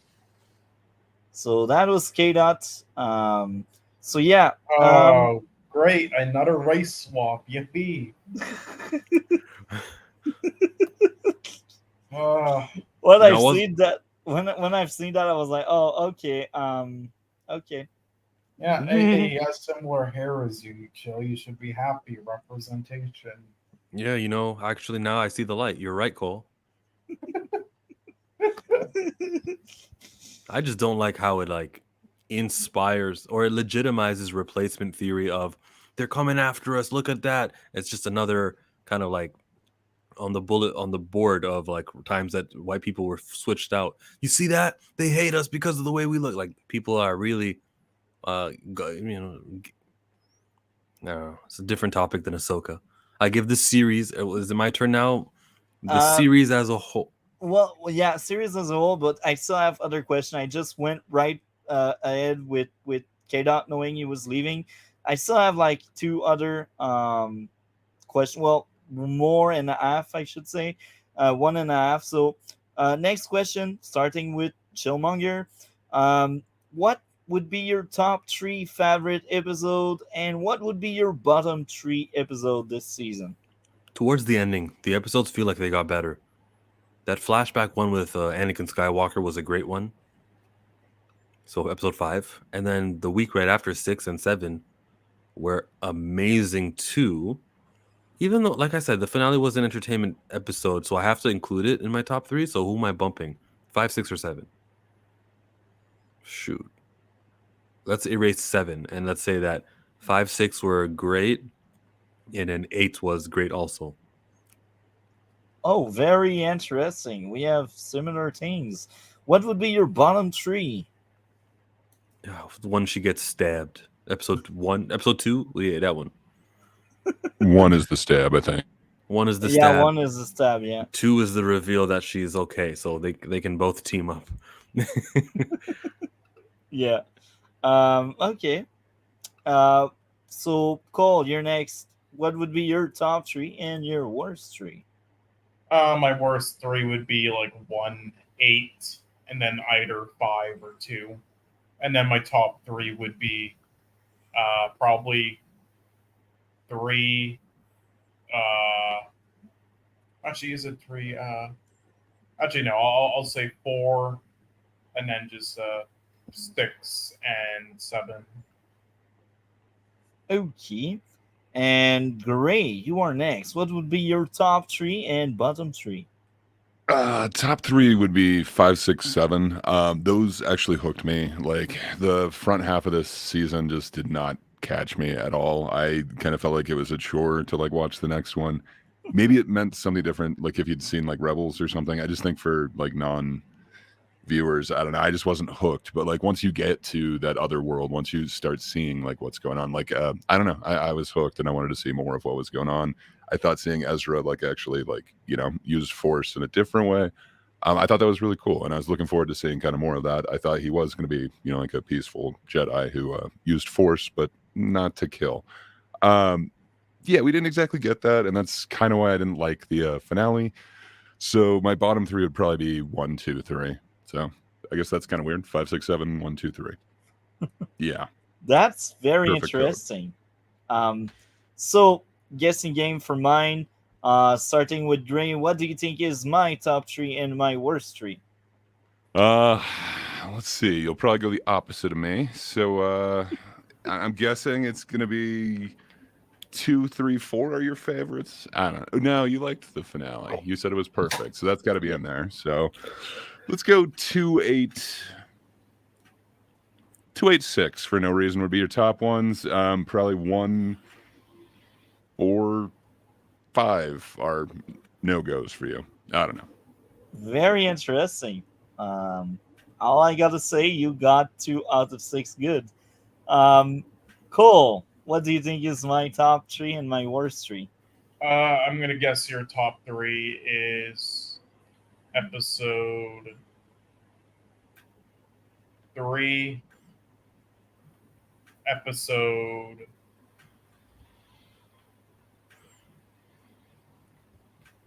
6, maybe, and then episode 3, episode 7, and then episode 8. I'm gonna say, and then I'm gonna say your bottom three are episode 4, episode 1, and episode 2. You know me very well, Cole. You're close on most of them. What do you think is my top three and my bottom three, Chillmonger? Top three has to be the finale, because I heard you say 10. And then 4 is when Sabine has a big moment where she decides to join Balin. And Sabine's your girlfriend. Mm-hmm. And you liked the flashback episode with Ahsoka in 5. You disliked 1 and 2. Her getting stabbed was not your cup of tea. And you also disliked episode 7.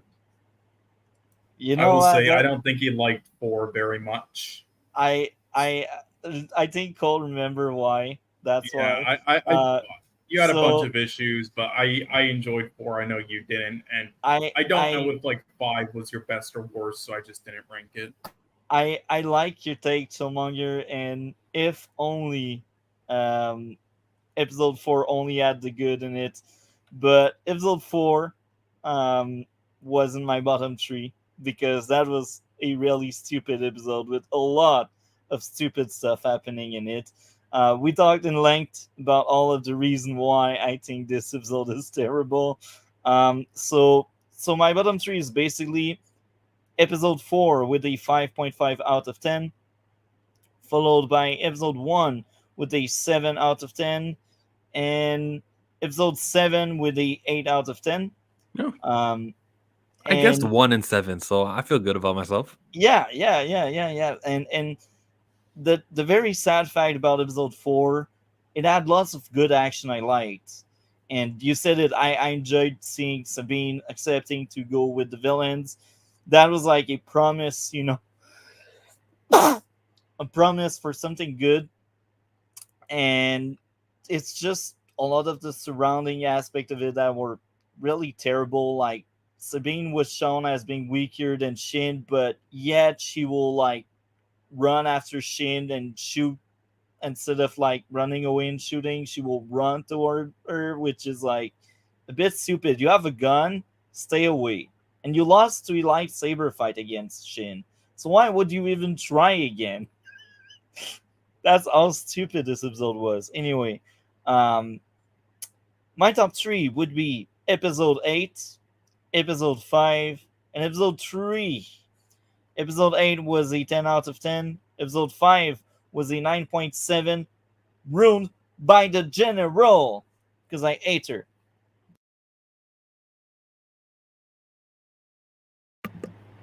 And lastly, Gesundheit. thank you. Yeah, I did cut the volume because I was sneezing. So episode 3 would be 9.5 out of 10 for me. Now, final question. What would be your grade for the entire season and why? What would be like the issues that would stop that show from being amazing, or did you thought the show was amazing? I think the question speaks to how often was I thinking about it when I wasn't watching the show for that 40 minutes a week, right? And I found myself watching so many Star Wars YouTube theory videos and breakdowns, checking out everyone's opinion. I was very involved into it. It's a high grade for me. This was a 9 out of 10 for the entire series. I loved the last 8 weeks of it. Well, they had 2 episodes at once, but I loved that period of time where I got something Star Wars to be excited about. For the most part, we always had something nice to say, and I appreciated that. 9 out of 10. What do you think about it, Cole? What do you give the whole... Sorry, I thought you were leaving. My bad. I was gonna take over your show, multi-topic. I was gonna be like, no, all right, he's gone. Cole, go ahead. I would give this show overall like a 6. It was good, but sort of solid. But yeah, there are a lot of issues with it. But it's definitely better than I would say Obi-Wan, Book of Boba Fett, Mandalorian season 3, all that stuff. Wouldn't say it's better than the first 2 seasons of Mandalorian or Andor, but I'd put it 4 there. It felt like Star Wars, right? Sort of, yeah. At least it, did some things right, yeah. Okay, Great Puppet, you're next. What would be your grade out of 10 and why? So I think I would go with like a 5. And ouch. So, like Chillmonger was saying, it did feel like Star Wars to me, but it didn't start feeling like that until like the last half of the season for me. The first season dragged, and that could totally be on me. I am not familiar with a lot of the Rebels stuff, and I don't know. They just kept bringing up Thrawn, but like didn't like explain what the threat of him was going to be. And then like there is this big reveal of him. I don't know. It wasn't that impressive. I still don't know exactly what he can do. I think he's a strategist, but I don't actually know at this point. So maybe I should have looked up more theories and stuff. I probably would have enjoyed it more had I known more of what was going on. But yeah, just that first half of the season really did not make me want to watch. I felt like I had to keep trying. But like Cole was saying, I think this one's above Obi-Wan, and I have not seen season 3 of The Mandalorian, but I would say it's above Book of Boba Fett for me. I really did like the first 2 seasons of Mando, so I think they might be a little bit above this for me. And then and Andor, I really did enjoy Andor. So to me, this comes in like 4th in the Disney canon one. But yeah, overall, pretty positive. Okay. Now, before I give my score, I will talk about issues overall throughout the show for me, because I really want to like be out there and explain why I will give such a grade. I still enjoyed it, but it has issues and it's sad. So issue number 1, Ahsoka got wasted. Her character didn't get much growth. She's basically the same as when the season picked up. And this is her show. So why would you make a show about her if you don't plan on making her different and evolving? And if she really evolved and I missed it, well, the changes were very small. And they are not big enough for me to say, oh, okay, that's what changed with her. Next up would be Balin and his apprentice were wasted. Blink and you will miss them in the season finale. And it's sad because I still like both of them a lot. Even if Sabine is my favorite, Balin is probably my second favorite. And Shin is third, most likely. So my top 3 characters are not even Ahsoka. And that's her show. It's a bit sad. Next up would be pacing. Episode 1 and 2 could have been one episode by trimming both episodes down. And I strongly believe that. Next up would be too many villain, and the least interesting one didn't get much growth. They were just served as roadblock for the heroes. I speak about Tron. I don't give a crap about Tron. I don't give a crap about the girl that sacrificed herself for the witch. It's like, oh, now she's gone. I guess. Morgan Elsbeth, and she was a character we met 2 years ago in Mandalorian. Oh, really? Yeah, I forgot. The same episode that Ahsoka appears in. That's who she fought at that town. Wow, I forgot. This is how forgettable she is. She had a you, rod. man. It was made out of Beskar. Yeah, the Beskar. And now that spear has been melted and is what Grogu wears as chain link. She's an important character.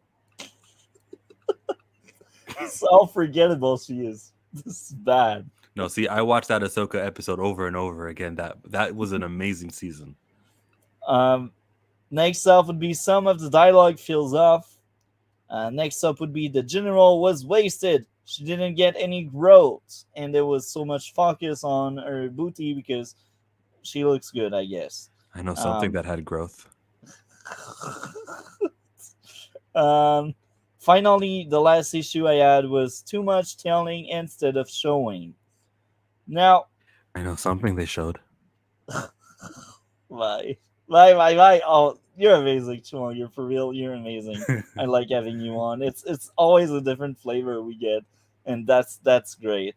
So I think the entire season deserves a 7 out of 10 for me, because the good outweighs the bad, and I still think, despite my nitpicks and my issues, I still think it's worth watching.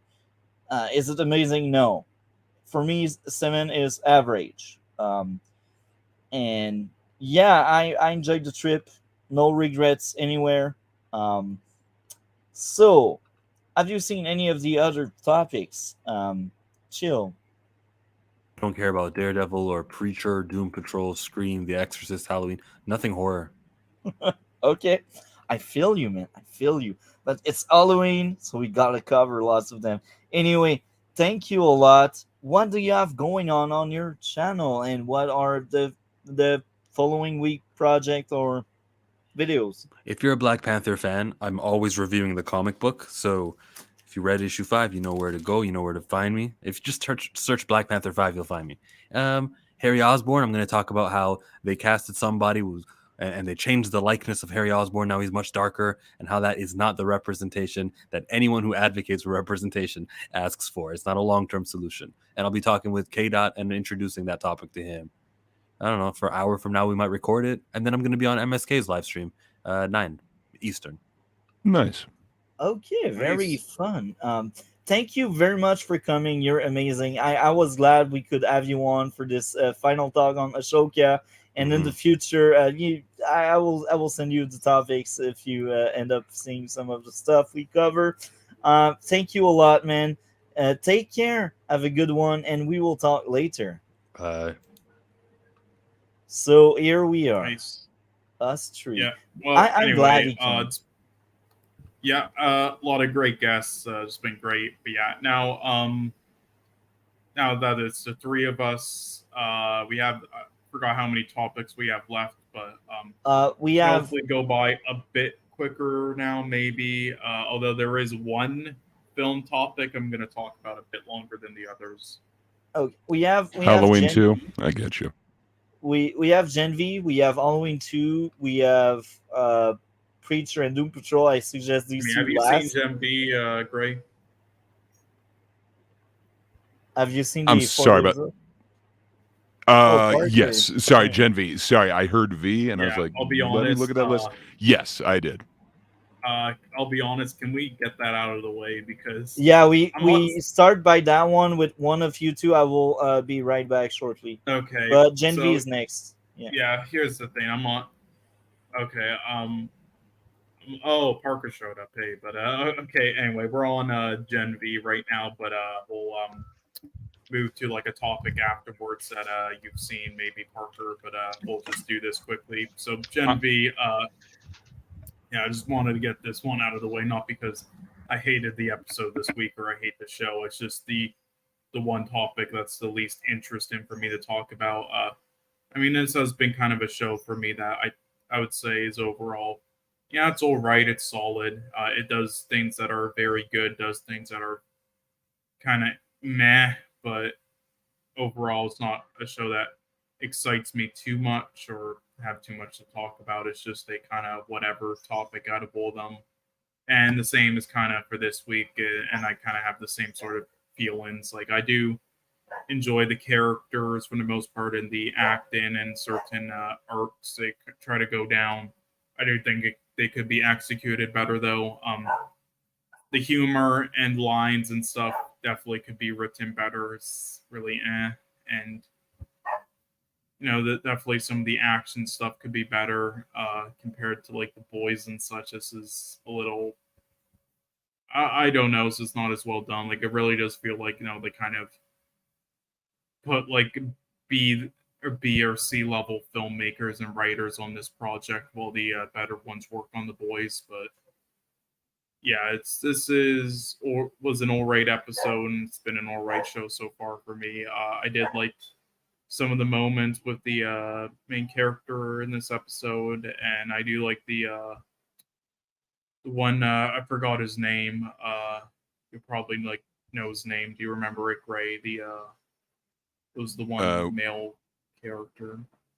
So there were a couple male ones. I'm assuming you don't mean the Whole Truth guy. You probably mean the now I can't think of his superhero name. The other one, but you know who I mean, right? Yeah, the one really with like Magneto power. Yes, I liked him in this episode, and yeah, that's about it. Again, I just wanted to get out of the way because I don't have really much to say at all, and it's like my least interesting topic each week so far. It's just I don't think those are bad kinda, takes on it. I agree with you. Like, it doesn't seem like it's their A-team writers on this. Like, it doesn't seem like The Boys season 1 or whatever. But yeah, I mean, they did kind of have source material to go off of. I don't like, it's not a show that just has. excites me really. It's like it's a show that's been pretty all right so far, competent, and it's good in areas, but it's just not something that like excites me or gets me like invested or like excited to watch each week or want to like binge watch or something. It's just like at times it feels like a bit of a chore, but then after like 10 minutes, then I get into the flow easier, more of like each episode. But I don't know, it's just yeah, whatever. That's just me though. But what did you think? So I liked it significantly more than that. So I really was not looking forward to this. The last I'd seen was The Boys season 2, and then I started like season 3 and was just like, I don't know, I'm over this, and kind of just gave up. But yeah, so I was not looking forward to this. The concept sounded kind of fun, like the X-Men Academy of that world, so to speak.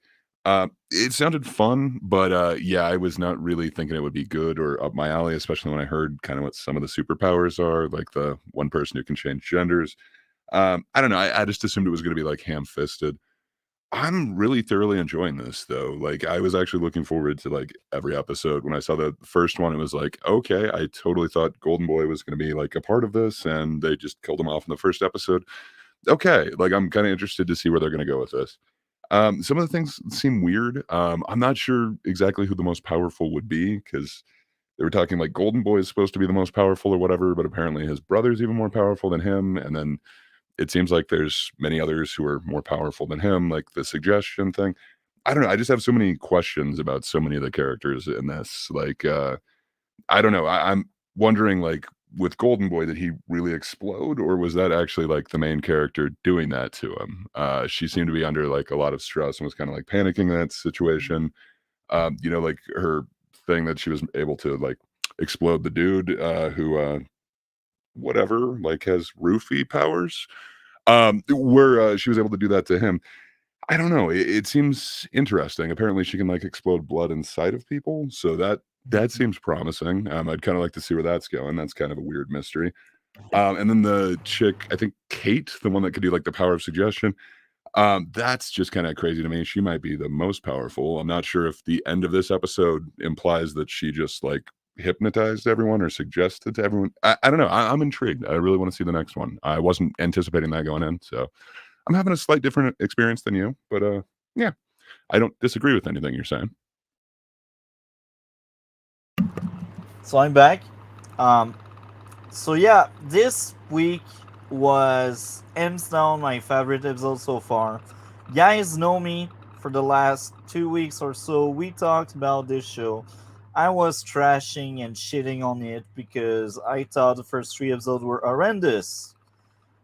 This week, I won't say it was a masterpiece, but it was clearly a step in the right direction, which is amazing. I want more of this. So, okay, I got my notes ready. So, first issue, and this is a trend with this show, failed attempt at being funny. I think the humor is really bad. Um, I don't know what's up with that. The Boys was funny most of the time. At least season 1 and 3 were. Season 2 I had. thought all the seasons were pretty funny, but this show so far, yeah, there are moments with the comedy that are good, but oh god, the other attempts at comedy are so terrible. It's like the equivalent of 12-year-olds on Twitter, like 12-year-old girls trying to like. What I would be an can bet they example of are your funnier bad than comedy this. from this? Yeah, this is. What did you say, I Grip? just. Could you give me an example of like what you're saying is like the failed comedy on this? Like, would it be the whole holes thing, or I will be honest, that's early in the episode, but I can't remember because after I've seen the episode, I just move on and do something else because I don't really like I'll the just show be so honest. Like far.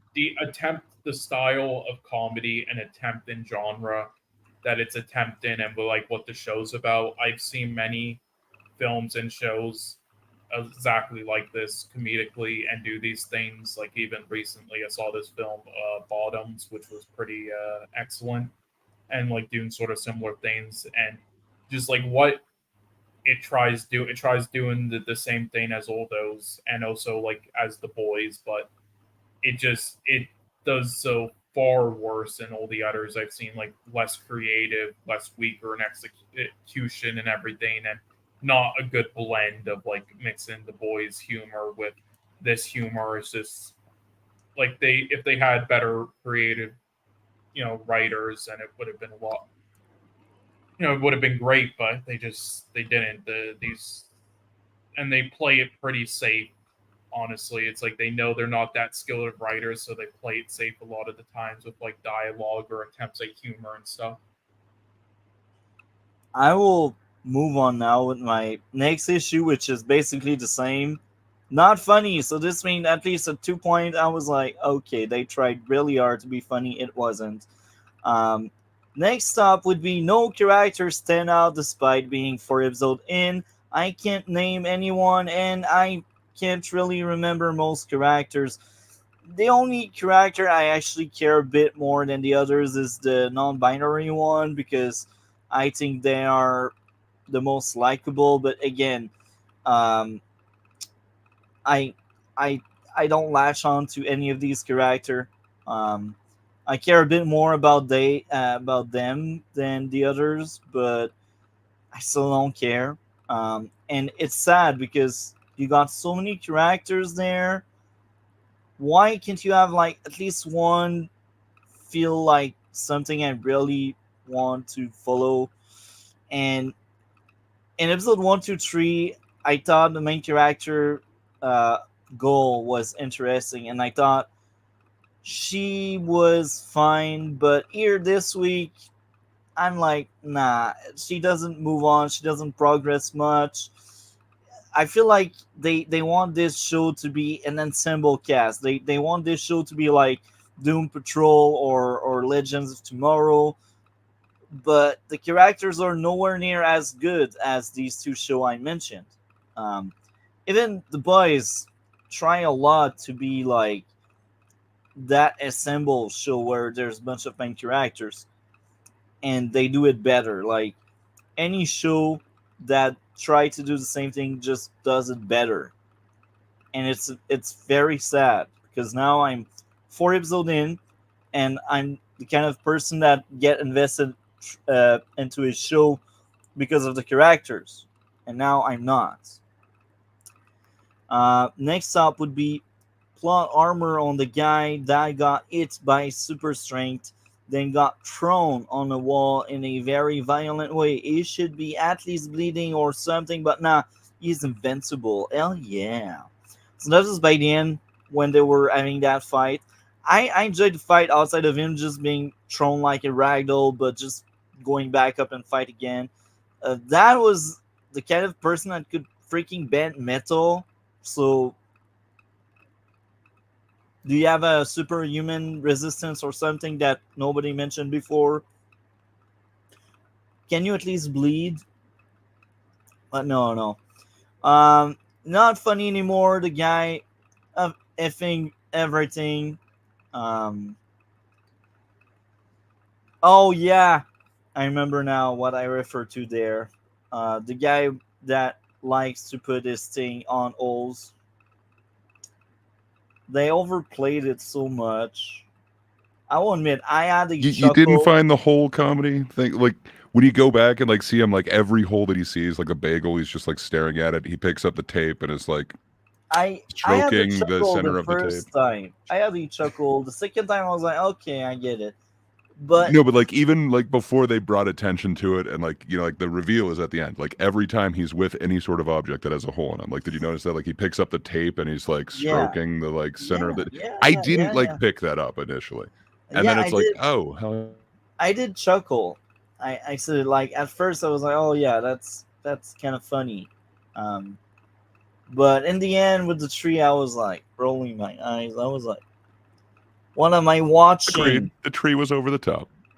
Are you like 12 years old? Do you think everyone will laugh at this shit?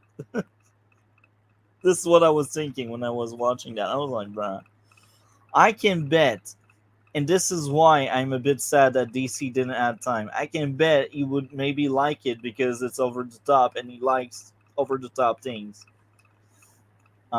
It's a bit sad that he didn't add time to watch it, but I'm sure he would be much more positive than any of us about this show.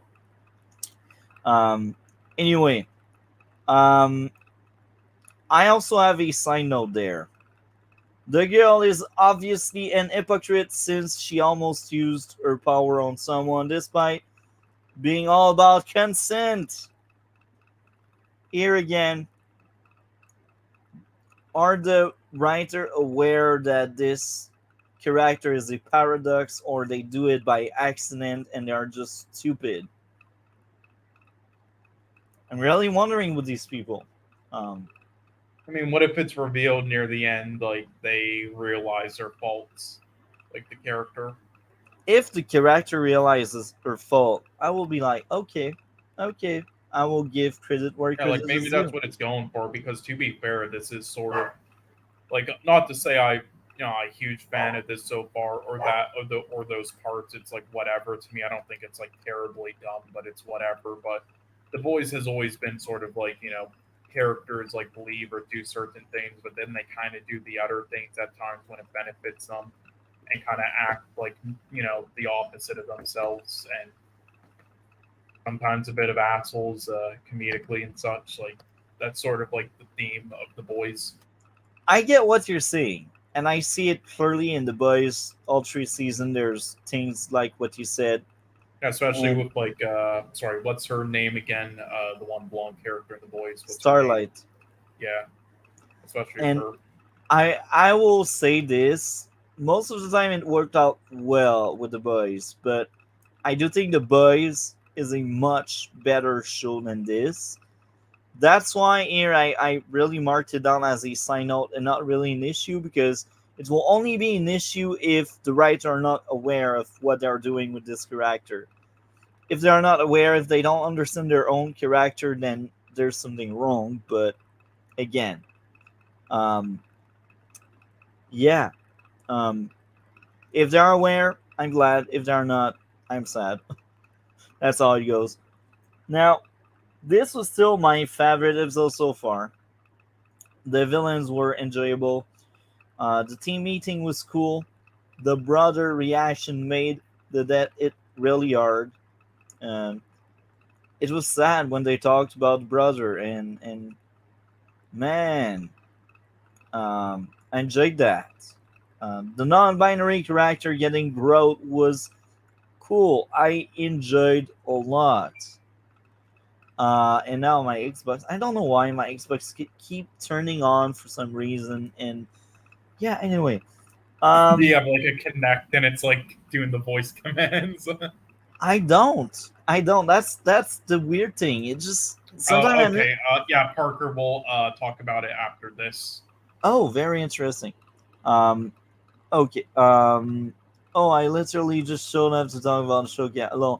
Okay. Oh, yeah. We will let you talk about Shoka after that. For Yeah, sure. and if you want, you can quickly say your thoughts on anything else. Like I don't know if you've seen like Exorcist, Halloween, Misery, Yeah. The Northman, and then what was the last film? It was forgot what it was again. It was this one other film on the list. I have a blank. Yeah, do you remember at all what it was? We have them marked down. Oh, so. right. It was Scream, right? But yeah, so yeah, if you okay, I have a bunch of classes. Okay, but yeah, I mean, so you haven't watched Exorcist yet, okay? But if you've seen Scream, Misery, Halloween, Halloween 2, and or The Northman, you can talk about any of those quickly as well afterwards. But anyway, continue, Multi. Yeah. So okay. The girl and the brother making connection felt genuine and interesting. I still don't give a shit about both character. The former prisoner breaking apart was cool.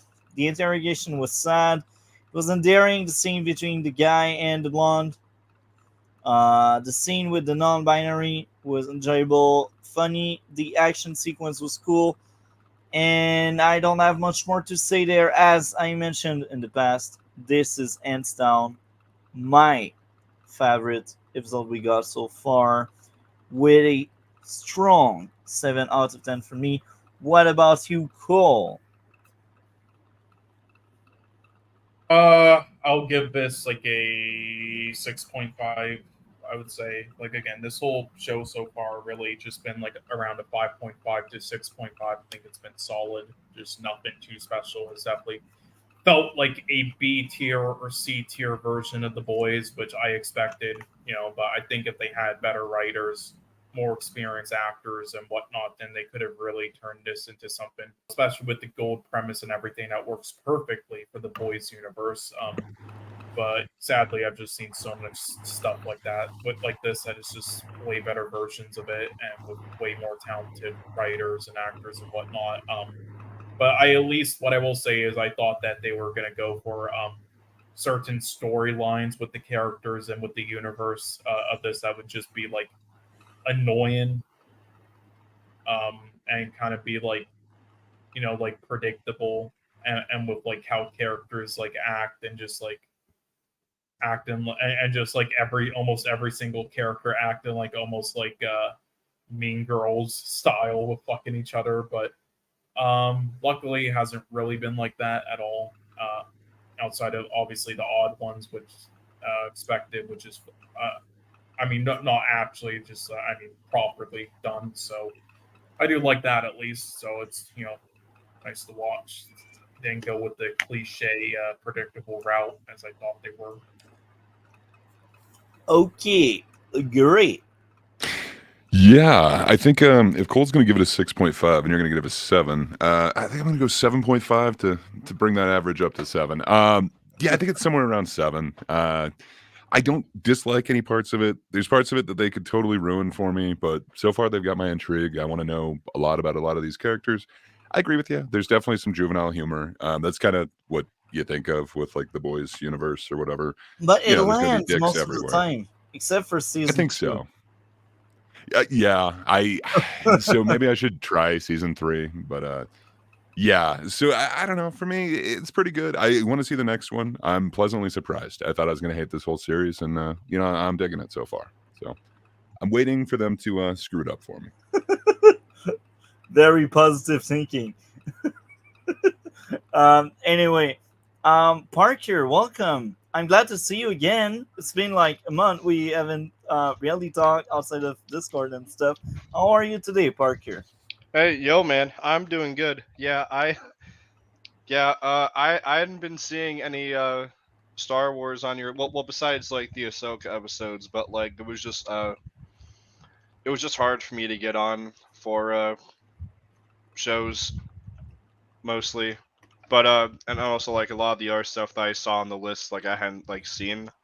So but I figured with Ahsoka uh like wrapping up, figured like this would be a good episode for me to sort of pop in and talk about it. I don't know if you guys just talked about the finale or the show as a whole. Both. So Oh, basically, what we okay. did for like almost an hour, I believe, we first started off by asking our guests what they were thinking of episode 8. So I will ask you the same. What did you think of episode 8 as one thing? Did you like? Did you hate? Did you thought it was average? Um, I I liked it, not as much as I would have liked, but overall I thought it was enjoyable. Um, I like the fact that uh, Thrawn wins, and I think that really helped establish him as a serious villain. You know, because sort of like the worst of the worst thing could have happened, which was everyone essentially getting stranded in the other galaxy.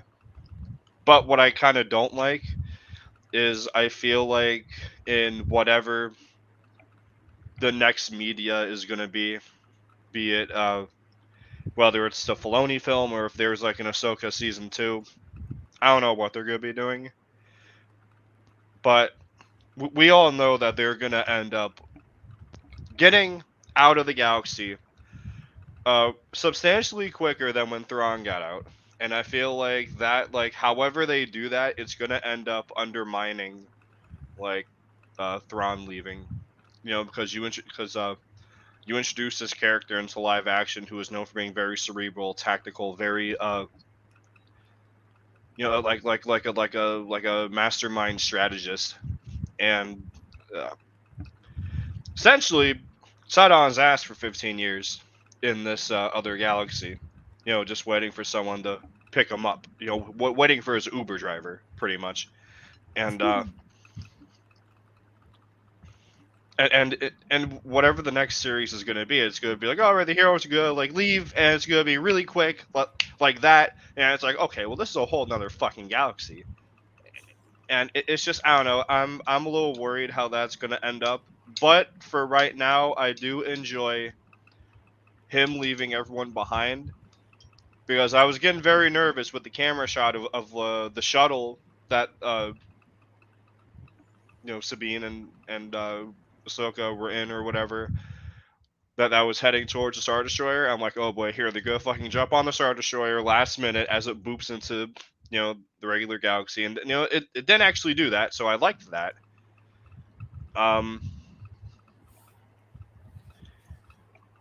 I liked what else I like? I liked the duel between Ahsoka and Morgan. I thought the choreography for that was pretty solid, which makes sense, because she comes from like the actress for Morgan actually comes from a like a martial arts background. So I thought it was very pleasing to watch, and I thought the introduction of the night troopers like being reanimated through Dathomiri magic, I thought was pretty neat. That's something that I never thought I would ever see adapted in a live action Star Wars. I don't know who else here read the Death Troopers book, but pretty much that's about like a bunch of zombie stormtroopers that have taken over like a derelict Star Destroyer.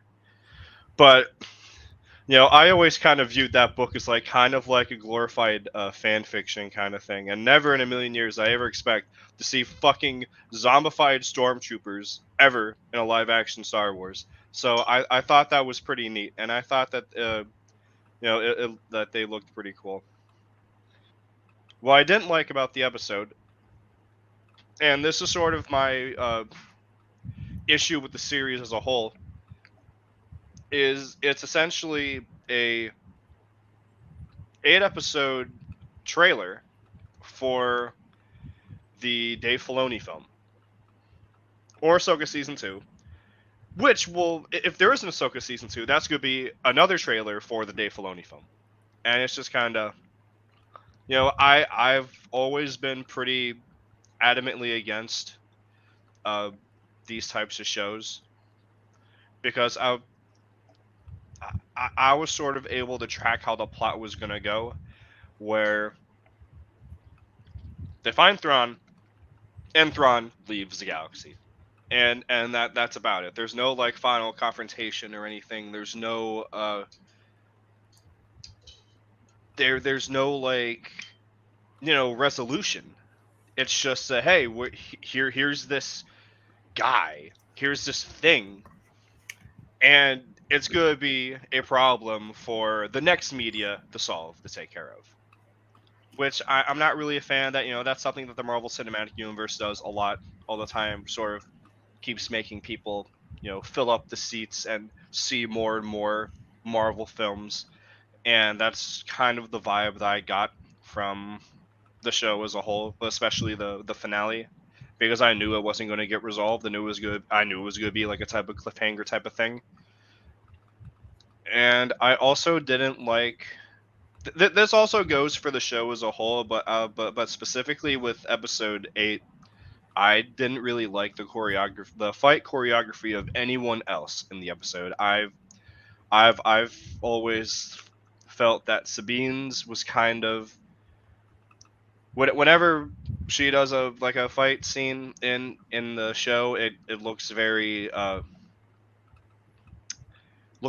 amateurish, and as a character that's supposed to be a Mandalorian and an expert fighter and soldier and warrior, etc., just looks very ham-fisted. And one scene in particular that I could think of was when it's Ahsoka and Sabine and Ezra when they first get ambushed in the room by a whole bunch of the stormtroopers before they get turned into zombies. And there's sort of a shot where it's just the three of them just standing upright, almost like they're in a T-pose, just lackadaisically waving their lightsabers around, deflecting blaster bolts. And it just, it just looked very boring. It looked very amateurish, looked very hammy. And like you can even, as much as people bash on the prequels, at least like when Anakin and Obi-Wan were deflecting deflecting blaster bolts, they were very animated, they were moving around, they were very acrobatic, and it just looked very lazy. But overall for the episode, I enjoyed it more than I didn't. But it is definitely not perfect, and there's definitely a lot of misgivings I'd give it. So my vote for it would be a 5.5. Okay. And what about the overall season? Who was your favorite, and who was your least favorite character?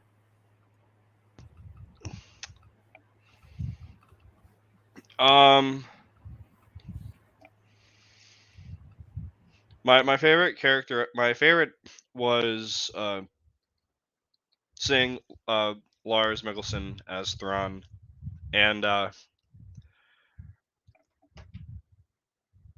so just for reference, Thrawn is probably my second favorite character in Star Wars media. I have read the original Thrawn trilogy when I was a kid. The 3 books that came out in the 90s. I've read the new Thrawn books that came out after Disney bought LucasArts, and then I'm currently reading the new Chiss Ascendancy books that are also about Thrawn, and I just love the character. And I remember when I was watching Star Wars Rebels and hearing like Lars be the voice actor for Thrawn, and I thought he nailed the character perfectly. Like the voice was right on point, and it just sounded very menacing and almost like a philosopher, like warrior type of character. And I thought that it was really cool. And I didn't expect that they would actually cast him as Thrawn for the live action, because he doesn't look anything like Thrawn. But I thought that every scene he was in, he sort of stole the show. Always in control, and I just fucking love the voice, man. It's just so silky smooth. Like it's just I just think he really nails it. I think he really gets the gravitas that Thrawn has, the presence that he has whenever he's in a room. And I was just shocked they cast him to be Thrawn live action, and I've been waiting almost my whole life to see a live action Thrawn in Star Wars. I was originally expecting Thrawn to be the main bad guy when they when they first announced the sequel trilogy back like in 2014, 15, whatever. Obviously that didn't happen. But back then that's kind of what I was hoping. And now 10 years later, now I actually get to see him live action, which is great. My least favorite was Sabine. I didn't really like the character, wasn't too fond.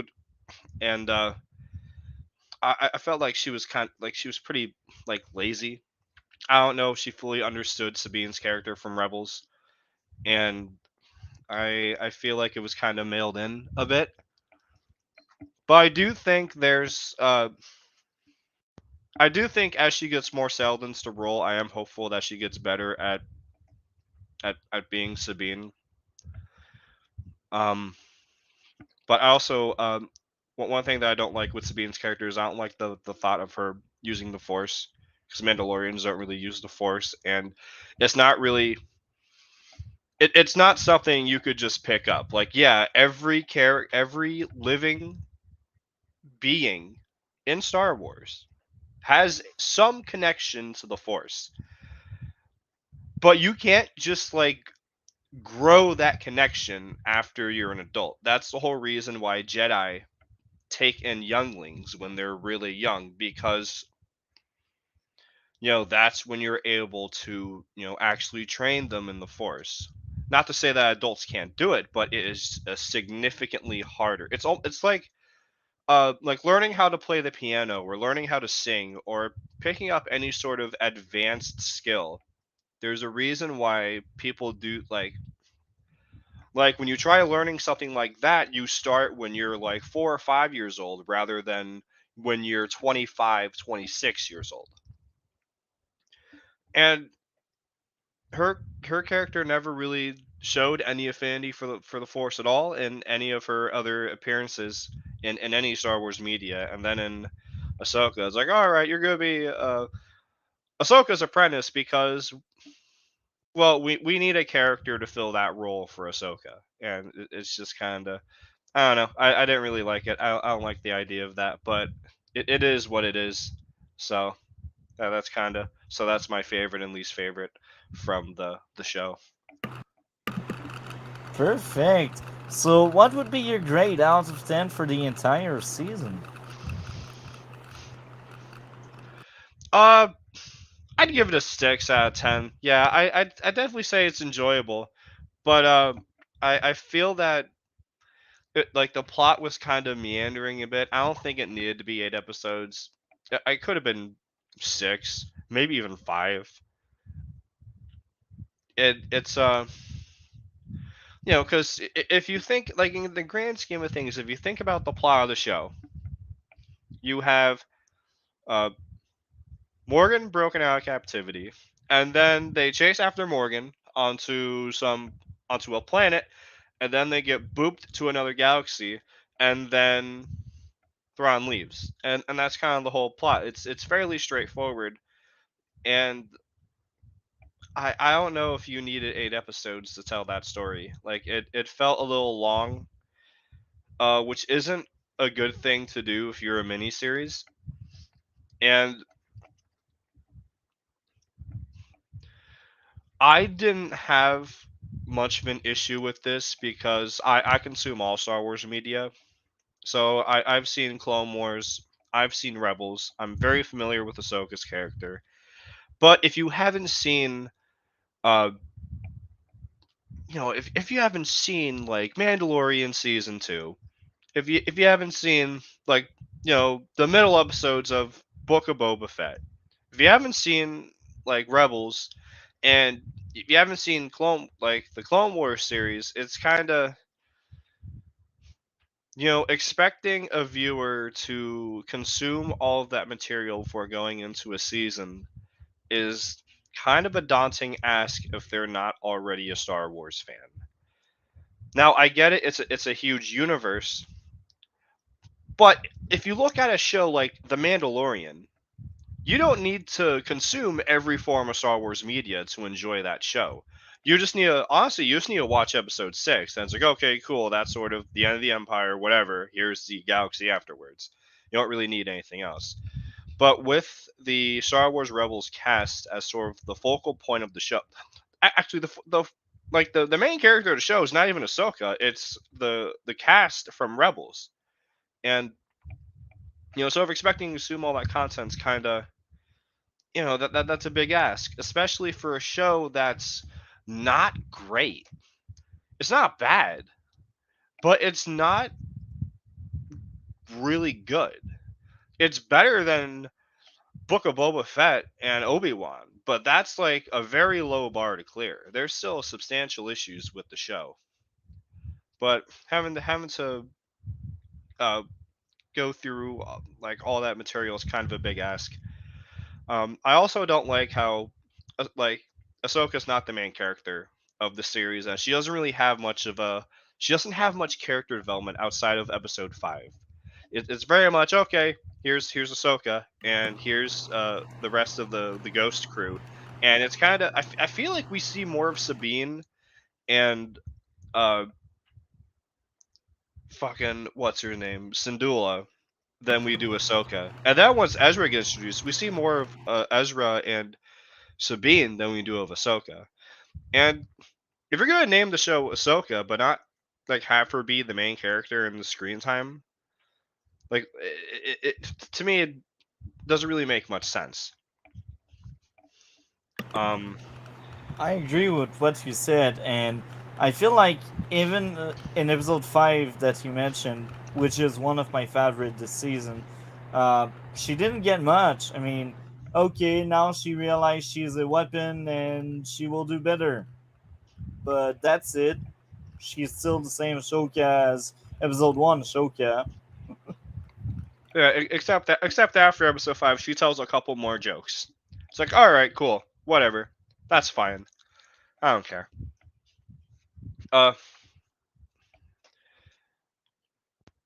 Yeah, that's sort of my overview for it. There are some things I could talk about with some of the particular episodes that I really liked, but otherwise, that's kind of my high and low for the series as a whole. Thank you a lot for sharing. So I'm wondering, have you seen any of the other topic? Not at all. Okay, well, I that's just fine. came here to still talk came Star in Wars. for Ahsoka. That's fine. So I know you don't have YouTube, or did that change? Do you have YouTube now, or you don't? I have a YouTube account, but I don't use it for videos or anything. I just use it to follow, like, subscribe to other channels and keep track of stuff. Okay, perfect. So thank you a lot, Parker. Look at the chat for next week and future week. If you end up seeing one of the movie or several movie, we will cover. Thank you a lot for coming for Ahsoka. Ahsoka is over, and I'm glad that was average at best, but it was entertaining nonetheless. Yep. Have a good one. Take care, and we will talk later. Thanks for having me. I'll be back on for the next Star Wars episode. See ya. Perfect. So, coming next, Halloween 2. I think that's the last thing you have seen, right, Gray? Sorry about that. I thought I was unmuted and started talking. Yes, I've definitely seen that. The only one that I haven't seen are Doom Patrol, Preacher 2, and The Northman. Sorry. Yeah. I've seen the other. I've definitely seen Halloween 2. Perfect. I might I will love it let a you little bit start. more than you guys. Oh, okay. So I think this is like the way that the horror movie sequels really should go. There is one of the Friday 13th also does this quite well. I really like how it just kind of like keeps going from there. This is one of my favorite sequels. You get to see a couple different points of view in this. You get more Dr. Loomis, and you get that iconic score again. I just love it. I don't know. Halloween 1 and 2 are amazing. 3 is a little bit different in a different way, but yeah, I can't get enough of these two. I just don't like what the series became after these, but this particular one, again, it's very iconic, and it kind of set up what sequels are going to be in like the slasher genre. I think this was definitely one of the better ones. Yeah, I really like the exploration into Loomis, and then yeah, kind of some of the POV shots, it still gives you that really like stalkerish vibe. And then just the sound design in it, again, like just the music is just so iconic. I just can't say enough for how amazing everything is in this movie. I guess costumes are a little dated and everything, but it is a period, it is a product of the period.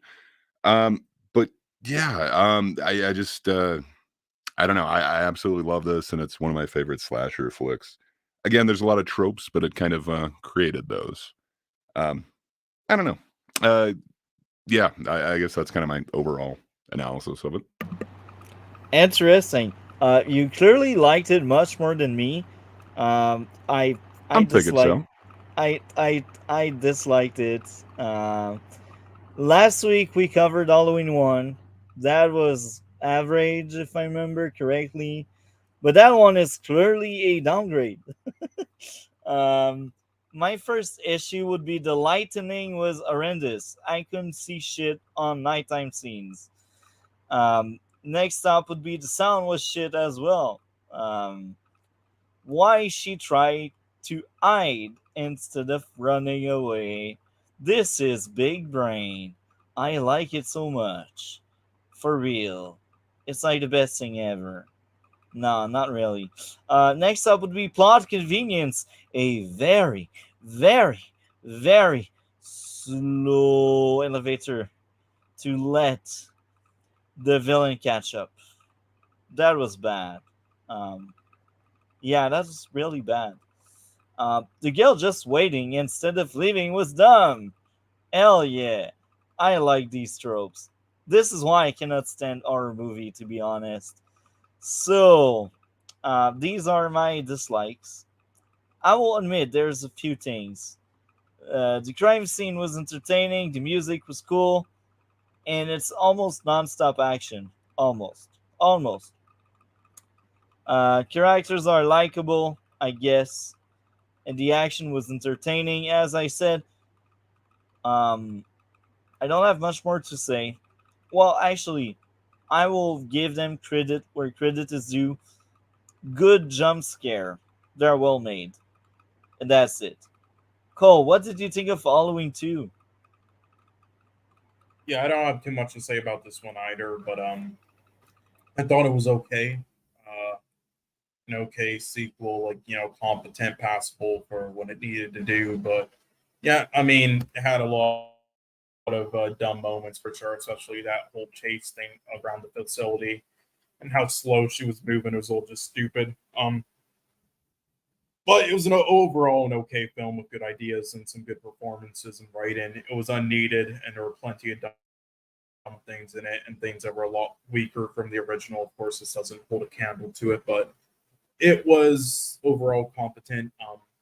I do like Halloween 3 more than it, and I also I'm excited to rewatch Halloween 4 because that might even be better than this for me, but I don't remember if it was good or not. Also, one thing I will say is this, though, is one thing that this film did that it deserves more credit for. It I think is the twist, and with them being related. I think that was actually pretty well done and a great twist I did not see coming. And I think a lot of people kind of put it under the rug or whatever nowadays because other Halloween films have attempted to do it where it's nothing special anymore and have done it a lot weaker, such as Rob Zombie's. So it's just like whatever. But I thought it was pretty well done, though. So I'll give them credit there. And again, that whole scene with returning to the place that he was, in prison and as a child.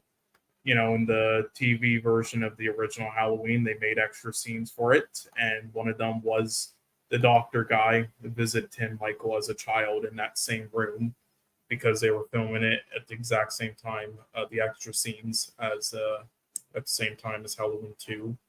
So I thought that was cool, but yeah, overall, it was okay. So I guess my rating would probably be like a 5 or 5.5, which again for me is like competent. What would be your grade out of 10, Green?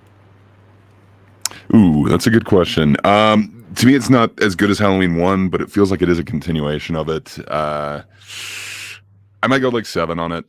It's probably nostalgia. It's got a certain place in my heart. But yeah, I like this as a sequel. But you're right. It's no Season of the Witch. I'm really looking forward to 3.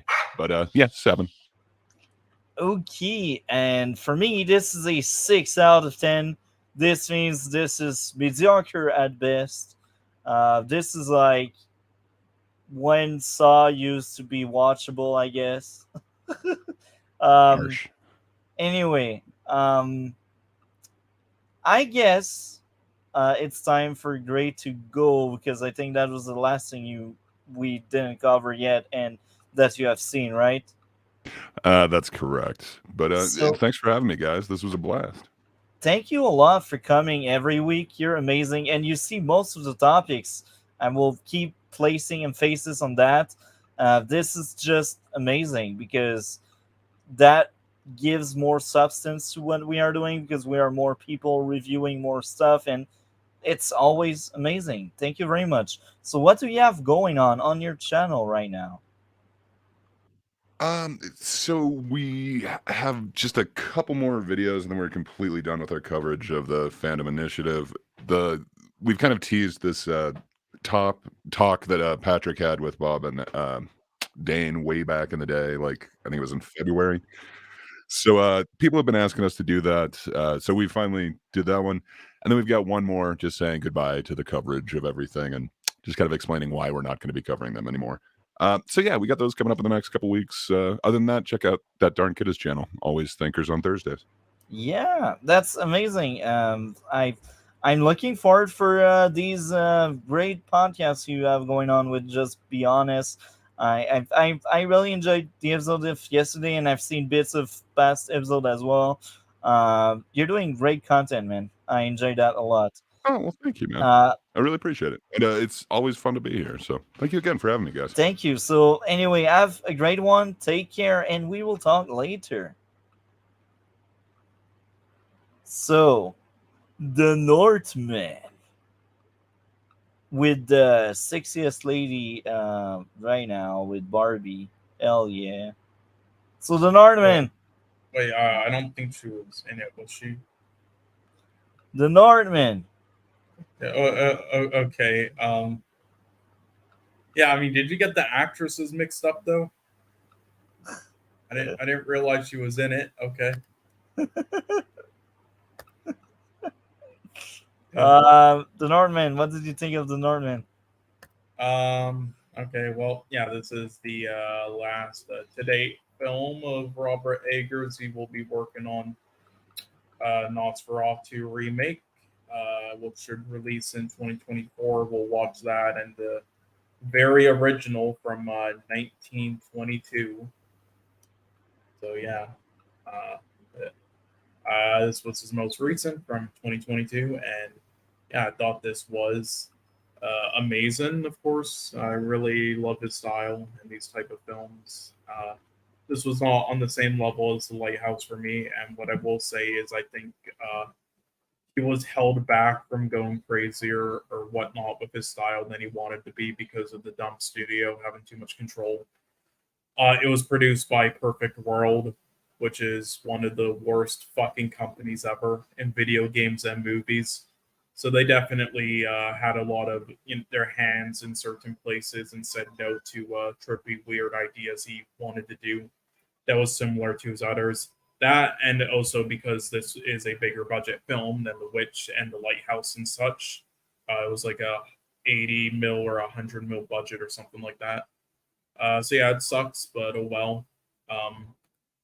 I'll say there are two main flaws with this film for me. One of them is some of the editing. The editing at a lot of points is great, but there are some moments, just a few, and especially in a few action, they're mainly in the few action scenes where it had a couple of lazy cuts that could have been better, in my opinion.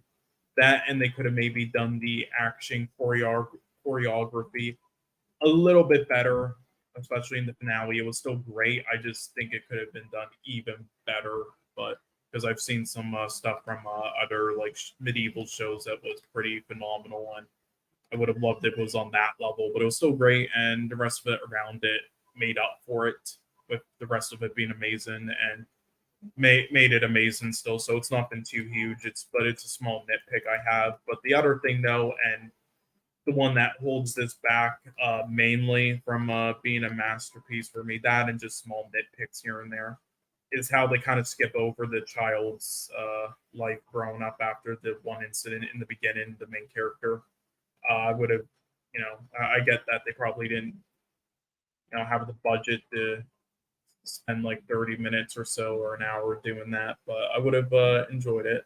But outside of that, I love this, and its story and its characters and such are all amazing to me. Very well done. I love how realistic and true this is to history with nothing made up. It did everything properly, and I love all the Icelandic stuff in it. I love every small detail about this. Of course, the production, scenery, costume design, set design, makeup, cinematography. It's all amazing.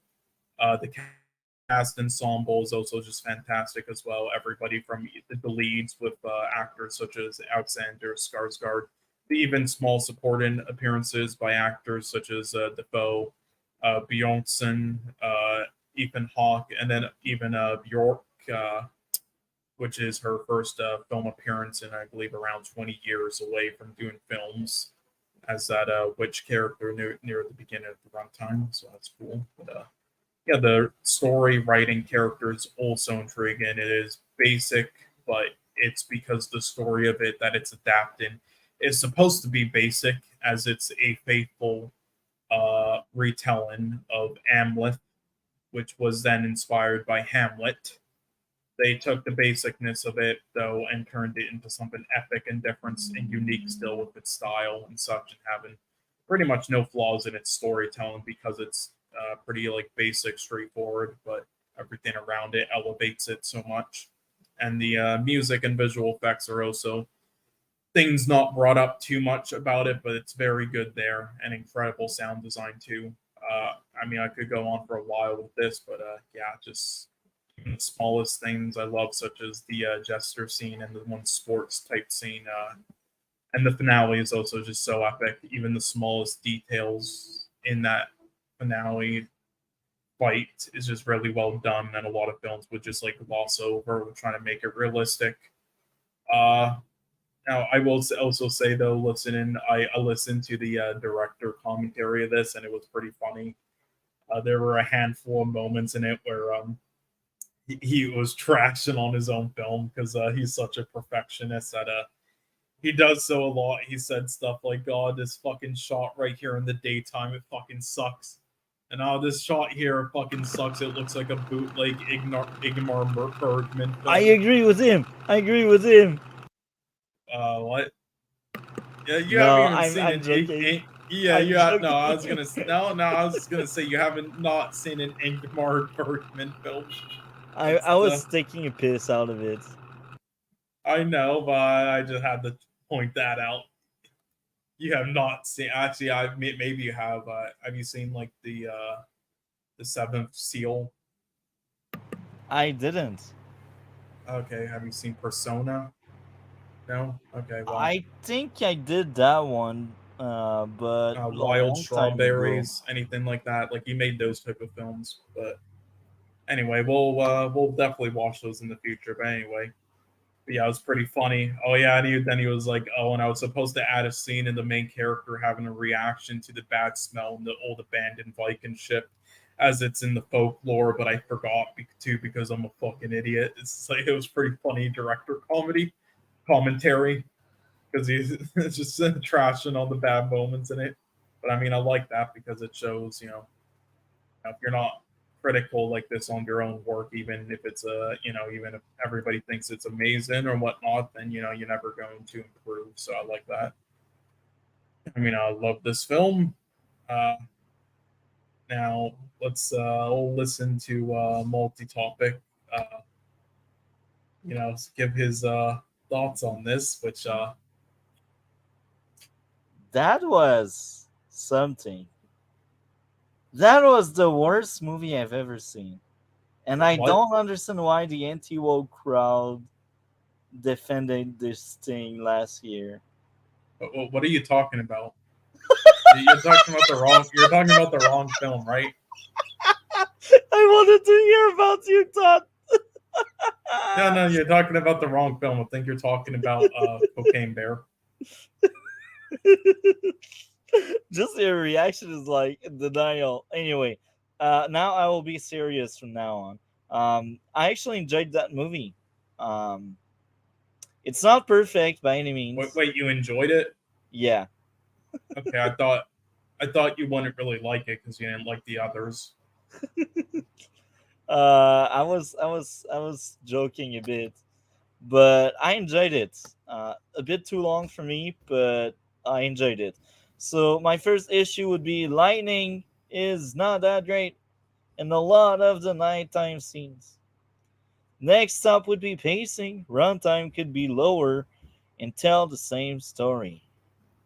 Number 3, plot convenience. The birds just happening to break out the main character. The guy swimming. Wait. Hold up.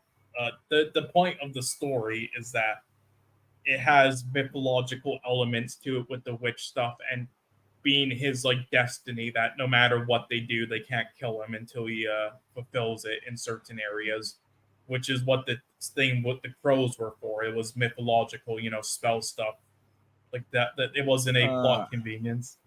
I disagree. Well, it was. There's nothing to disagree about. That was the point of the film. Nah. I mean, like, yeah, if they wanted to, he could have easily just had a scene, something like there was like a toothpick or something on the ground, and then he picked it up with his feet, and then he like got himself out or something. Yes, they could have easily had that. Do this shit. It isn't. So if the it was such a the bird isn't, stuff doesn't make sense. Yeah, okay, it isn't, but it isn't hard to do.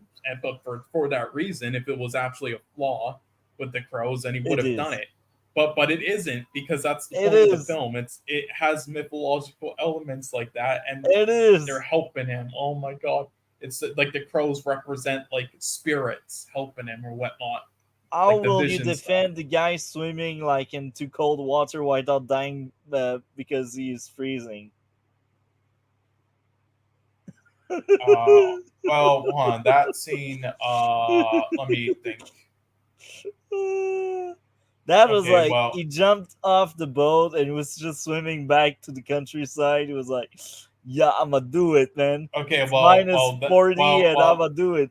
Well, that one, again, with what I said with the pro one, you can also put that there. But that one is more like, how do I say? There's certain parts of that area that aren't as like cold, and I'm pretty sure they kind of like said that's one of them because of the hot springs and stuff. That, and also,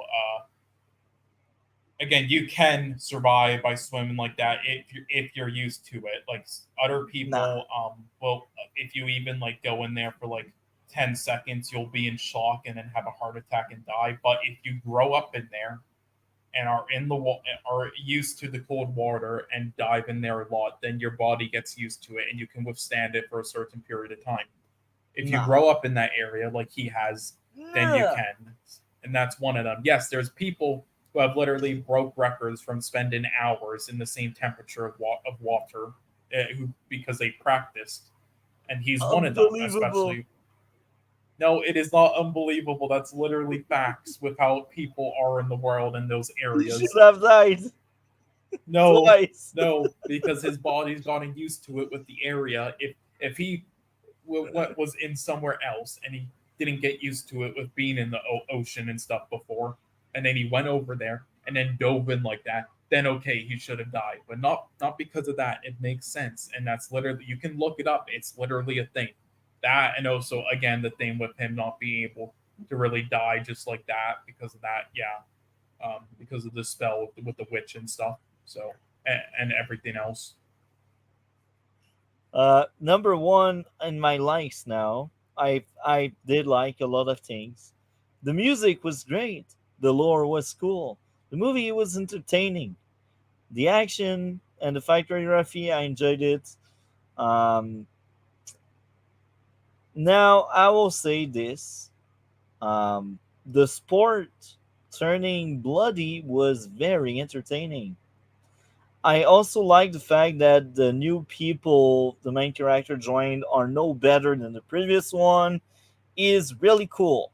They're all like barbaric people. They're all like these nut job that like to end people lives because it's fun for them.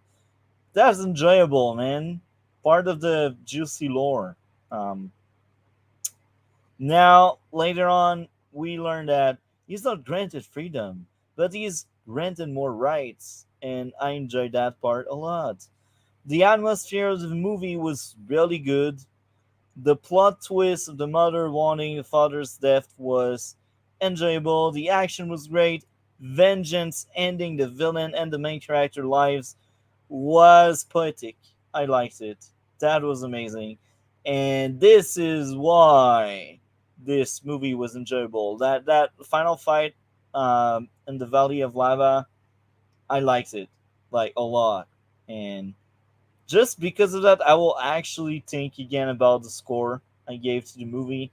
I will give it a bit more credit than I used to, just because of that message and that entire fight Yes, where they. and also because those two things with the crow and the water has been explained now, multi, right? Nah. Yes. Okay, I will give you the water. Okay, I will give you the water, but Yeah, not but the also crows. the crow thing. No, Like not the crows. again, Not yeah, the but crows. they Not the literally crows. explained Not it the though. It's crows. magic. I don't care. It's spells and magic, and like again, they could have easily had a different scene of him getting out himself some way, Yeah, but they didn't. but they But they didn't. didn't need to because it's not a Yes, they plot. needed to. And also in the folklore, there's something involving, I forgot what it was, but there is something involving crows and letting loose, people like that who still like have more to do, like toward, to like God or like the Viking era and stuff like that. It's in the lore, so that's another reason why. Anyway, I don't have much more to say there. Yeah, I will say, why didn't you like the lighting though?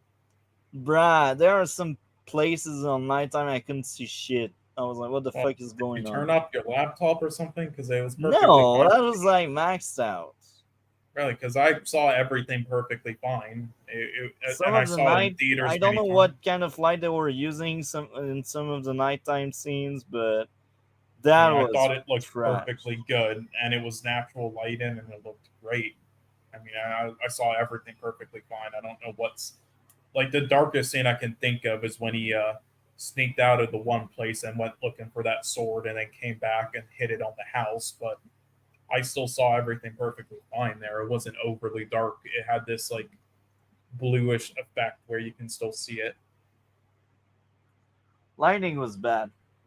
Anyway, Well, even if you didn't like it in those dark areas, what's wrong with it in every other area?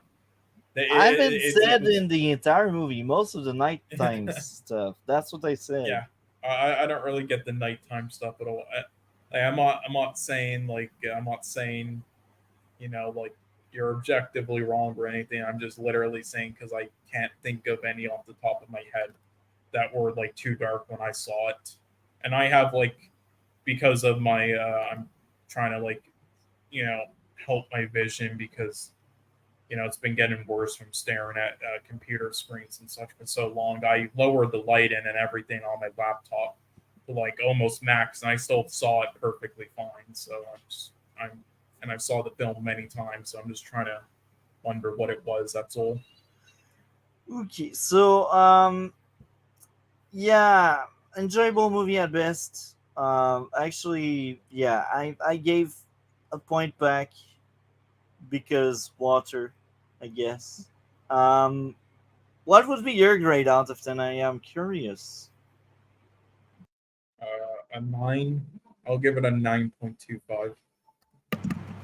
So mine would be a 3. No, I'm joking. It will be a 8 out Wait, of 10. wow, that high? Wow, that high a 3? Wow. Yeah, like 3 is crazy. I don't know what's going on. I just turned off my Xbox and for some reason it went back on. What the Xbox, darling, I ate you. So Xbox, go fuck yourself. Yeah. next topic will be Preacher. Right. I'll just go first, I guess. This season was good. I didn't like it as much as season one, but it was good. What I'll mainly say about Preacher season two though is that it definitely has more flaws than season one with how it was made at points, written at points, and so on. But I do love how it went even crazier. And the flaws from season one are still there in season two for me. They didn't really learn from them. The actors still carry it though. I did like it more than the earlier half. I'm curious though how this would have been if they kind of stuck more to the comics, because I know in the comics that Jesse is a lot more of a hero than being this flawed, and I wonder if this is to the show and characters' benefits, or if he would have been better as more of a straight up hero. I also think the finale in the comics is a lot different from what I remember reading it. I'm pretty sure it was supposed to end with some sort of big action shootout thing, but whatever. Um, yeah, I mean, I like it. I like the acting, of course, and everything. It was well shot, well edited. Again, compelling characters, I suppose. Yeah, and I would say my top three episodes are episode one, On the Road, episode two, Mumbai Sky Tower, and episode six, Sakosha, if that's how you pronounce it. Yeah, I did like the first half more than the second half. And then my bottom three are episode 5, Dallas, episode 8, Holes, and episode 11, Backdoors. And then for my predictions for you, I'm going to say episode 4, Victor, episode 6, Sakosha, and episode 9, Puzzle Piece are your favorite. And then your least favorite are episode 8, Holes, episode 10, Dirty Little Secret, and episode 12, On Your Knees. Those are my predictions there. And yeah, you can go now. I gotta say that Hitler, bro. Hitler. The Chad. Oh, bro. I got to say, I think my favorite part of this season was L. Straight up. The main reason is how L changed bad people into good people like Hitler, and how L changed good people like Eugene into bad people. And this was enjoyable a lot. I was entertained as hell. And it's funny because I still cannot freaking name these characters, but I still care about them. Preacher, I call him Preacher because I okay, Jesse, I admit him, I know his name, but the other guy, I call him the vampire, and the girl, I call her the girlfriend. But they are still likable characters, and I was very invested into their story, despite me not really knowing their names. Jesse, it took me like the entire season to know your name. Sorry, bro. Okay, so my first issue with the overall season is the pacing. The plot didn't seem to progress much for most of the season. Most growth and story beats are hit by the last 4 or 5 ish episodes in a 13 episode season, which is kind of wrong for me. I don't really like that. But I gotta say, I think this season hooked me better than one. I thought this season was more entertaining and more enjoyable. Um, Now, But there's another issue I got with the overall season. The humor doesn't always land, and they did um, grape jokes, and they were not funny at all. Um, but I can only bet we were meant to laugh at him getting attacked by these men, but I didn't laugh. And the main reason is if that would be a woman in the same case, you wouldn't laugh. So why should we laugh when it's a man? Because it's a man and it's a parody? No, it just makes it that men are kind of ashamed if that happened more than women because it's played for laugh and jokes, but it's taken seriously when it's a woman. I think it should always be taken seriously, that kind of stuff, whether it's a man or a woman. It's kind of wrong all the time, and the fact that they overused that freaking inappropriate joke there, I didn't like this at all. Um, on top of that, they did lots of dead jokes, like, oh, yeah. The humor didn't land for me. Um, I thought that was a bullet in the foot of a lot of the episodes there.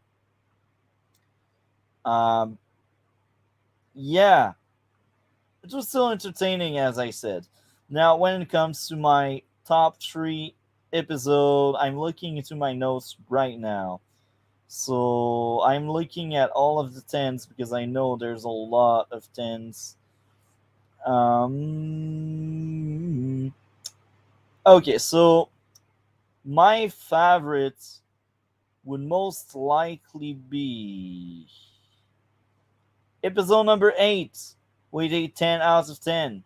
Eugene being now a villain was endearing. It's like, bruh, that good guy is not a bad guy because it's L.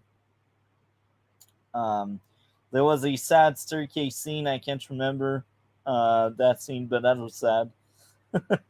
um, I thought the humor was fine on that episode, and they finally explained why the vampire doesn't want his son to be immortal, which was fabulous. I liked this shit a lot. And him ending his son life by the end of that season was kind of shocking, but it made sense because his son was turning into a monster. Um, so next up would be in place number 2. In place number 2, I'd say in place number 2, episode 7. The message about fear was great. I thought like episode 7 was really good. So basically episode 8 and 7, I both gave these two a 10 out of 10. So these episodes are flawless for me. They are perfect. They are like what you should strive for. Coming next, in third place, we got episode 5. Another 10 out of 10 for me. Preacher anger issue was very sad to witness. I like the fact that this is a deeply flawed and broken character. It's very relatable. And here's the honorable mention. Episode number 1, another 10 out of 10. I liked it, but that was one of the weakest among the best. That's why it didn't make the cut. Now, when it comes to bottom 3, I am looking into it. Bottom 3. So, rock bottom for me this season was a 8 out of 10 with episode 9. So, telling instead of showing. Plot convenience, the gun jamming more than once. Here again, they overplayed that freaking joke. It wasn't funny. Not properly explained why the villain changed his mind. Great jokes aren't funny. And I already said my side note. Now, in second place in my worst 3, we got episode 11, The Villain's Growth. The villain desire to replace the Messiah was really cool, but here's the thing: there are a lot of issues. Well, a lot, not a lot, but a lot. Drama about lies is bad. I hate this shit. Men hating felt like self-insert, and here again, more not funny jokes. And this one is a 9 out of 10 for me. And the last one in my worst tree would be. Oh, now it's really tight. It's really tight, but the next one would be episode 12. Plot armor on Tulip as a first issue, plot armor on Preacher as a second issue, and here again, it wasn't funny.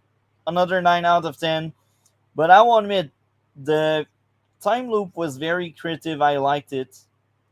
Flashbacks were really good. The girlfriend question had a great impact on Preacher. Why do you need us for?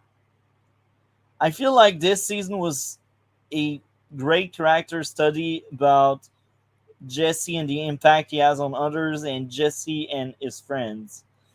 And this is why I liked it so much. Yeah, this season was a step in the right direction for me, and I will give it a 9.5 out of 10. Among the 9.5, I think this is most likely the weakest, but it's still really high. What about you? What would be your grade out of 10 for season 2? Give it around a 6.5 to 7. I really enjoyed it. It's weaker than season 1 though. Okay. Now, coming next, the one I am the most excited about. Ooh, Doom. Doom Patrol season Right, 2. I'll quickly just go because again, just like Preacher, I'll have less to say, and because again, I wrote less notes this week to help my lungs, but also I'll be honest, for this show, just this one, I didn't write down a top 3, bottom 3, or predictions of yours because I forgot to, and because all the episodes, almost all of them, besides maybe one or two ones I would consider more of like a 9.5 or so, are pretty much identical to me. So it would have been like super hard to anyway. So just to say in advance, I don't have any predictions or ones to tell you. But anyway, once again, I think this is so creative with fantastic ideas and great characters. I've loved season 2. And I think it's actually better than season 1 a bit. I gave season 1, I think, like a 9.75. It might even be a 10 in the future, but I also think this is a 9.75 to 10 out of 10 as well. Just spoiler to the fucking rating, but whatever. Yeah, I really love the comedy in this. Some of my favorite comedy in any comic book movie thing ever. The visuals, storytelling, acting is all just perfect once again. And its direction, editing, and sound design as well, amazing. And yeah, I would say my favorite characters still stay about the same though. And yeah, there's really nothing else to say. I don't have too much to say because it's for some reason when it comes to like shows that are this amazing or movies are this amazing, sometimes I have less to say other than just it's all perfect. But I did have one thing I wanted to ask you. There are people online who think that some of the writing in this season is weak and that the antagonist is lackluster. What are your thoughts on that? Do you agree or disagree? I agree, but here's the thing. I think they are missing out what was the point of this season. Um, yes, it's not the best villain out there. That was more I of think a it worked, but that was more of a plot twist there. You're like, yeah, for I think most- it was more of a plot twist. Like, I don't think the point of this season was that there's any villain. I think it's more just building onto the characters. Like, so I don't have an issue. For me, it's not an issue. And yeah. the write-in, I mean, I don't think it's as there is some of the write-in that I don't think is as strong as season 1, but I still think it's amazing write-in overall. That season is a masterpiece, I gotta say. Mhm. But as I said, if you latch on the villain and you say, "Oh, he's not that great," look back at Mr. Nobody. Was he a great villain? I thought he was average.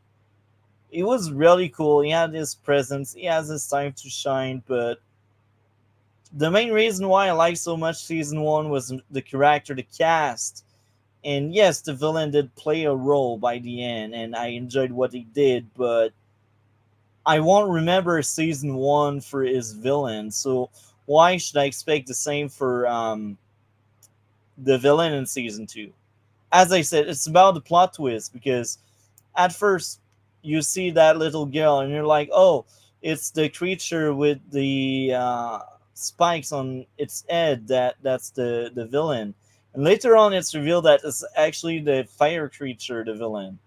Um, and that's a very interesting plot twist there. Now, I will add more. Season 2 is just a follow up to 1. It's more character growth, more character block, more. The entire story is around the characters. And this is wonderful. This season also has a great team I really liked a lot, which is Second Chance. And this is very meta because this is the second season.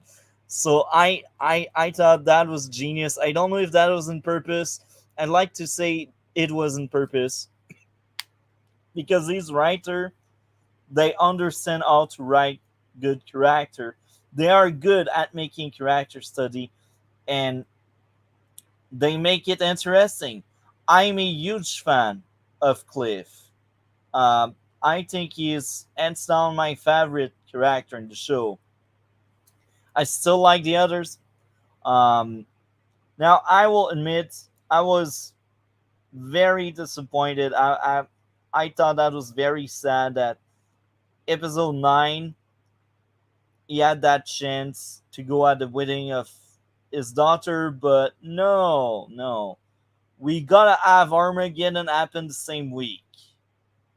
That pissed me off so much, and I have seen it coming. Episode 8, he's all happy. He's like, oh, with my daughter, it will work out well. I will go to at her wedding to show I'm there. But no, of course. See, episode 9, they cannot like put that wedding on hold. They need to like smash Armageddon there. Hell yeah. But that's like really nitpick, and it's really like for one specific episode. Now I will say most of the season is very consistent. Most of the episodes are really, really good. There's only one episode that is much weaker than the rest. But even there, it was a needed and a good episode that I enjoyed. So, this season, I really had a blast. As I said, it's a masterpiece. The way I see it, and I will kind of spoil the grade without giving the grade yet. Um, I will spoil it because I don't want to forget to say that, but um, it's slightly worse than Stargirl season 3 for me, and it's slightly higher than Superman and Lois third season. Well, I mean, I think it's gonna be like around. If it's not gonna be like a 10 out of 10, it's probably gonna be like a 9.8 or 9.9, obviously. Yeah, and the reason why I say that is Stargirl had more well written build up leading to better payoff, because it was the third season after 2 seasons of great build up. Um, there was also lots more flashy things I'd like to see. Action, boom, boom, boom. Doom Patrol is not about action, so that's fine. But like that's why I think Stargirl has that upper end, because it has the character beats, the story beats, and the flashy. And I'd say The characterization and the story beats were slightly better in Doom Patrol Season 2 than in Superman and Lois Season 3. That's why it's kind of above Superman and Lois Season 3. Anyway, now, I gotta say, diversity, I mentioned it last week, but diversity is something that matters and something very important.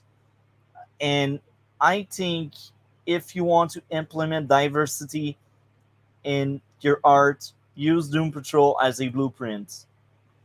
Larry is a multi-dimensional character. He has all of these layers. He is just a well-written character, and he just happens to love other men. And this is part of his conflict because for most of the life, he was hiding that truth. It wasn't real to everyone around him. And Larry, he, like hiding that kind of stuff and hiding a lot of things he did hide impacted his family. That's why it was some kind of poison for his family. Each time he was around them, like tragedy happened. And this is sad and tragic. And yeah, it's just very endearing. Like, right, that kind of stuff, man. It's amazing. Now, Cliff, you're the best guy ever, and I will also say this: his daughter plot twist being like into other woman was very interesting because you expect her to marry a man, right? Because you're programmed this way because you know more straight than bi or gay people, and then you just have that plot twist where she is into other girls, and they basically probably most likely cook the baby in a lab. That's very interesting. Now, with this being brought up there by me, here's what I really hope will happen in season 3. I hope Cliff connect more, and Cliff can be that um, more masculine father figure to both his daughter and his granddaughter. Because men are as important as women in the child growth and development. And I really hope in season 3 they tackle that well. Because if they think we don't need men to raise kids, like whoever tells you that is full of crap. Even if two women adopt or have a child together or something, I still strongly believe the father figure, whether it's an uncle or a close friend of the family, it's very important to have that man around, a positive man, not like a toxic one. And Cliff throughout that season has really grown into a better man, I believe, and he could be that very interesting layered person that kind of learn from his mistake and he wants to do better, he wants to be present. He has like that vibe and that energy that's required. And I hope they will make some kind of story where yes, he missed the opportunity to raise his daughter, but what if he doesn't miss the opportunity to help raising his granddaughter or his grandson, whatever?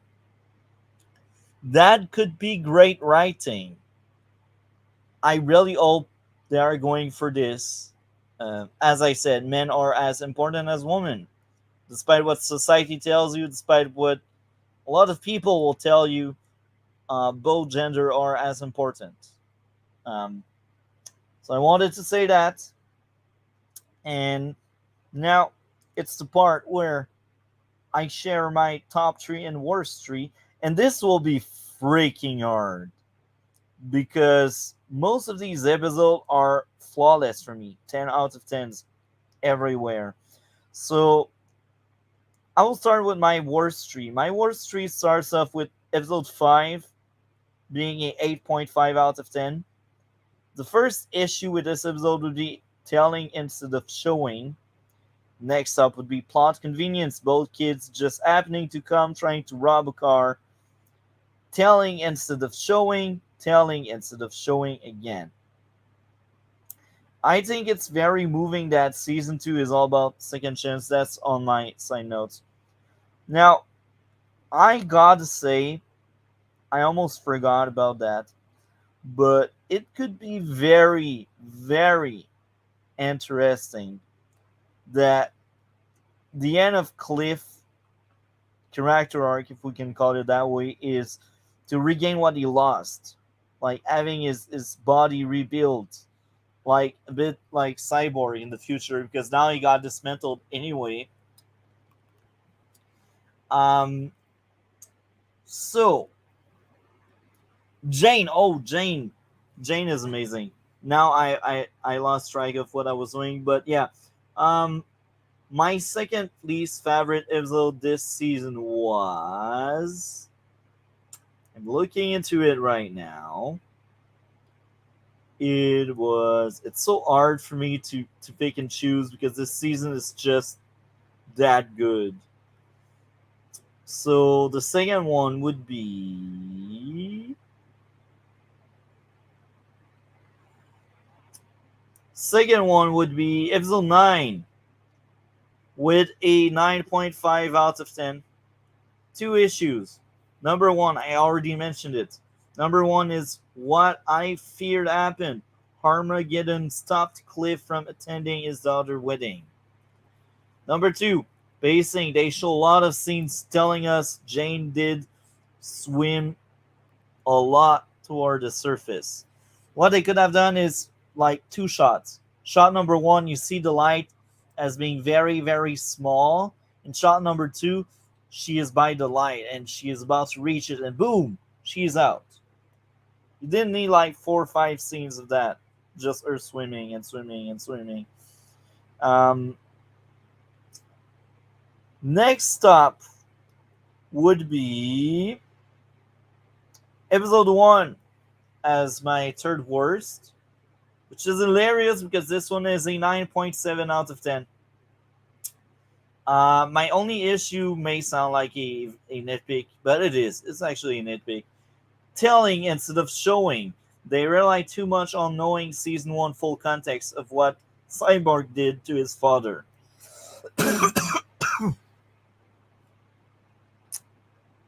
Outside of that, this season I had a blast. Now, top 3 is the hardest one. Oh, I have a side note. That was about episode 2. Throwing buzzword like safe space is well used in Doom Patrol, unlike Gen V that did the same shit. Shots fired.